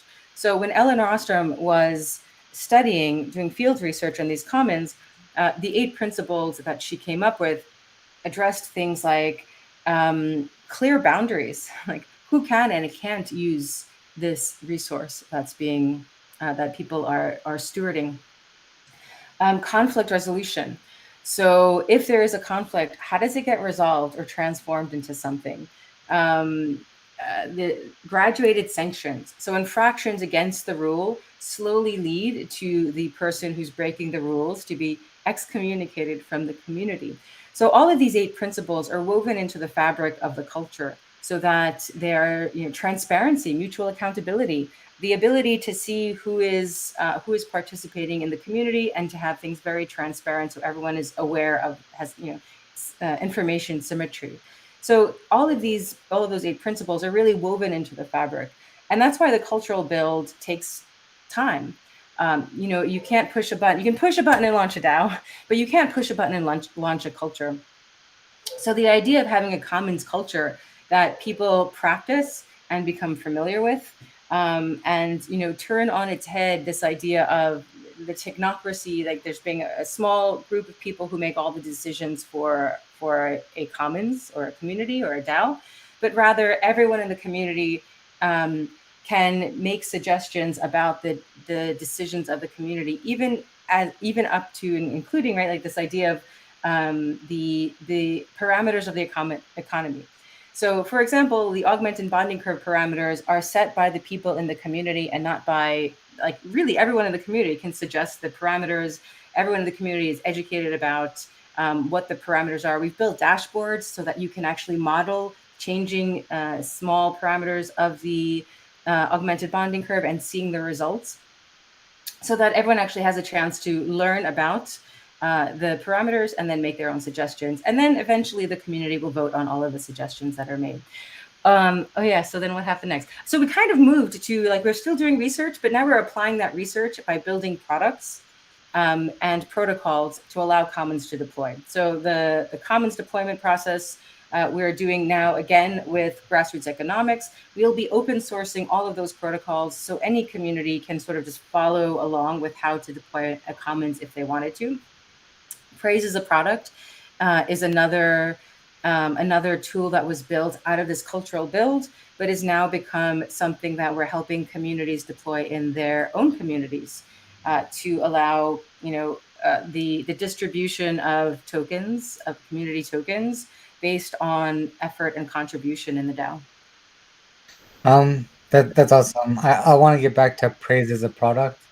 I've got a question from Unipuff that I think you've definitely touched on some of the answers to this, but he specifically says Ostrom's principles were designed around kind of a scarcity model where the real world has a lot kind of less, and in the digital sphere we have more kind of abundance and malleability, like to create tokens or to create kind of this culture. What kind of differences does it take when you're designing something for the digital space in digital commons rather than kind of the physical commons? That's a very good question.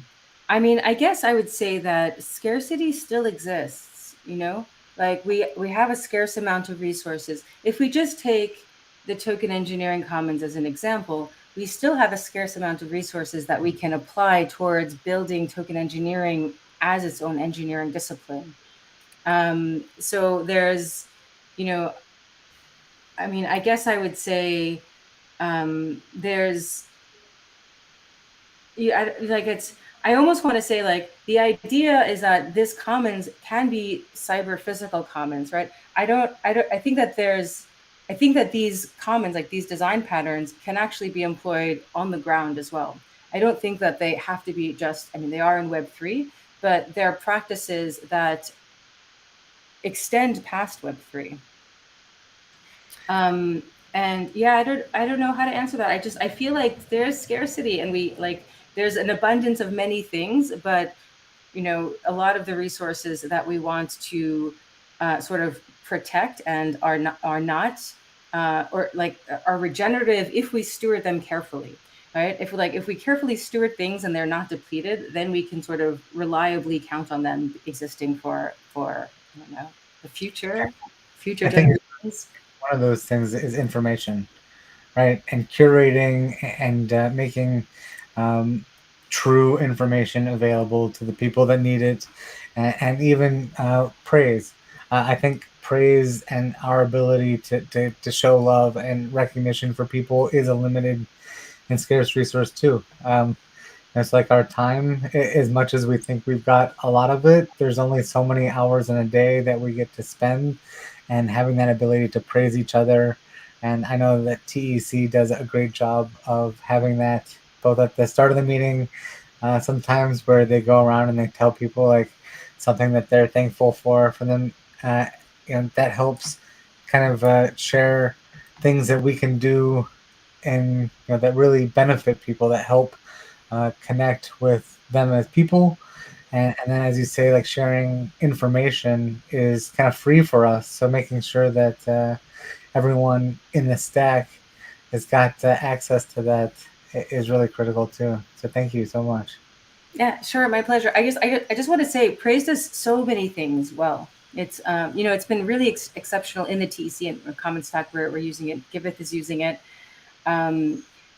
Gnosis has decided to do a small pilot in their community, and we have many other DAOs who've started to ask us to help them deploy it in their communities, because it doesn't just provide you a way to say something more than thank you. It allows you to actually, that thank you to be backed by tokens of the community.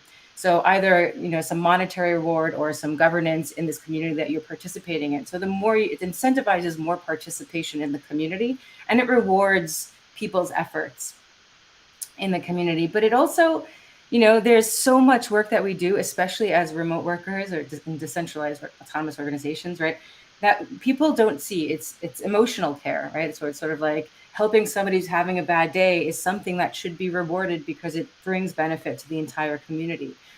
or spending an hour going over editing a document for somebody, or doing a code review for somebody that is outside, I guess, the the parameters of what your work would normally be. So it creates a culture of gratitude and a culture of helping each other, and then surfaces all this work that you don't see. Sometimes we have a praise channel, and sometimes you just scroll through the praise channel and just be like, God, there's so much going on. People are helping other people everywhere in the community. It really feels like, I don't know, it brings about a sense of like cohesion and togetherness. Yeah, I mean, it's also like the success of like completing something and getting recognition. A lot of the things that we do sometimes is thankless, and having just like the little bit of recognition for the hard things, and so to speak, like the frogs that we eat. Is definitely part of building a healthy organization and a healthy personal relationship with organizations. So thank you very much for facilitating that. Cool. My pleasure. Thanks for having me. Yeah, it's wonderful. Yeah. Bye. Okay. Next up, we have Chair and we have Cup of Joseph, I believe, talking about Hero DAO. I saw them backstage. So they should be here soon. So yeah, definitely check out the Common Stack. Tamara did a great job of presenting it. I'm sure that they have a Gitcoin grant, so check them out there. We have Cup of Joseph here. We have a chair. Hello, hello.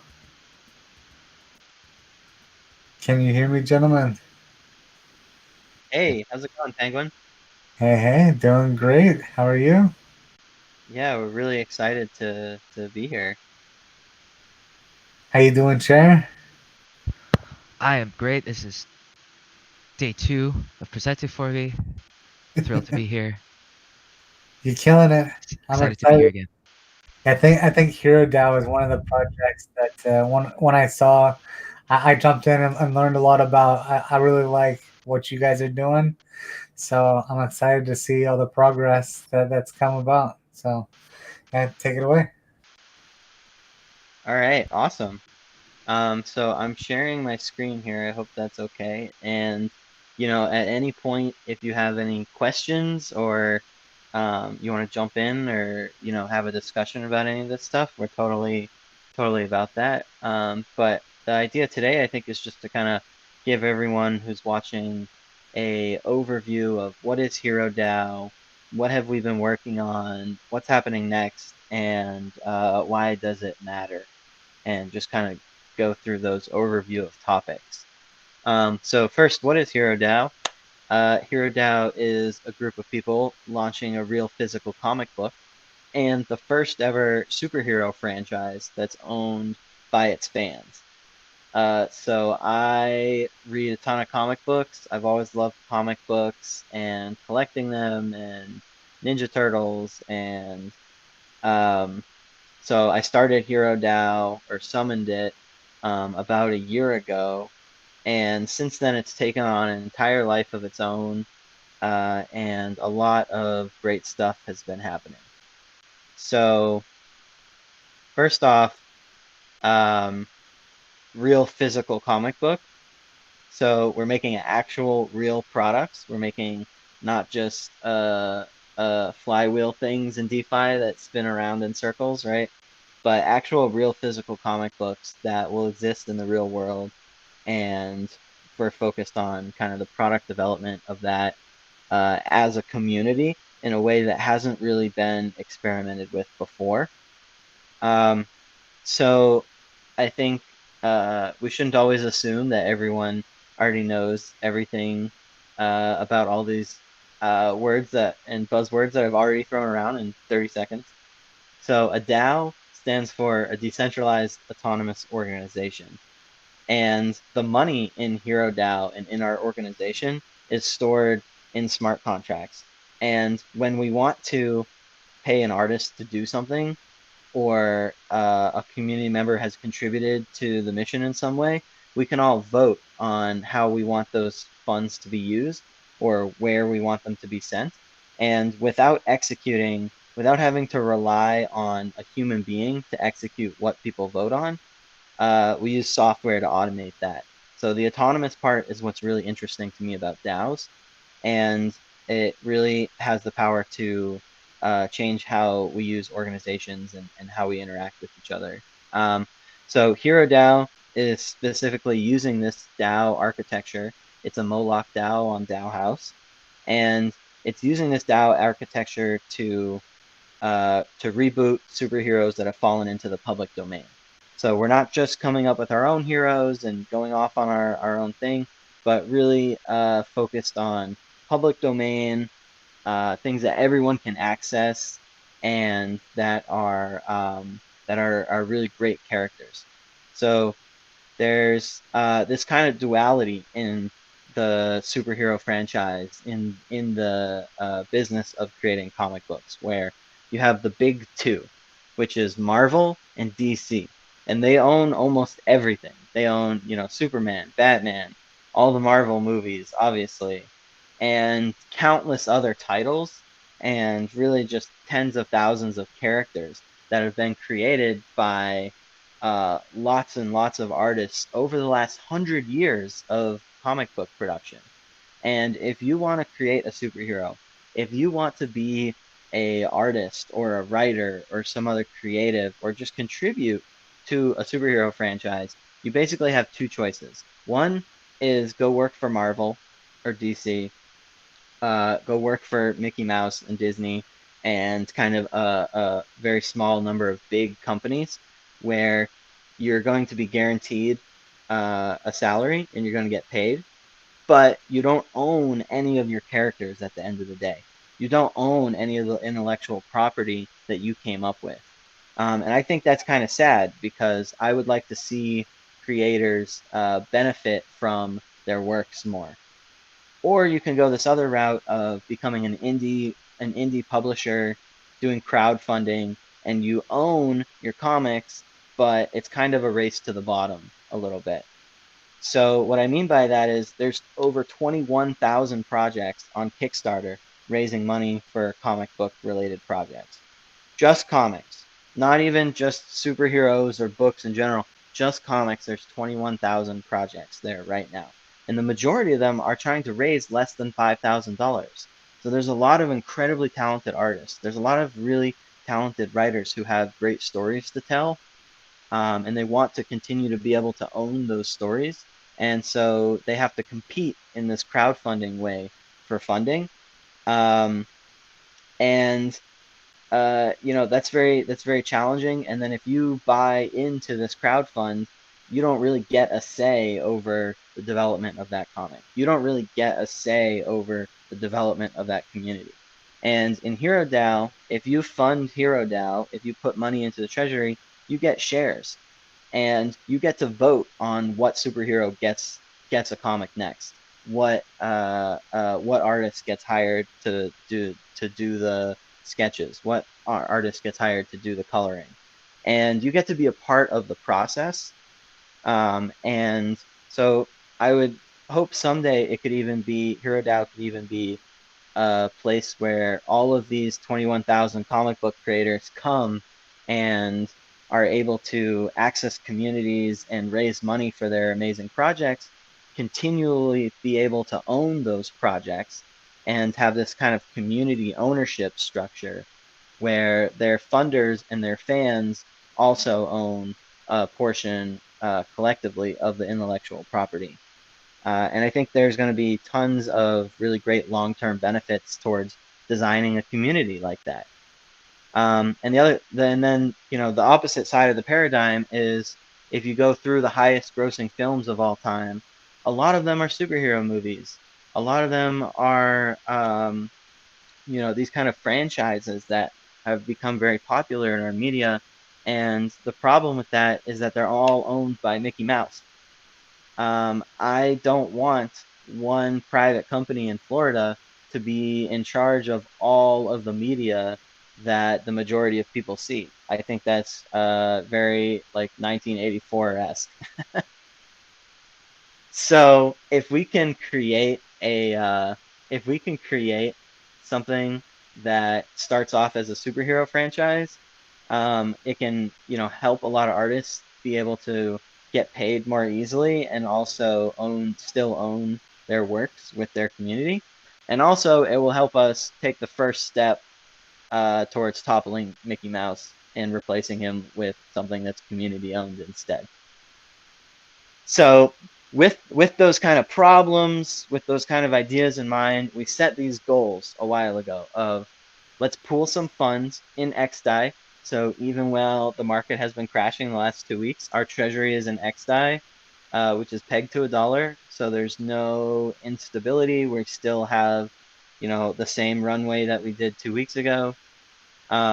We picked a superhero from the public domain. Everyone who's participated in the DAO has had a chance to, one, either contribute money and buy shares, or contribute their time and earn shares. So you don't have to have any money to contribute to Hero DAO. You don't have to be an investor, or, you know, we don't really use that word. It's if you want to contribute, if this is something that you think should exist, a community-owned superhero franchise, you can contribute and you can become a shareholder and vote on what superhero gets rebooted next. So we pooled funds, we hired artists, and we're printing physical copies and distributing them. So hero number 1, who's the first hero? First, we had this big vote. Everyone in the DAO submitted different superhero ideas, and everybody voted. And I think just the meme potential of a superhero called Moon Girl is just astronomical. So we started with Moon Girl number 1, and we all voted. We picked Moon Girl. There were, you know, a couple other superheroes that were very loved by the community that might get their own comic very soon. But number 1, we start with this Moon Girl comic, which is originally from the 1940s. Was very kind of sexist in its plot devices, and but also really interesting backstory. And I won't get too far into like the old Moon Girl right now, but we've rebooted it, a modern twist. And the thing that's kind of different about this compared to some other Web3 related comic book projects is Moon Girl stands on its own, right? It's not about public goods. It's not about Web3. It's just its own superhero that is professionally written, has been illustrated by artists who have worked on Superman, who have worked on like top A-tier Marvel comics, and really put together by some very talented people. I'm not one of those, by the way. I'm not the artistic person. I'm the cat herder. So the content is community generated, and it stands on its own. And the plan right now is to have a 12-issue series for Moon Girl that isn't related to Web3, but the community and the production of it benefits from those tools. So very excited. Moon Girl number 1 coming out super soon. So from the last like 9-ish months, or slightly less than that, since we've been working on Hero DAO, we're up to 40 DAO members who are contributing funds or time or emotional support or art. Every artist who contributes, one, gets paid fairly in DAI, so in stable coins, gets paid fairly for their time and their work and their skills, and then also earns shares in the DAO. So now they're part owners of this franchise indefinitely, forever. So they get to, you know, just contribute their ideas and their experience, but they also get to own it and that's really an experience that none of them have really had before. So it's been really awesome onboarding people into Web3 and using this as a vehicle to let them earn crypto, not just buy it, which I think is very powerful. So 40 DAO contributors. We have a partnership with the MetaFactory. We got the MetaFest, MetaFactory, MetaCartel members involved, and they're helping us as our partner for physical goods. So when you buy one of the prints of Moon Girl, you're gonna get physical goods that come with it, and I'll let Chair say what some of those might be at the end. But we're going to, for our first run, print 1,000 copies of Moon Girl #1, and the team of 8 artists or so from all walks of life have really. I'm just so excited about what we've come up with. So quick timeline. Not a roadmap, just an estimated timeline of Moon Girl #1 is getting finished right now and should be printed in the next couple weeks, which is very exciting to send that off to the printer. In September at MCon, which is the MetaFactory's DAO convention in Denver, at MCon, we're going to do a sale of issue #1 that's going to come with some really special rewards, and 100% of that money that we are planning to raise there goes into the DAO treasury. So, where other sales and drops and raises might say, give us this money, we promise we're going to come up with something, we promise it will be worth it. We already built a franchise. We already have a superhero. We already have a brand. We already have physically printed comic books ready to go for sale, and for that money to come in, come back to the DAO to make it worth it. So product focused, community focused, and we're going to take that. I don't know why this says Venus is very hot. I think that's a mistake. But Q3 is the physical prints should be going out. Like I said, MetaFactory is our secure physical partner, so they're going to help with the distribution. So if you want to contribute, it's still going to be anonymous. Your addresses are still going to be anonymous. It's a really cool solution that we have for this. But redeeming physical goods should be going out Q3, and then Q4 we start adding new characters. So we've already voted on Moon Girl. We have other characters that other members are bringing forward and want to bring to a vote to fund. Now we know how much it costs and what it takes to build the first comic book. So we start there and we make some more, and then the community gets to decide what that looks like and what happens next and what media to focus on next. If we want to start working towards a movie or start working towards just more built out comics, that's up to us. Yeah, so it's really all community decided. If any of this sounds interesting to you at all, you should join our Discord and come hang out with us and ask any questions that you have.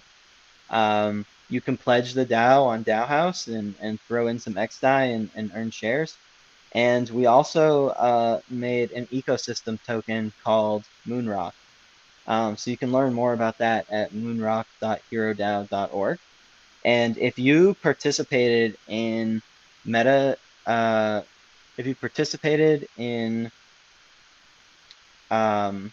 what is this? The meta game. If you participated in metagame,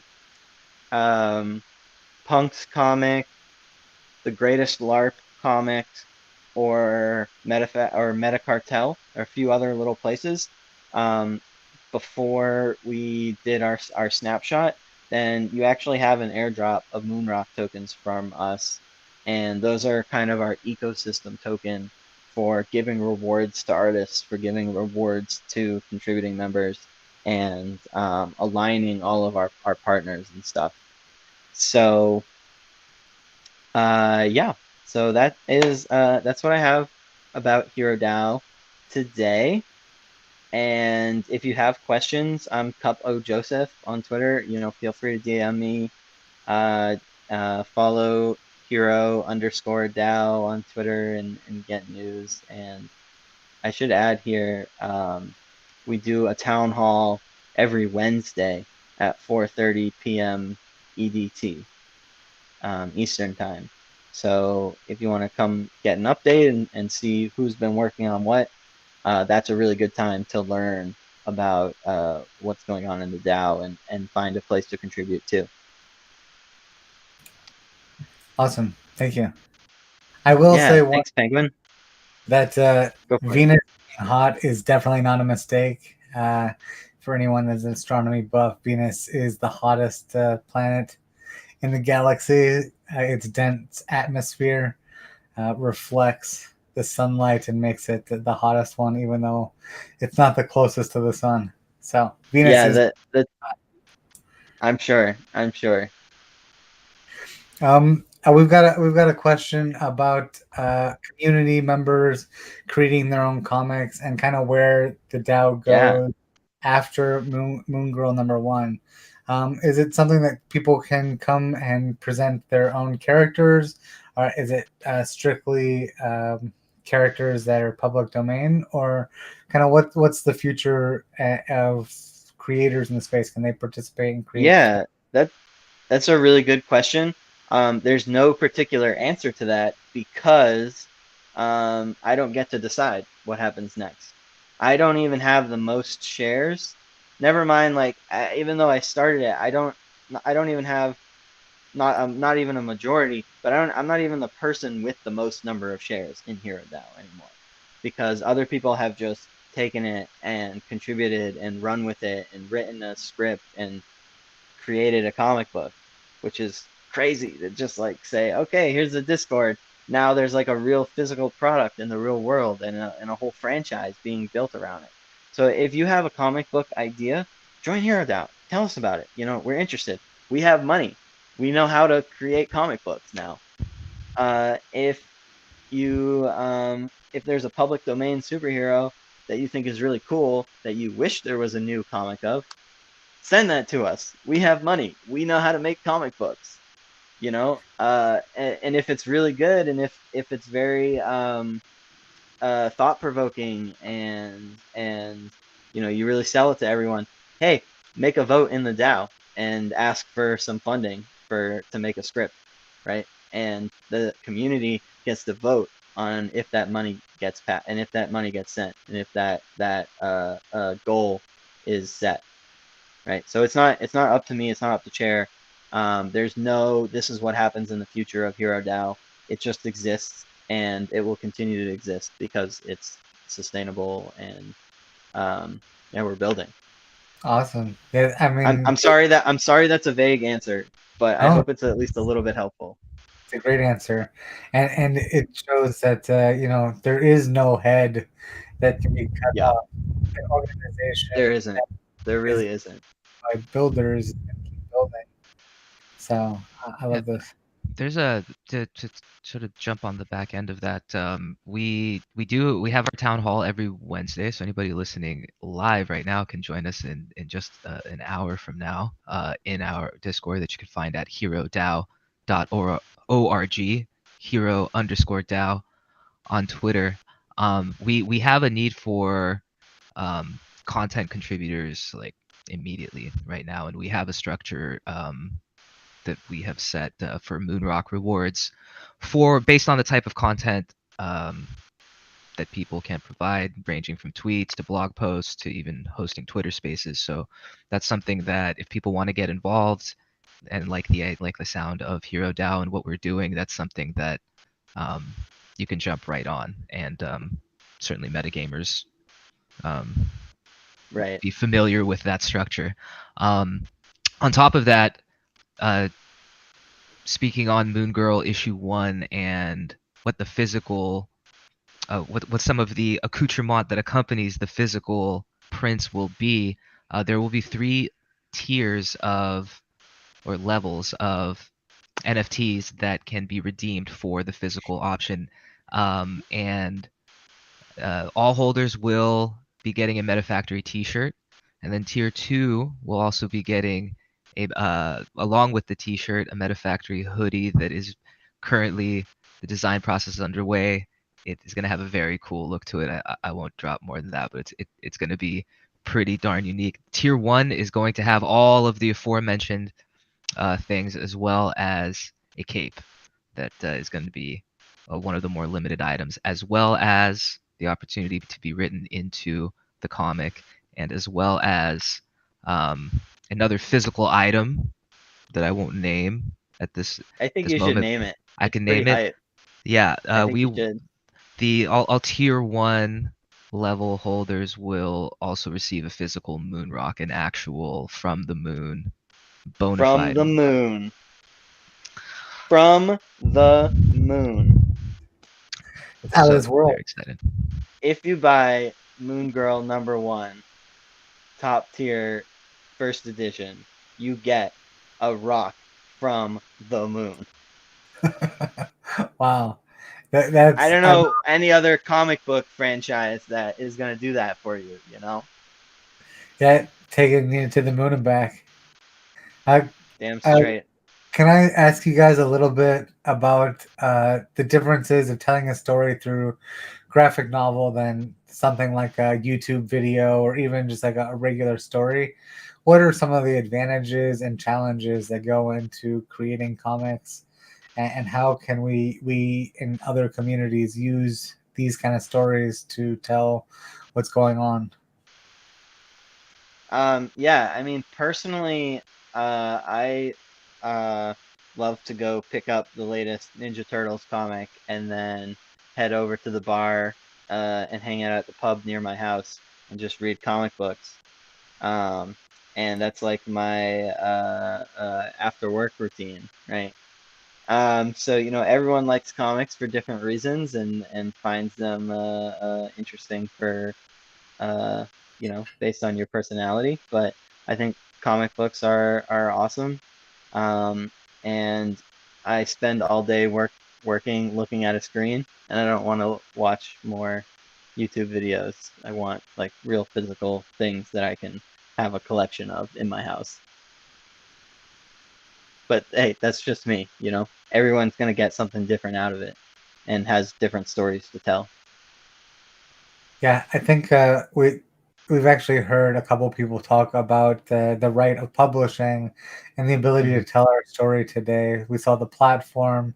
We definitely saw that, and I know that there's the Page DAO and other organizations that are surrounded around publishing.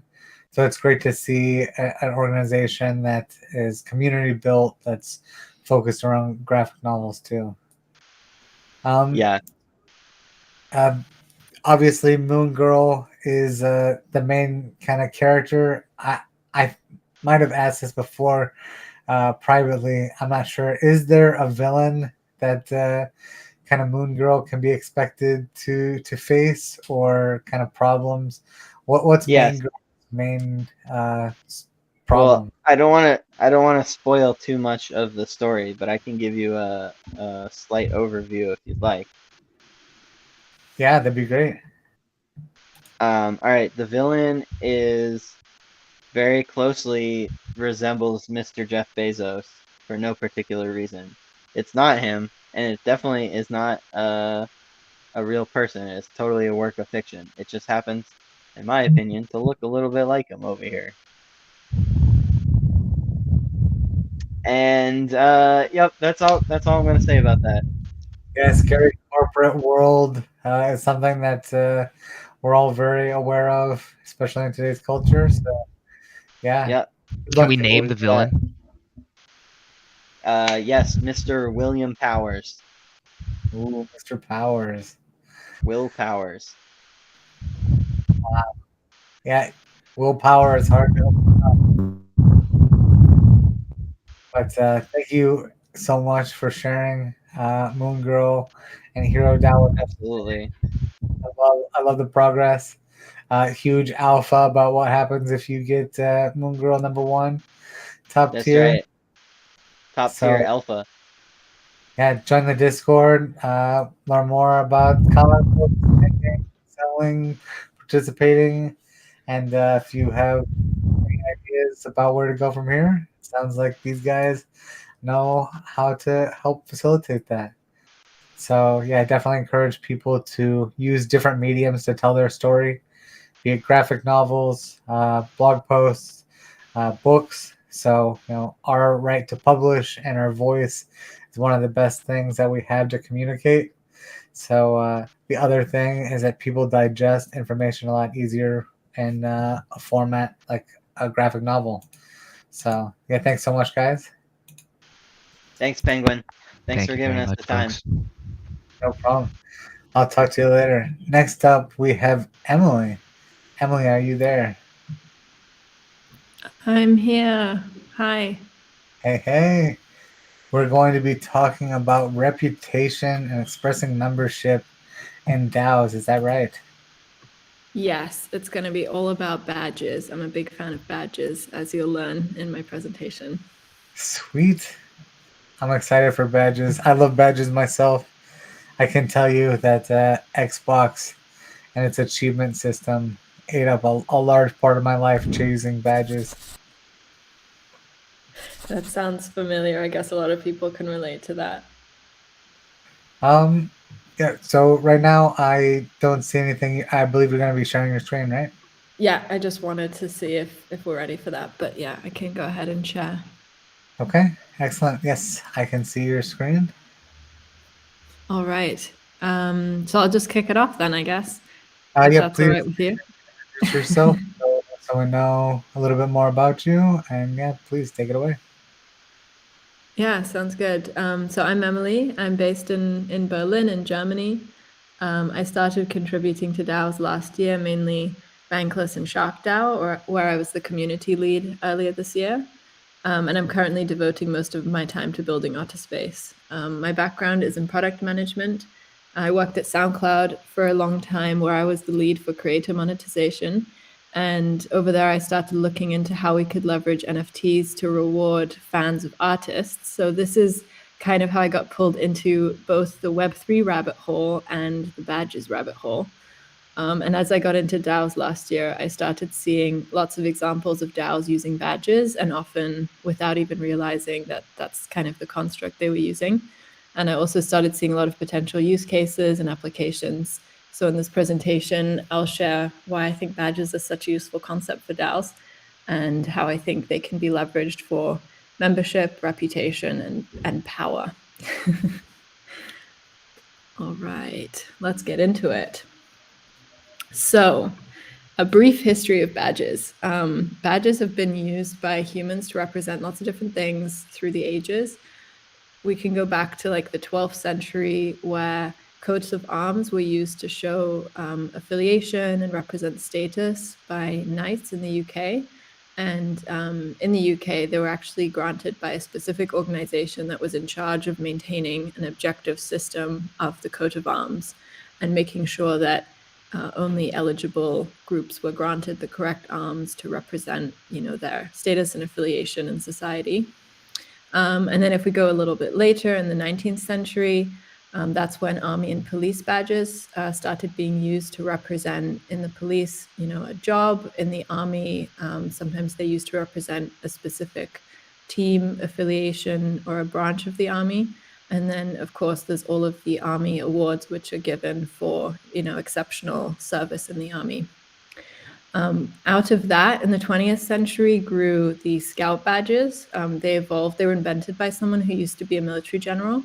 And they're used currently, I think they're like one of the most extensive systems of badges.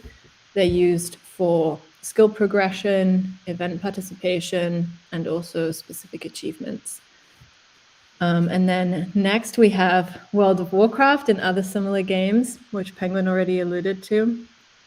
So World of Warcraft, I think, doesn't specifically have badges, but there are some, objects that bestow power and reputation and can only be earned through gameplay.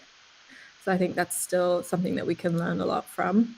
And then more recently, something that I've been noticing a lot is how people use stickers on their laptops or their water bottles.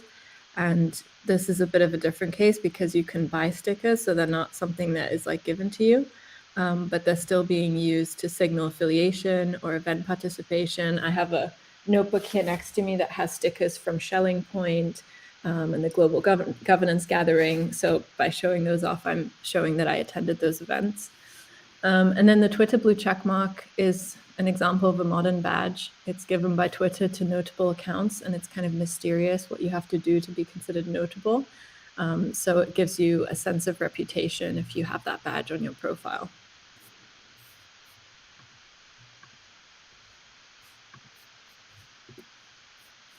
So what is a badge?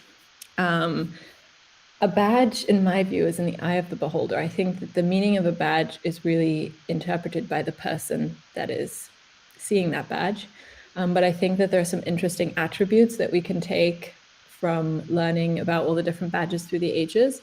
So I think in most cases, badges are earned, they're not bought. It's something that you get because you earned it, either by going to an event or by achieving something. They're often granted by and associated with an organization like the military, the Scouts. A sticker is associated with a specific company often. The Twitter badge is associated with Twitter. Badges are also very simple. They're just an object with a name. So the Twitter blue checkmark is just a visual checkmark, and it's called the Twitter blue checkmark. And actually what gives it meaning is, who granted it. So Twitter, this legitimate organization, granted it, and also the circumstances under which it's granted. So in the case of the Twitter checkmark, everyone knows that it's because you're a notable account. And so that's what gives it the meaning.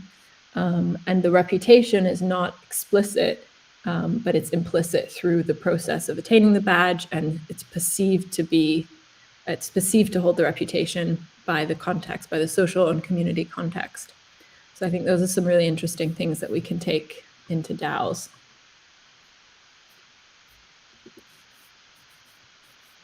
So next, I'd like to go through a few case studies of badges in DAOs that I have observed in the DAOs that I've worked with.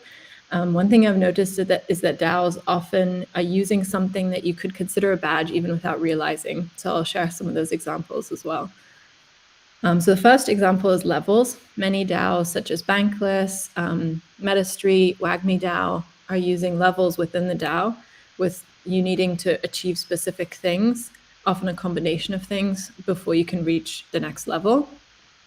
And even though they are not actually often captured as badges, I think these levels could be considered or could be captured in a badge.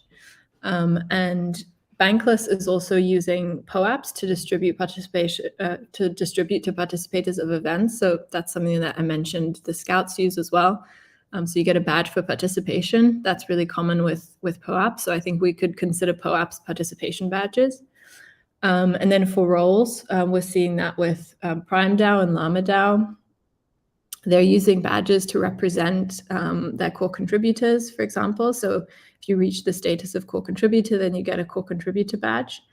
And then finally, awards or recognition for things is also an example I've seen.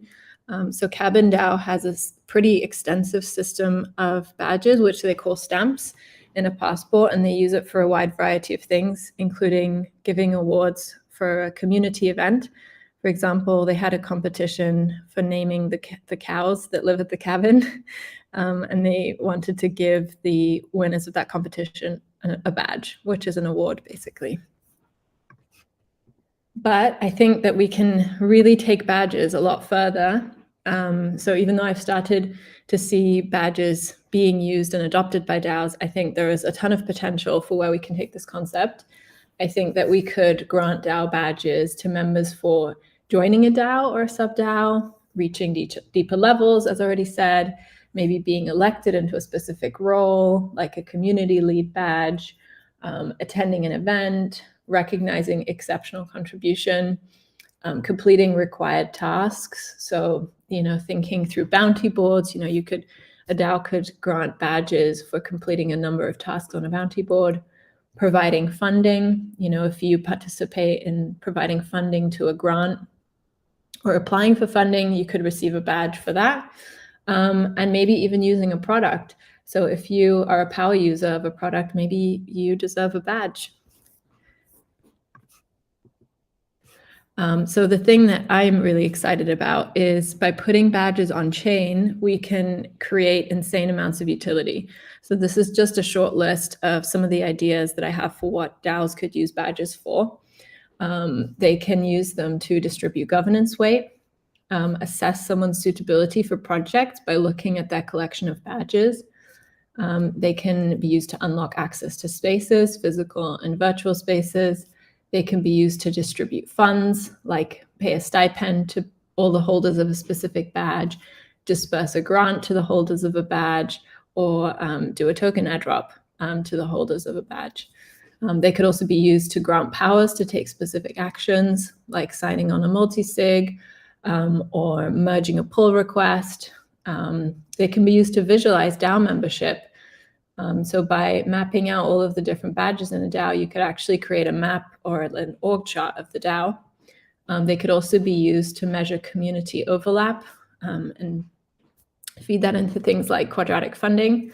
And you could also infer someone's reputational status just by looking at their collection of badges.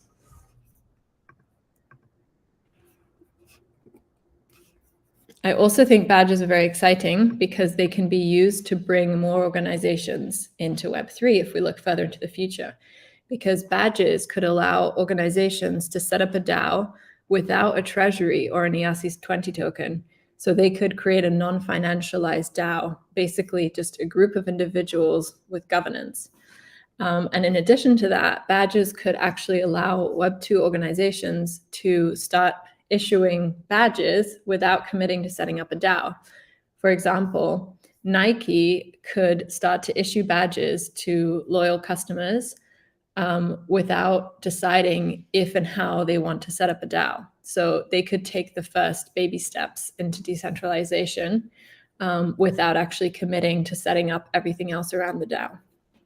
And there are also a lot of Web2 problems that badges could help solve, like rewards for fundraising donors. In the US, I know there are different tiers for if you donate to a American college football team. So you could put things like that into a badge, or you could manage airline loyalty programs, or of course video games, the more common example that we might think of in Web 2.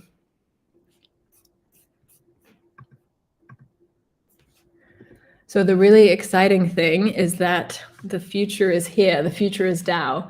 A lot of this can already be done with Autospace, which is a tool that I'm building. You can issue badges for your DAO and sub-DAO, generate claim links for consensual minting, and it's based on the EIP 4973 non-transferable token standard. So it's tied to your identity. And then coming soon, the badges will be reassignable between wallets and revocable by the DAO and can be issued permissionlessly based on and off-chain requirements. So I have some time for questions next, and feel free to follow me on Twitter and DM me as well if you have any other questions. I'm at mthemaker on Twitter. Thanks so much, Em. I think that was super cool. I like Otter Space too. I love puns, and I think Otter Space is super cool. Thanks. I like puns too. So one of the things that I was thinking about is with badges, a big part of them is identification and being able to, at a glance, interpret a lot of information. And as you say, like who issued it, kind of how reliable it is, and what the skill set are. Can you talk a little bit about what kind of badges specifically might be issued or that you see in the future? Yeah. So as you mentioned, the organization issuing the badge issuer is a big part of that badge having meaning. So in the protocol we're developing, every badge is associated with an organization or a sub-organization. So we're creating the possibility to have a hierarchy of DAOs and sub-DAOs. And that will be referenced within every badge. So the badge, that piece of information about who issued it, will always be there, and we'll be able to give the badge meaning. What was the second part of your question again? So the second part was what types of badges? Yeah, what types of badges do you see that you'll be issuing soon? Mm-hmm. So the DAOs we're working at the moment, some of them are issuing level-based badges, so they're progressive and they represent deeper knowledge of and contribution to and participation in the DAO, and then they're being used to increase the governance weight based on the badge ownership. Another DAO that we're working with is issuing core contributor badges to the core team, and then also using that to distribute governance power influence, and potentially also funding. So in the case where you have core contributors that receive a monthly stipend, they receive a flat amount of payment.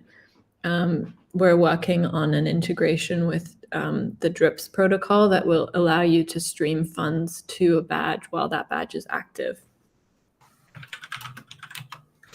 That's super cool. I wanted to talk really quickly about reputation as well with DID. Musashi has a couple of questions about reputation with potentially non-transferable badges and like what that means about reputation. Can you talk about if any of the badges will be used in kind of a negative actions, or are they mostly positive badges? That's a great question. So we're building a kind of an unopinionated protocol. So I guess an organization could create negative badges. But one of the key design decisions we've made is that every badge needs to be minted by the ultimate holder. So an organization cannot create a liar badge and then airdrop it to people. That's not possible. So they could create a liar badge and distribute claiming links, but the people wouldn't have to claim them.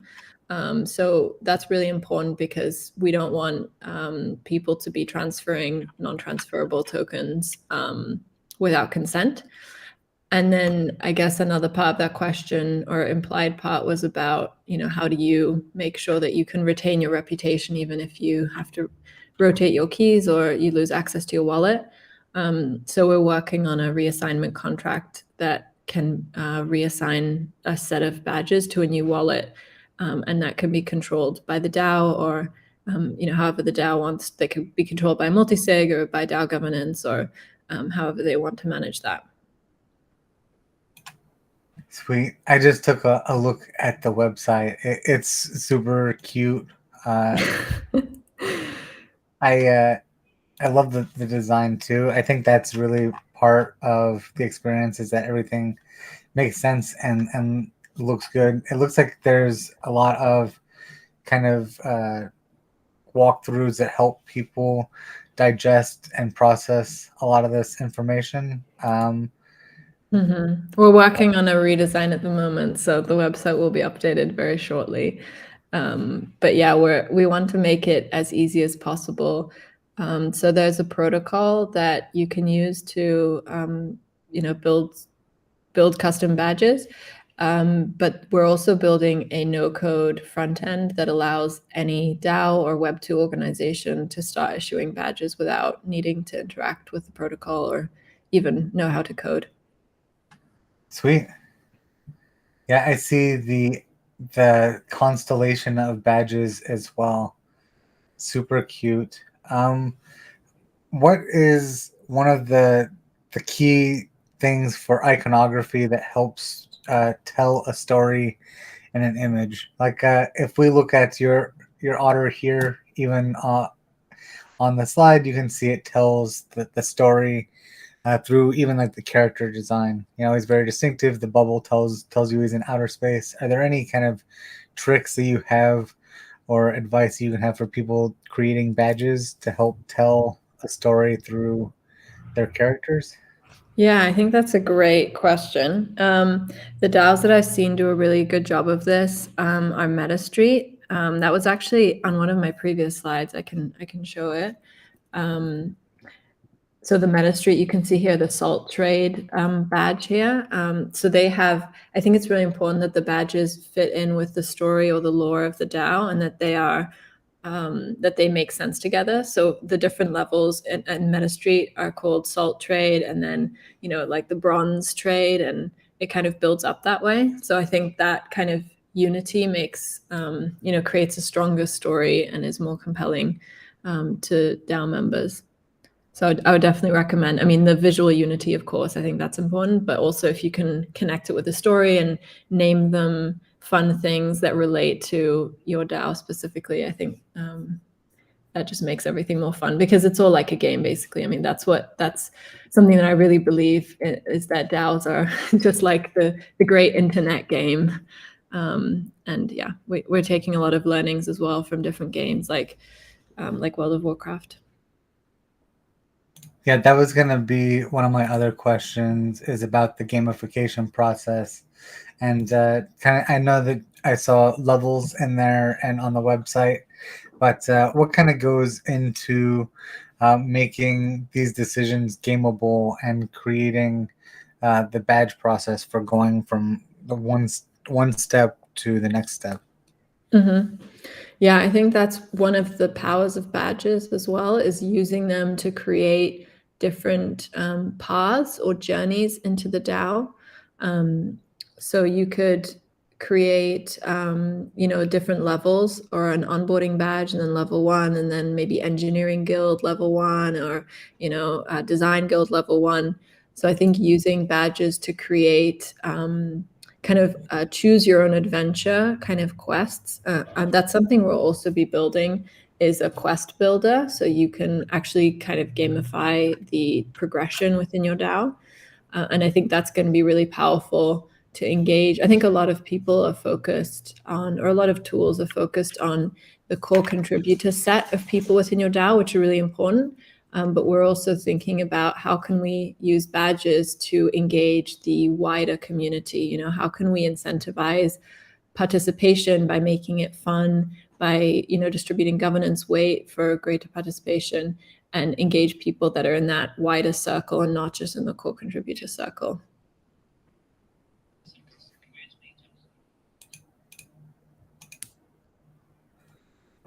Wow, that's definitely a lot of useful information for anyone out there kind of trying to tell their story with, you know, because we've seen today that telling your story succinctly and getting it so the message comes across clear is often difficult.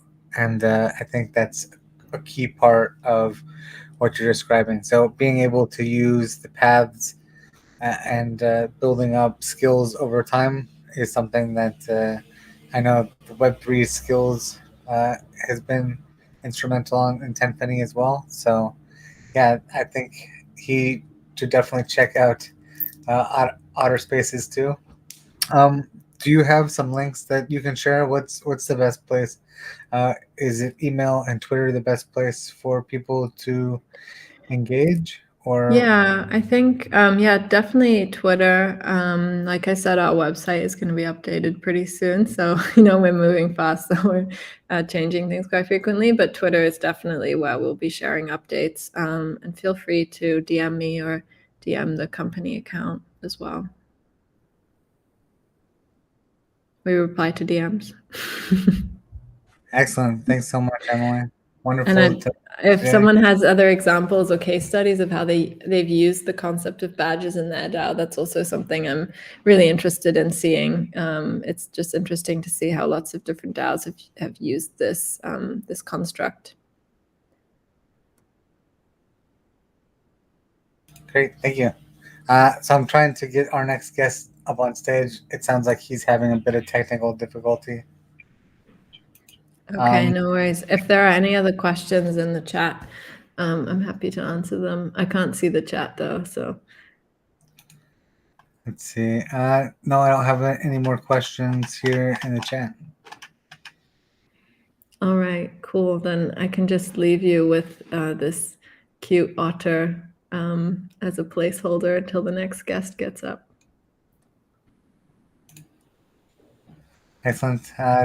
Tenfany, are you there?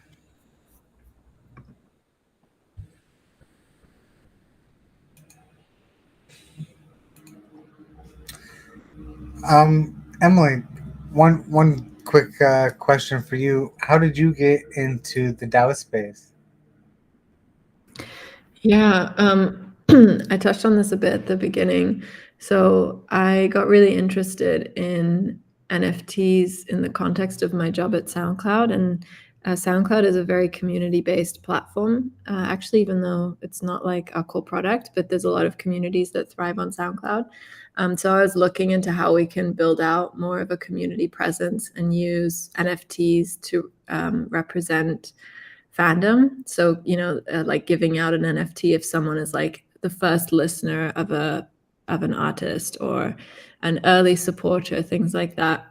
So that's kind of at the end of 2020, beginning of 2021, I started getting really interested in that. And then I learned about DAOs and the synergies between the community and DAOs. Like my community experience on SoundCloud and DAOs got me really interested in that space. So yeah, I got involved last summer and haven't looked back since. Awesome. That's so cool. I guess I don't really know the inner workings of SoundCloud. It's nice to hear that it's very community focused as well. So super cool. Yeah, I think 10 is in now. And are you there, Scott? Yeah, I'm here. Awesome. Well, awesome. Thanks again, Emily, for telling us about membership and badges. That was a great presentation. We learned a lot about character design and iconography, and kind of where we've gone and where we're going to go. So yeah, I think you also touched on a common thread today about people telling their story and doing it in a way that others can engage with it and kind of find their own path through it. So yeah, DAOs are definitely a kind of landscape that we need support and to build skills and reputation. So I think badges are a great way to do that. Thank you so much for sharing. Thanks for having me. So next up, we're going to close with the recap and some of the final presentation of the voxel walkthrough for today. So 10, what do we have next? Okay, can you guys hear me okay? Are we all set? Yes. Okay, well, I wanted to just follow up a little bit from a few of the earlier presenters. I think Jen probably doesn't get enough credit for what sort of awesome stuff he's doing in this space. He's truly not only bridging sort of Web3 with metaverse, he's trying to even bridge the metaverses together. And I think that that's completely noble work, because that's really where I see this going for all of us. Is I don't think we can deny that these three-dimensional websites are super powerful. The people that are working with them, like me, every time that I get in there to voxels, I find some other efficiency and some other way that I can either deliver content, or I can start gating off some content that I think is just good for a certain amount of people to see, for us to react on before we're ready to go public with the information. It's like these private working groups that have a purpose, not to leave people out because we're trying to exclude them, is because we're trying to get something done right before we want the public to consume it, because we don't want them to be confused with what we're doing. So we need these places to work together, and I think token gating is a neat way to do that. So before I get into the Lexdow stuff, I wanted to sort of reiterate kind of what Emily was talking about, which is these badges things. Now in OpenSea, what's really nice about Web3 if you go into OpenSea and you connect your Web3 wallet, it can go and query all of the things that you have connected to that wallet. And as you'll see in my Tenfinny account, I experiment with a bunch of different things. I have art NFTs that I've played around with, but it was the badges that were particularly interesting in the previous call, because that's what Gitcoin has done. They had these kudo badges that, based on your participation within the Gitcoin system, I can't remember if you would go through little quests or people would gift these out to me based on my participation. But a lot of this stuff, I've forgotten how it came into my possession, but here you go. I have a lot of these things that I've worked on over time, and I just feel comfortable that these aren't going to disappear as long as this private key doesn't get compromised for my Tenfinny account. So I want to reiterate how important I think badges, achievements are in sort of moving this ecosystem forward, because we're all getting the opportunity to sort of create our own identities. Now, just like, let's say that you have all of your little favorite toys in a bucket, and all of a sudden the toys kind of get lost, or some kid down the street takes all your toys. It doesn't change your identity of this kid that liked all those things. You might have to rebuild that identity. You might have to go through some process of sort of recreating that, which would be a shame. But that's how we have to look at these Web3 keys. They're just sort of an extension of the person who created them. And it's very important to try to keep that private key private. Don't put too many assets against any one Web3 address, because if you're loose with that and you compromise it, all of these assets would go away with it. But it doesn't mean that we shouldn't try to continue to embrace this, connecting a Web3 address to an extension of your identity and starting to fill it up with these things called badges, achievements, NFTs, whatever we're going to call those things. They're basically just digital assets. Okay, so I wanted to shout out to Jen. It's going to be part of what I do in the Crypto Voxel walkthrough today. He made this really, really interesting video called The Cult of the Eye. And I'll just let you guys watch it on your own. And it's part of the treasure hunt for you to pick up a clue or two clues within watching that video. Okay, without further ado, on the right-hand side of the screen is going to be voxels. And if you guys have heard me before, I kind of do a quick onboarding of voxels for people that have no knowledge of Web3. They don't know about these public-private key pairs. They don't know much about MetaMask. And I'm saying, well, it's not a requirement in voxels. What's really nice is voxels.com is a place that you can come and journey through a collective world of all of these builds that we've been working on, that a participant can just wander through this world completely anonymously and still take advantage of consuming the content that's within voxels. However, if you want to have the full experience, you'll want to get a private key, which are free and easy to get because it's all based on math. You just get one of these private keys. You can install it into an account manager like MetaMask. You then broadcast out to the outside world out of your computer. And based on you being able to sign a cryptographic hash that can only be signed from the holder of that private key, then you open up a gateway into the applications that are Web3 ready.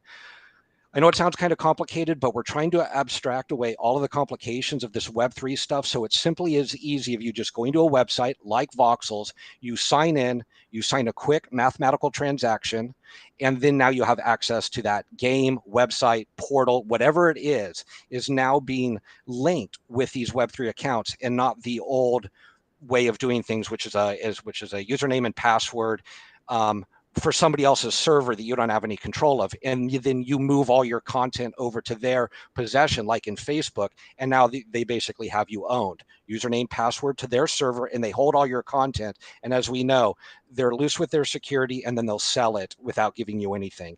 And that's the world we're trying to get away from. And so these new technologies, which is this private key Web3 thing, I think will be super powerful in the future, as long as we can sort of we can sort of explain it on sort of a lower level. Okay, so that's what we're doing in Voxels. I'm going to take you through a metaverse experience focused on sort of legal and LexDAO and smart law and all this stuff that I want to see implemented into sort of the legal frameworks. And it's not going to happen quickly. It's probably going to be another decade till we start to see any sort of inroads of real adoption in sort of the legacy, the Web2 legacy businesses. But I want to get into LexDAO. LexDAO is a club there's a disclaimer down here. I don't need to read it all, but the neat thing about working with metagame, it's sort of very loose structure. We contribute, we get XP, we get some seed at the end of our seasons, and then what we can do is then we can trade those seeds against a liquidity pool and feel that we got some basic income of participating in something loose like metagame. Well, on the other side of things is like a LexDAO, where it's mainly lawyers and people that have gone to law school and people that are coders and want to do things in the Web3 space, but they're much more sort of structured intellectually. It's like they like rules and laws and they're skeptical. So since I have a legal background, I've done a lot of like IP stuff in my past life, and I went to law school, and I really enjoy the law. Don't really enjoy like being somebody that would want to give legal advice and take on other people's legal problems, but I really want all the legal information that people will need is to be freely accessible. I think a big problem in the legal system is it's very expensive to get justice. So if we can break down at least part of that system and provide information out to the common person that's very relevant to maybe what their problem is, it allows a lawyer to come in and provide the advice to clients that are already very well educated in their fight, and let the lawyer come in and represent them for their best interests, but sort of enabling the client to come up to speed very, very quickly without feeling that they need to go to law school.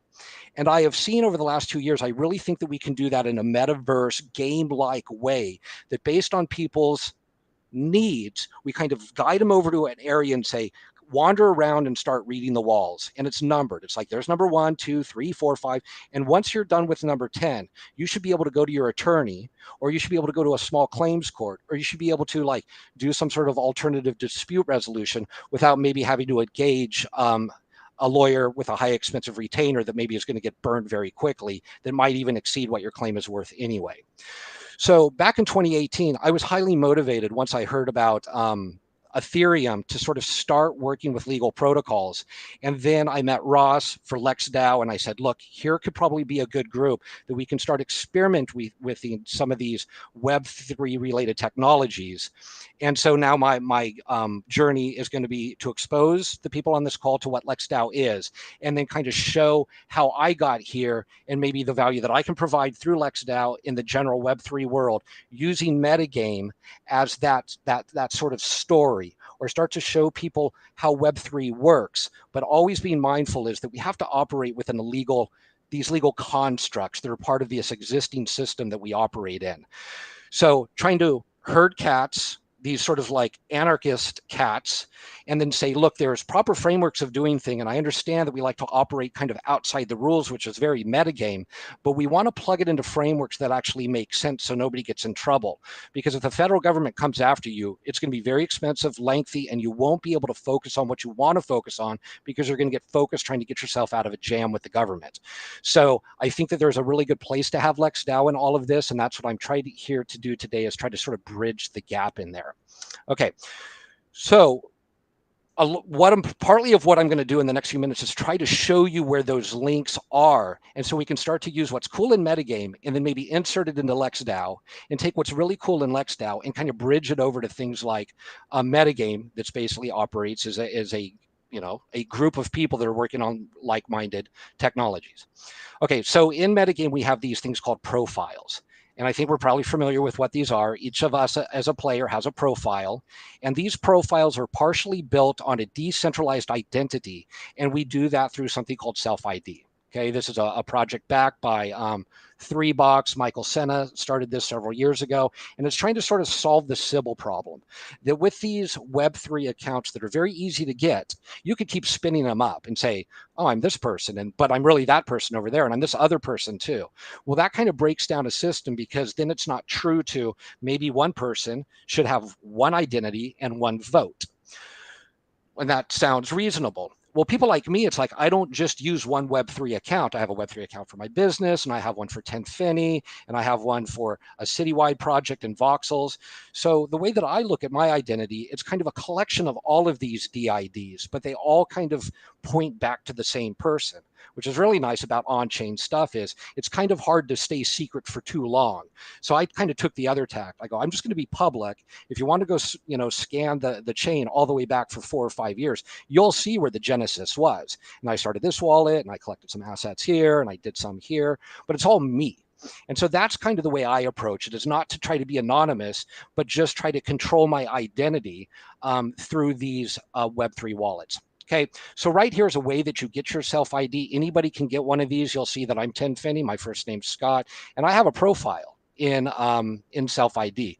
So when you query it all up, and the profiles in self ID are they're pretty short. It gives you a little description about yourself, maybe a website you want to expose. You can talk about where you're located in the world, and give a couple of social links. And that's really all that self ID is capturing for me, and it's getting stored in this network, these nodes that are located throughout the world. And I'm always tracked, at least my 10 Finney account is tracked by this DID, decentralized identifier. Well, what's neat about this is Metagame didn't have to create this protocol, but we use it. And that's what queries up our profiles within Metagame. So when you come through here and you look for my profile, you'll click in here, it says experience in decentralized node computing. Well, if you go back to here, well, it says the same thing. Well, what does this mean? Well, because we're querying the same information. It's not stored in two places. We're just grabbing it out of this decentralized world where it's stored in my public ID. Well, these can also be updated too, because maybe my interests are going to change, or maybe I want to post up a different website. So I could connect on self ID and modify any of this standard profile, or I can do it like within Metagame. So if I went over to Metagame, I could also edit my account, change the description, and then that will broadcast out to self ID to update it there. So you can do it either way within Metagame. The reason that I'm bringing this up in a talk for LexDAO is we're trying to start now take these really, really cool technologies like Metagame is building, and see if a organization that I believe is very respected. It comes from a sort of a legal way of doing things, and I do know that we need these legal frameworks for all of this to work out. So eventually we can get done with all these scams and all this stuff that is really hurting us in this technology we're trying to adopt. When you have guys like Do Kwon and others making mistakes and taking out huge markets with them, that's going to be a stain for a long time for us. So what we have to do is start just embracing, maybe sort of on the Web3 level, is these practical applications, and not just making money on your tokens and eventually having it fall and all of this getting bent and getting set back for several years. The ramp for this legal stuff is 10 years. I don't know, maybe it's 12 years now because of what just happened in the last 2 weeks. But I'm just going to keep focusing on this stuff and kind of letting all that other stuff play out. Okay, so now we have a profile. We query self-ID. You'll also see in our profiles, some of these things over here don't have anything to do with self-ID. Like self-ID doesn't care if I'm available for 10 hours a week or what my favorite emoji is. But in Metagame, we care. So what we do is these profiles are partially based on that decentralized ID, which is that self-ID. But then we also query players or participants within our own user interface, so we can let them build out their own profile about what they want to extend out to the world.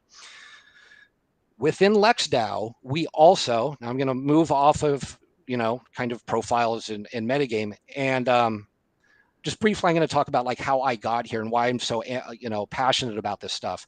Once I heard about Ethereum, I was just getting out of law school, and I was like really, really deep into like constitutional law and evidence law. And I was like really wanted to know how our system worked. And once I learned about Ethereum, I realized that there was going to be a better way to do things within our court systems that was going to save billions of dollars. Because if you track chain of custody in most evidential records, you might want to say, oh, it's just a photograph, and I'll just take that photograph and bring it into court. We can't really do it that way. There has to be a chain of custody. Who took that photograph? When was it taken? Did it represent the scene the way that it's represented in the photos? Well, all of that stuff requires a witness. And that witness typically has to spend money to go to court, to go into, sit in, to get called up to the jury box and raise their hand. And then the lawyer goes, is this an accurate representation of the crime scene the day you saw it? And they go, yes, it is. And they're like, thank you very much. You can go home now. And that's just one aspect of how court systems work. So once I started looking at evidentiary systems within our existing framework, I realized that there's a massive opportunity. So I wrote this like 20-page paper that's probably a little bit outdated by now, but it really gets into the deep dive of how evidence works in court systems. And this is just one use case. It's just one that I'm particularly passionate about because I see a lot of people getting kind of raked over the coals with, it's happened to me too. I've spent a lot of money on lawyers and IP stuff. And a lot of it is like this information that a lot of people should consume for free until they actually need the legal advice to do the right things with it. So my passion is trying to get people onboarded into Web3 in the shortest amount of time. So once they understand how to encrypt information, get it in a safe spot, document it with a chain of custody, it can start to change our legal system. And there's use cases that it's so important, like things like domestic violence, where there's documents of the abuse, like on somebody's telephone, knowing that the perpetrator, if they get a hold of that phone and realize they're being recorded for like a domestic violence and they might go to jail and they're already kind of an asshole in the first place, this person who the violence is getting turned against, it could make it worse for them. And now we're talking like life and death situations. So you really want to get this evidence kind of somewhere else, knowing that it's secured, so it's not like sitting on a device, on your desk. And I could use a bunch of use cases, like what if you have a storm and your computer goes underwater and you lose all your data, those type of things. Body cams in law enforcement right now. Law enforcement is having a huge problem right now managing all the data for all these body cams because they leave their shift. They've got another like 100 gigabytes of data. And now how are they going to store that data? Where are they going to store that data? How are they going to document the chain of custody that eventually needs to get to the court system? So these are things that we're like figuring out on the fly. And the Web3 is actually a really, really good solution for it. So that's why I'm kind of like really sort of passionate about sticking with this, because I know eventually it just needs to get plugged in simply for an efficiency reason. Court systems aren't going to buy into this if we're competitive against the court system. So we really just want to be complementary to it. We want to show a court system or a municipal courthouse or anything that has to deal with evidence or private investigators. And we want to show them that there's an easier way to do it, but it's going to take a long time in order to plug that in. But it's not going to be adversarial. In doing so, it's going to be complementary, so they know it's just going to free up their staff to do other more important things, that we don't have to worry about the chain of custody and electronic documents anymore.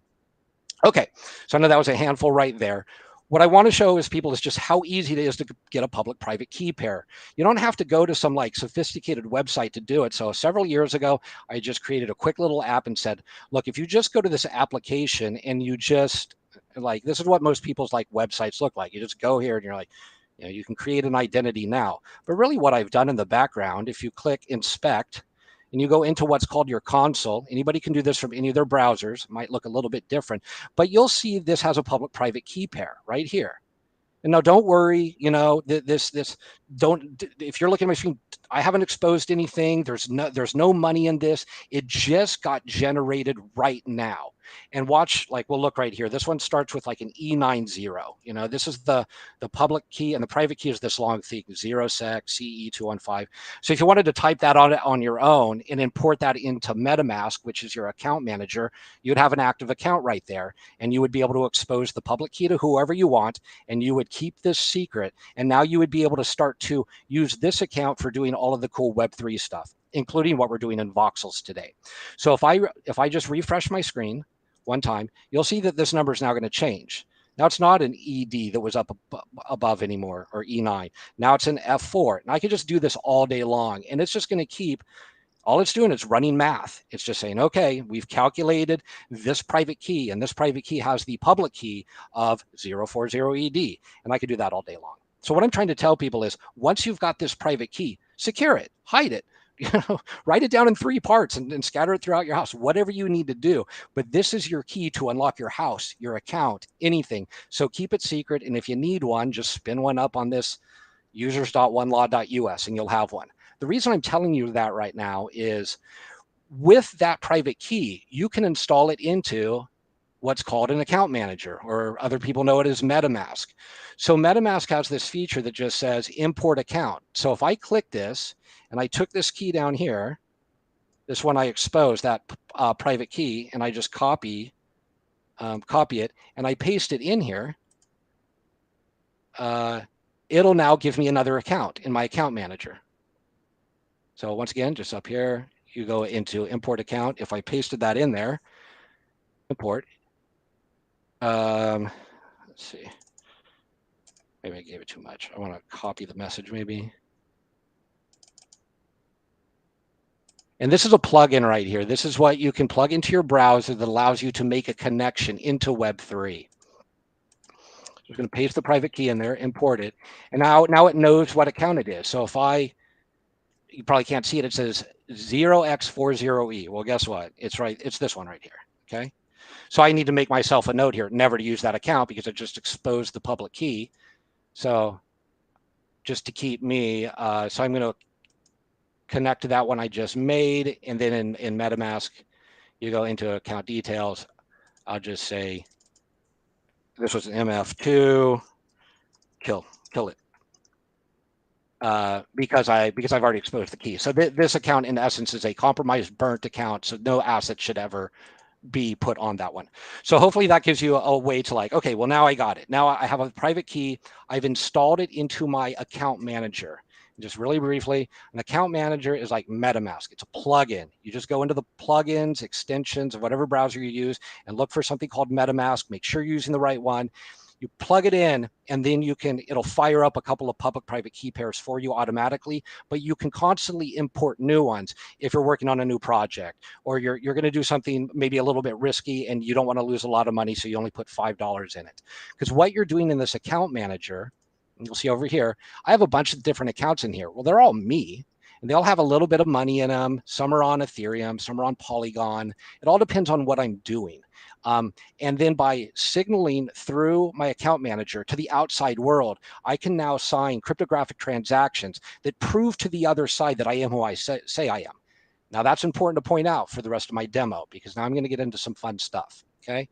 Let's get into LexDAO. Okay. So LexDAO, as I said from the very beginning, LexDAO is basically a group of people like-minded to try to bring this Web3 technology forward. And originally it was started really looking at smart contracts. And that's really been a lot of the focus of LexDAO, but it's turned much larger than just smart contracts. So if you come up to the top here, LexDAO, since I believe LexDAO is doing it right, we've got a very, very large roster of professionals already. A lot of the DAO world is not professional. A lot of it is just sort of renegade, like I said, anarchist cat stuff, just trying to figure out how to make, a name for themselves and to have some fun doing this. But a lot of these people in here have had to go to school for a long time to learn what their expertise are.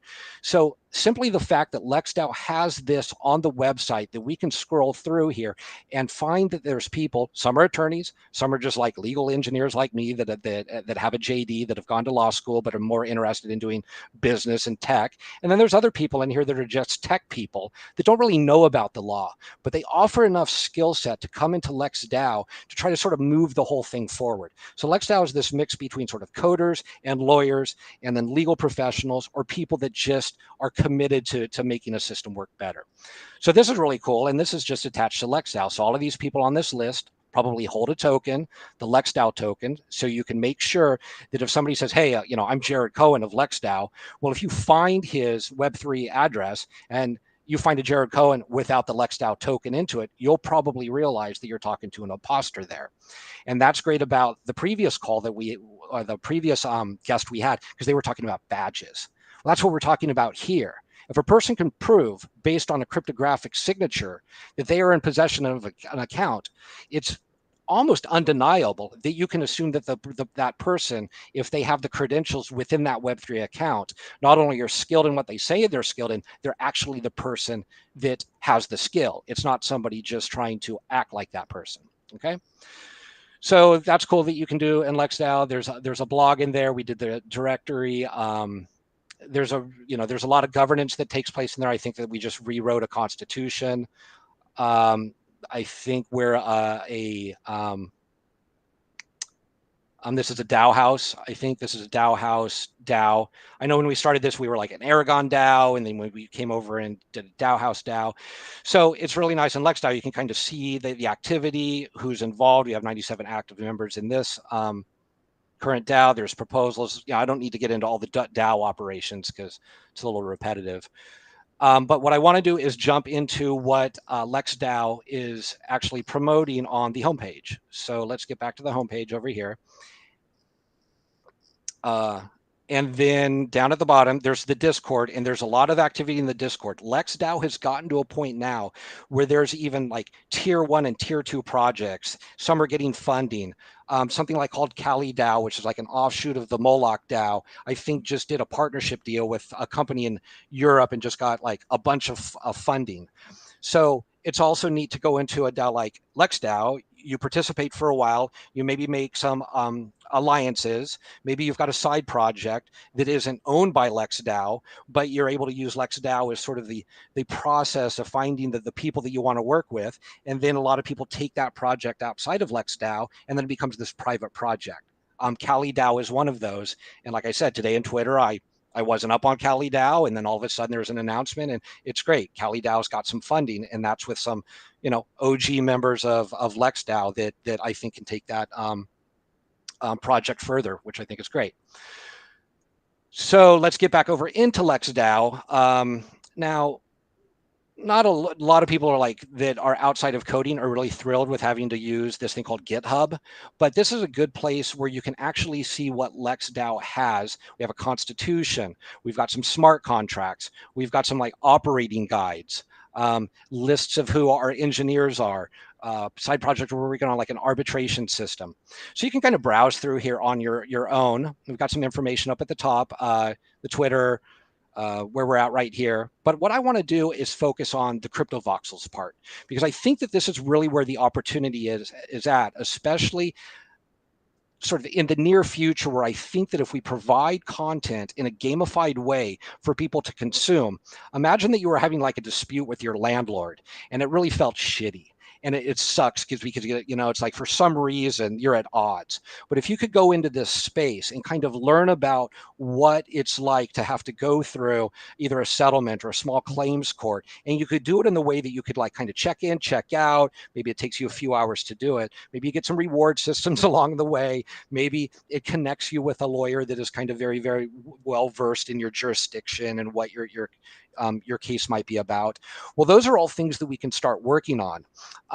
And I think Lex DAO providing the legal framework, the metaverse providing a gamified way of doing it, and these DAOs that have a lot of valuable members with really good skill sets that can help build those systems out. I think it's a really good combination.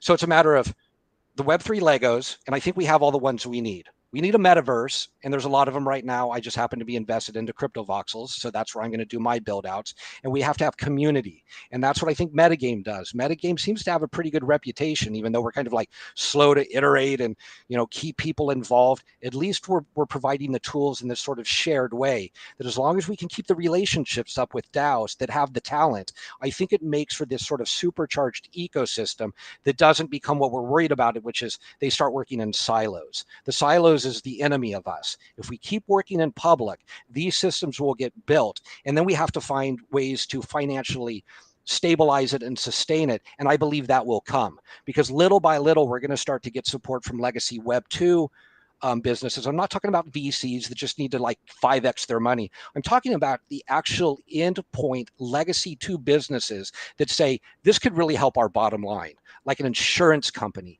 that deals with so many mounds of paperwork. And just think about like car accidents alone and how many reports are built. And some of it should be shielded from, the doctor can send the report to the insurance company, but doesn't want to send it to the opposing counsel. And the insurance company might become at odds with their own policy holder. So there's all this information that needs to get like moved around in the right spots. And tokens, 1155 tokens, 721 tokens, that is the linchpin of starting to work within a system to say, here's all of the information that could be related to this insurance claim. The police report, the accident report, the adjuster's report. And if those things can get now converted into secure digital assets that are encrypted onto something like Arweave or IPFS. That's half of the battle, because now we've got the data safely out there, consumable 365, 24/7, 365, presumably forever as long as it's penned. So now the content's secure. And now we know on this other side that based on something like a claim, an insurance claim, we only want certain information to get exposed over time. Well, how do we do that? We'll now start token gating that. Start to say, okay, the lawyers, lawyer, you get this, the judge only is going to get to see this later on. The jury's not going to get to see anything until the end. And so we start to work with systems like that. But I know I'm talking kind of like a crazy person that's like, well, how are you going to do that? Well, I think we can do that by breaking this down into real simple things that we're already doing, like in any given day. So that's what I want to take you through is, for one, this parcel right here is CryptoVoxels parcel 22223. Okay, so I could go over here and just type in that in the browser and it would hyperlink me directly to this parcel. But I think I'm going to do the rest of the demo. And I think I can go over, you guys, right? Because there's nobody behind me. If anybody's managing this, should I take a little bit more time? Yeah, that's fine. Okay. So what I'm going to do is I'm just going to finish up really quickly to talk about token gating, sort of in a Web 2 sense, because that's kind of where most people's heads are at. And then for the rest of the demo after that, I'm going to take you into the metaverse and show you how it plays out in real life. Well, real life in the metaverse, I should say. It's supposed to work like real life, but we're going to do it in a very, very non-threatening way over in CryptoVoxels. Okay. So let's start right here with metagame achievements. We had this initiative within Metagame to come up with these like achievement NFTs, ones that we would be able to airdrop basically to our players. And then based on all those players who are part of our database have probably a self-ID, DID out there. But what I'm saying is they're part of our database. So I was able to go into the database, query everybody that had a Web3 account in Metagame since the very beginning, and then I airdrop them all of these access tokens. So if you've ever been affiliated with Metagame, you should be able to go into your connected account and you should be able to find this token in there. So MetaFest Web3 Skills token. You'll see 647 of them have been issued. And if I click on the 647 number, it goes out and queries the blockchain, and now we can see everybody that's got the token. If you had your Web3 address registered with the .eth, you'll see your Web3 domain name here. And if not, it just queries up your Web3 address. So I'm down in here. It's like I'm worldlaw.eth. I think Wardens also is what I use to like help me with my coding. So I'm one of the guys that has a couple of these tokens. But you'll also see how many tokens you hold. Now, within achievements right now, we haven't allowed for these tokens to be able to be transferred out of who holds them. So at this point, we drop it in. If you hold it, it's going to stick there in your account. I think you can burn it to address 0 maybe, or maybe not. Maybe it's just going to stick in your account, because there's certain tokens that we believe that if you earn an achievement in an organization you're in, you shouldn't be able to transfer that achievement to somebody else because they didn't achieve it. You achieved it. So I think there will be more mechanisms that come out that says this token is a one-way token. You're going to earn it. You're going to get it. And it's going to live with you because it needs to be connected to you, just like your degree in school, or maybe your DNA strand, or maybe what your social security number is. There's certain things that need to stay unique for that person for the duration of their life.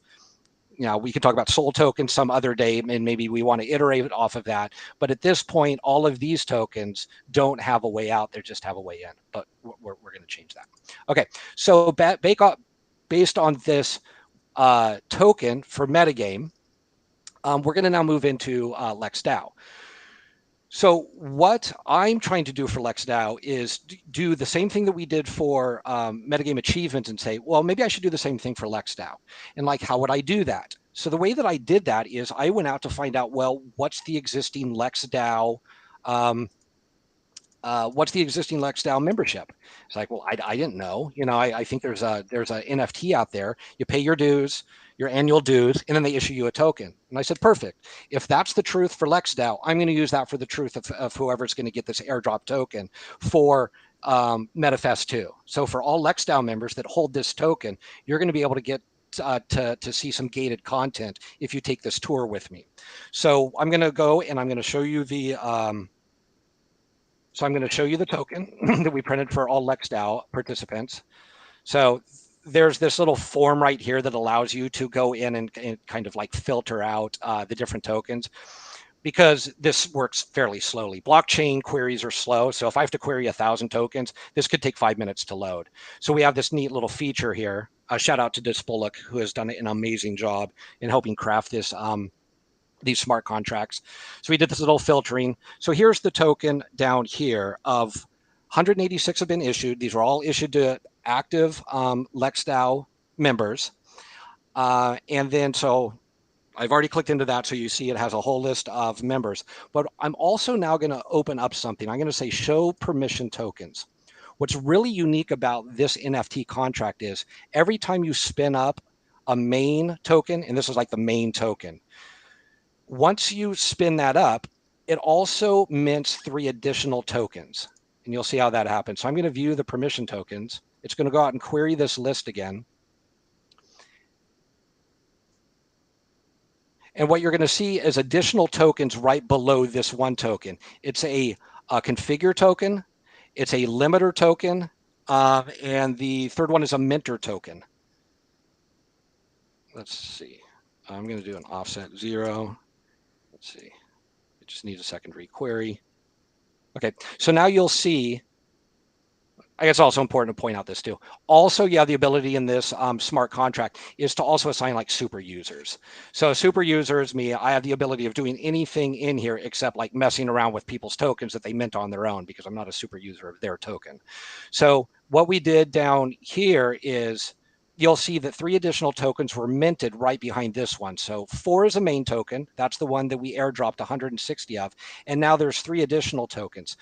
Think about an organization that maybe has like a chief, and they go in there and go, hey, okay, we want to do this NFT thing and we want to give all the employees, this kudo. And everybody's got this kudo attached to their employee-based Web3 account is going to get a t-shirt, and so come to the garbage cleanup on the weekend. So the people half show up and half stay home. Well, all the people that showed up, the boss is too busy, right? Because he's out doing boss things, but he or she has allocated the administration of that NFT to other people. And based on the roles that you have, they're pretty self-explanatory. This one can mint additional tokens. What token? This token. Because they're attached to that token. The configure can go change the metadata. So if you wanted the token that shows up in OpenSea to read differently, they can actually change that, because that's done in a different file. That's not done on chain. It's done on a different file. And then there's the limiter. So let's say you wanted to prove to community that you're just not going to keep flooding the market with these PO apps. And so the limiter would be able to create a limit on how many of these tokens were created. Okay, so moving into this one, this would be the LexDAO token that 160 of them have been, 186 have been issued. And you can also find those also on OpenSea. Why?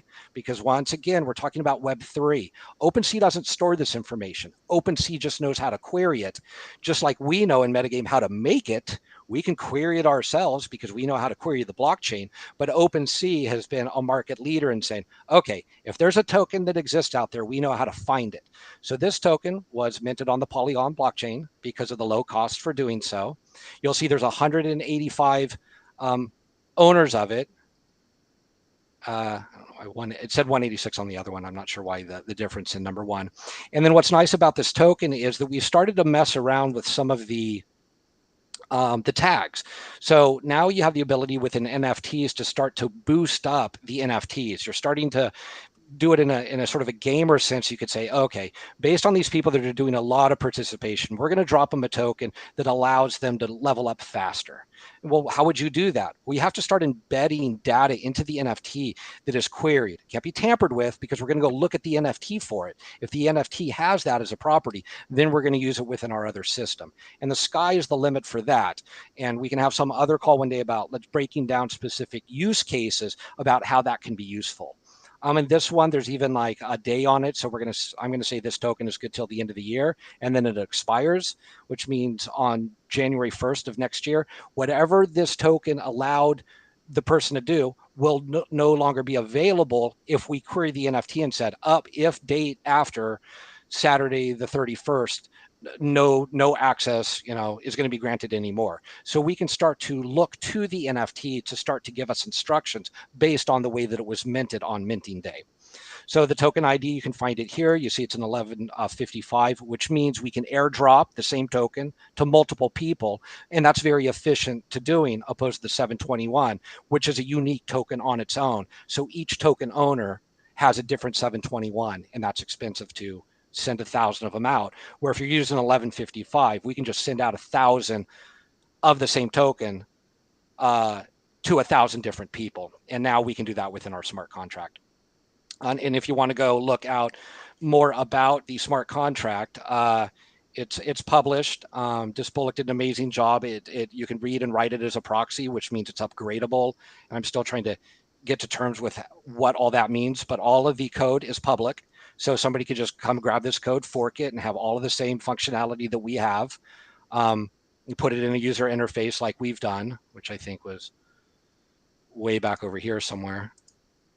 Somewhere in here, I had our user pro.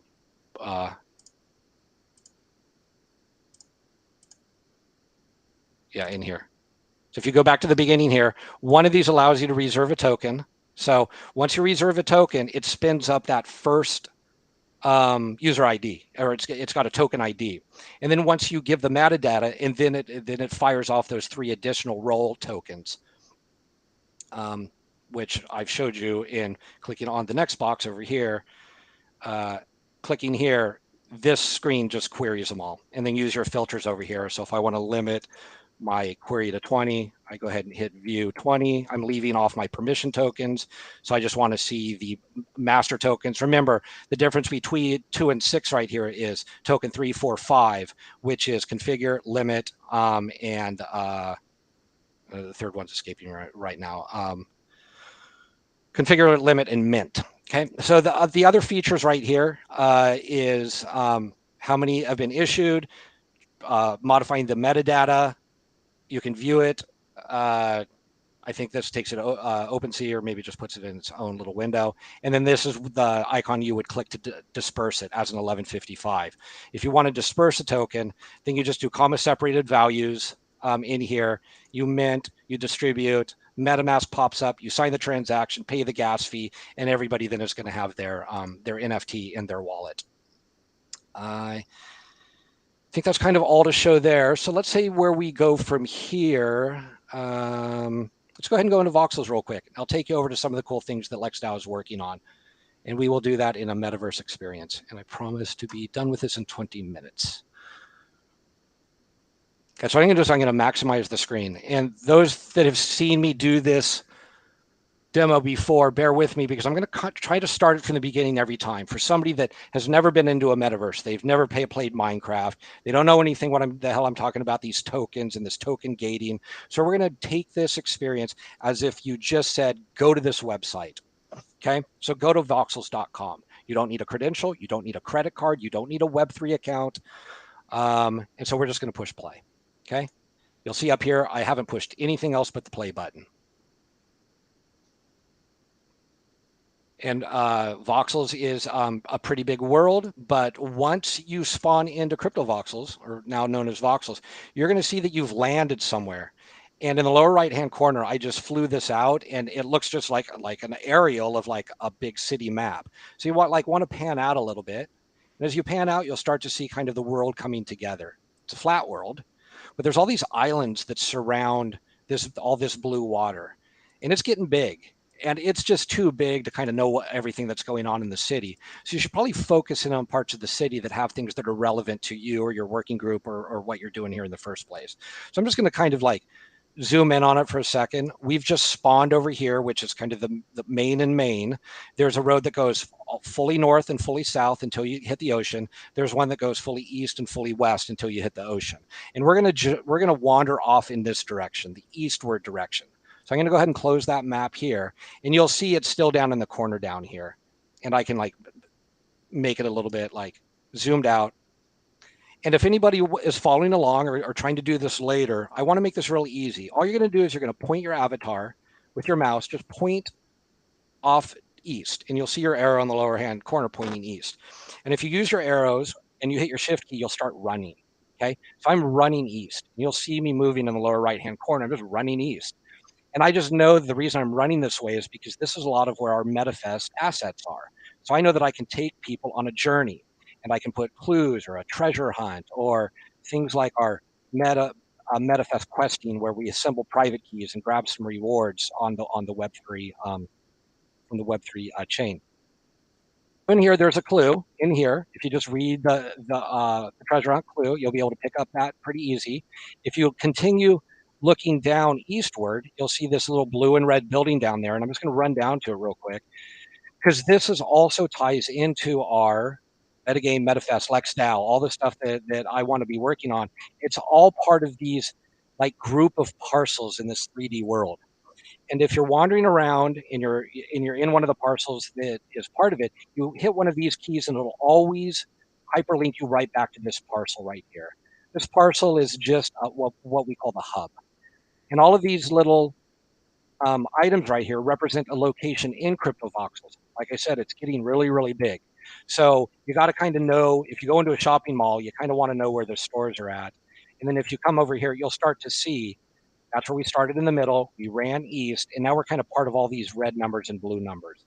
Incidentally, the blue numbers are, I think, numbers that I think Jen, one of the metagamers and who presented earlier, he has control of those parcels.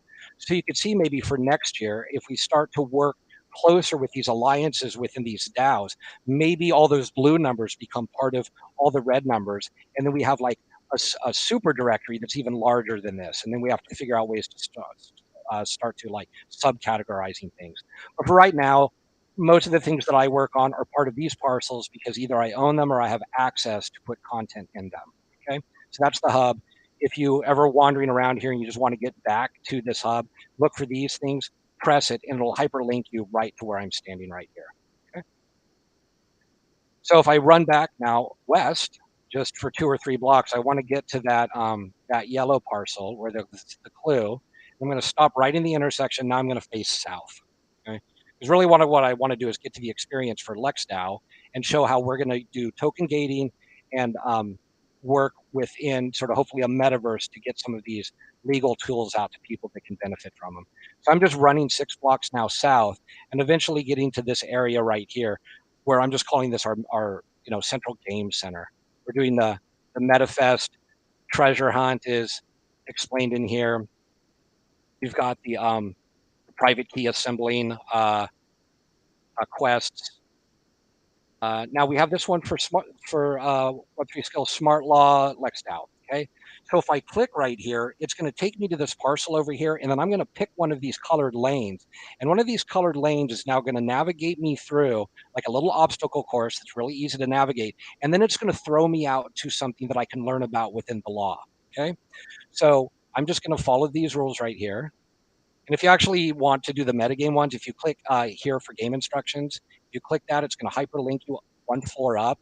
And now here's the rules that I didn't have posted the other day. If you really want to read through them, you can click this, and now this is going to open up a link in GitHub, and this will have the entire game journey listed in text form. So if you go through here, you get to that link.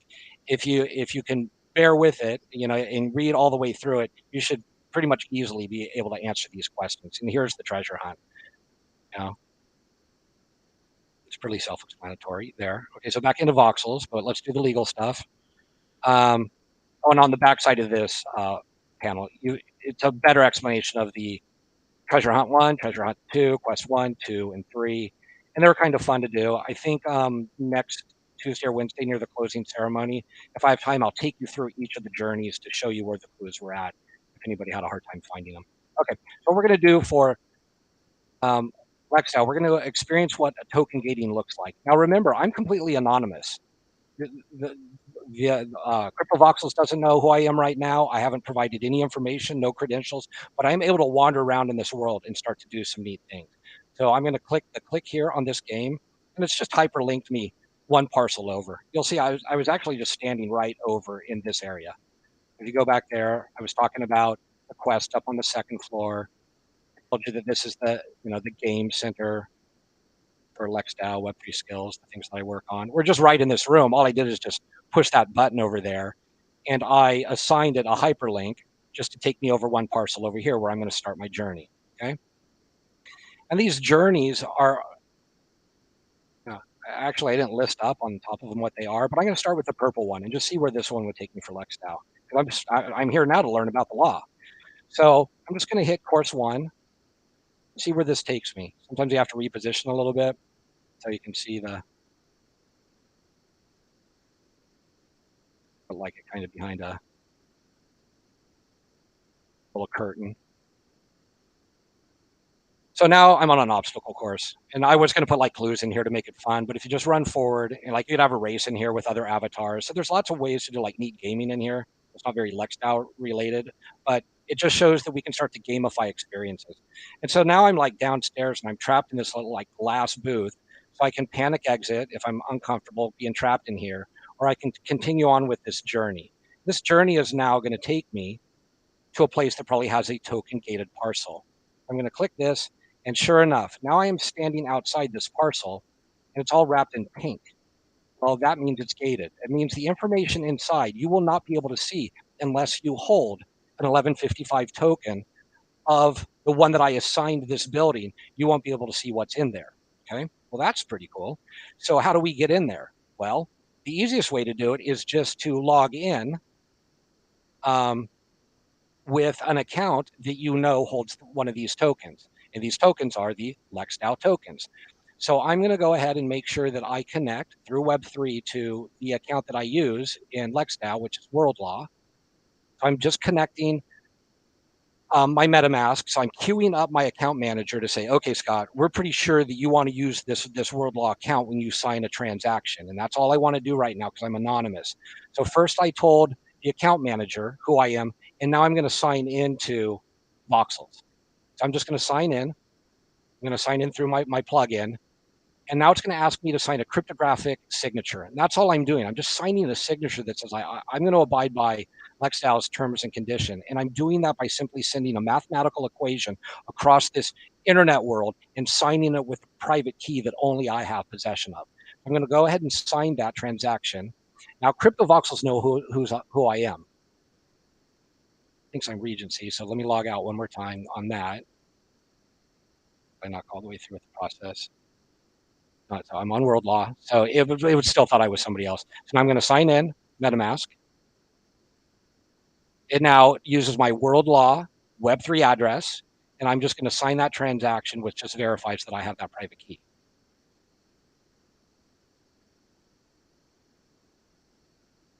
Okay, well, I'm just going to let that go for now. It thinks that I'm Regency, but okay. Regency has the token too. But you'll see what happened here. This was the token gated parcel. But now that I hold the token, then now I can enter into this parcel. So like imagine this for LexDAO, that this could be like a private training center that, until you had done courses 1, 2, 3, and 4, we wouldn't let you in the parcel for course number 5 because you had to go do the prerequisites first. And so in here, I haven't really built out too much. I mean, we wrote an article, Liz and I recently, about attorney-client privilege in the metaverse. You can do neat things with maybe do some legal training, how to navigate in CryptoVoxels. Like there's all different types of stuff you can do in these parcels. But what I want to do now is I want to take you over actually into the LexDAO parcel and see how you can navigate that. And once again, the reason that I put this up, I think the Berkeley protocol is probably the closest thing that I've seen that is a real opportunity for Web3. Because what the Berkeley protocol does is it uses open source tools for investigations, like to report on things like war crimes. What they haven't figured out at Berkeley yet how to do, I'm sure they know about it, is if you start taking that content, like I made the earlier reference, like to domestic violence and car accidents and things like that, if we can get that information securely off in this encrypted system that it's not going to disappear from, when the time comes that you might need to bring that into either a war crimes tribunal or something, you'll know it didn't get destroyed along the way. And there's a lot of evidence that gets destroyed because either you can't prove chain of custody, which means it's never going to make it into court, or it simply disappears because the device that it was stored on has been destroyed. Okay, so what we're going to do is I'm going to practice what I preach. I want to get to a LexDAO parcel. Oh, and then I would say that when I build this out the right way for all LexDAO people, let's say that we're running events that will like have these different lanes that are LexDAO related lanes. Each lane is going to eventually spit you out at a different either gated parcel or some like little educational material. So we will then constantly be updating these. So we'll say, hey, do the yellow lane today. And if you go the yellow lane, maybe you'll pick up 2 or 3 clues along the way. And then once you get to the gated parcel, you've got the token to get into it. So now you can enter the parcel and you have 3 clues that now you'll enter in within that gated parcel to either level up or get the next POAP or whatever the heck it is that we're trying to do to incentivize you. Okay.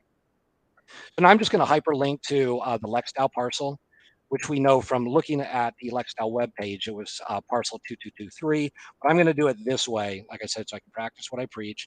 If you click these, it's going to hyperlink you back to our hub, and then I just know the LexDAO stuff has even their own label here at number 38. So if you go to the map over here and you want to know where 38 is right next to 39, 40, 41. So we got like a little compound over here of legal LexDAO stuff. And so you can click this, and now this is simply going to hyperlink me to, if you look at the lower right hand corner, hyperlink me over to the west side of the world. And now we're going to let this little world generate a little bit. And now you're in this 3D experience where now you can learn kind of however you want to learn that, like, well, what can LexDAO do? What can LexDAO not do? So I posted this up about legal advice. Well, lawyers are prevented from giving advice to people unless it's under very, very specific conditions of representation. So we want people to kind of read the disclaimer. You can learn about LexDAO in a different way, not just sitting on a website and clicking through some hyperlinks. And the way I've tried to set up this parcel is just with some relevant, neat things. Like there's that article again that Liz and I wrote. And then it's like a roster of existing members that if you click one of these, maybe it even hyperlinks off. Like there's Ross up there. So let's see where Ross's hyperlink goes.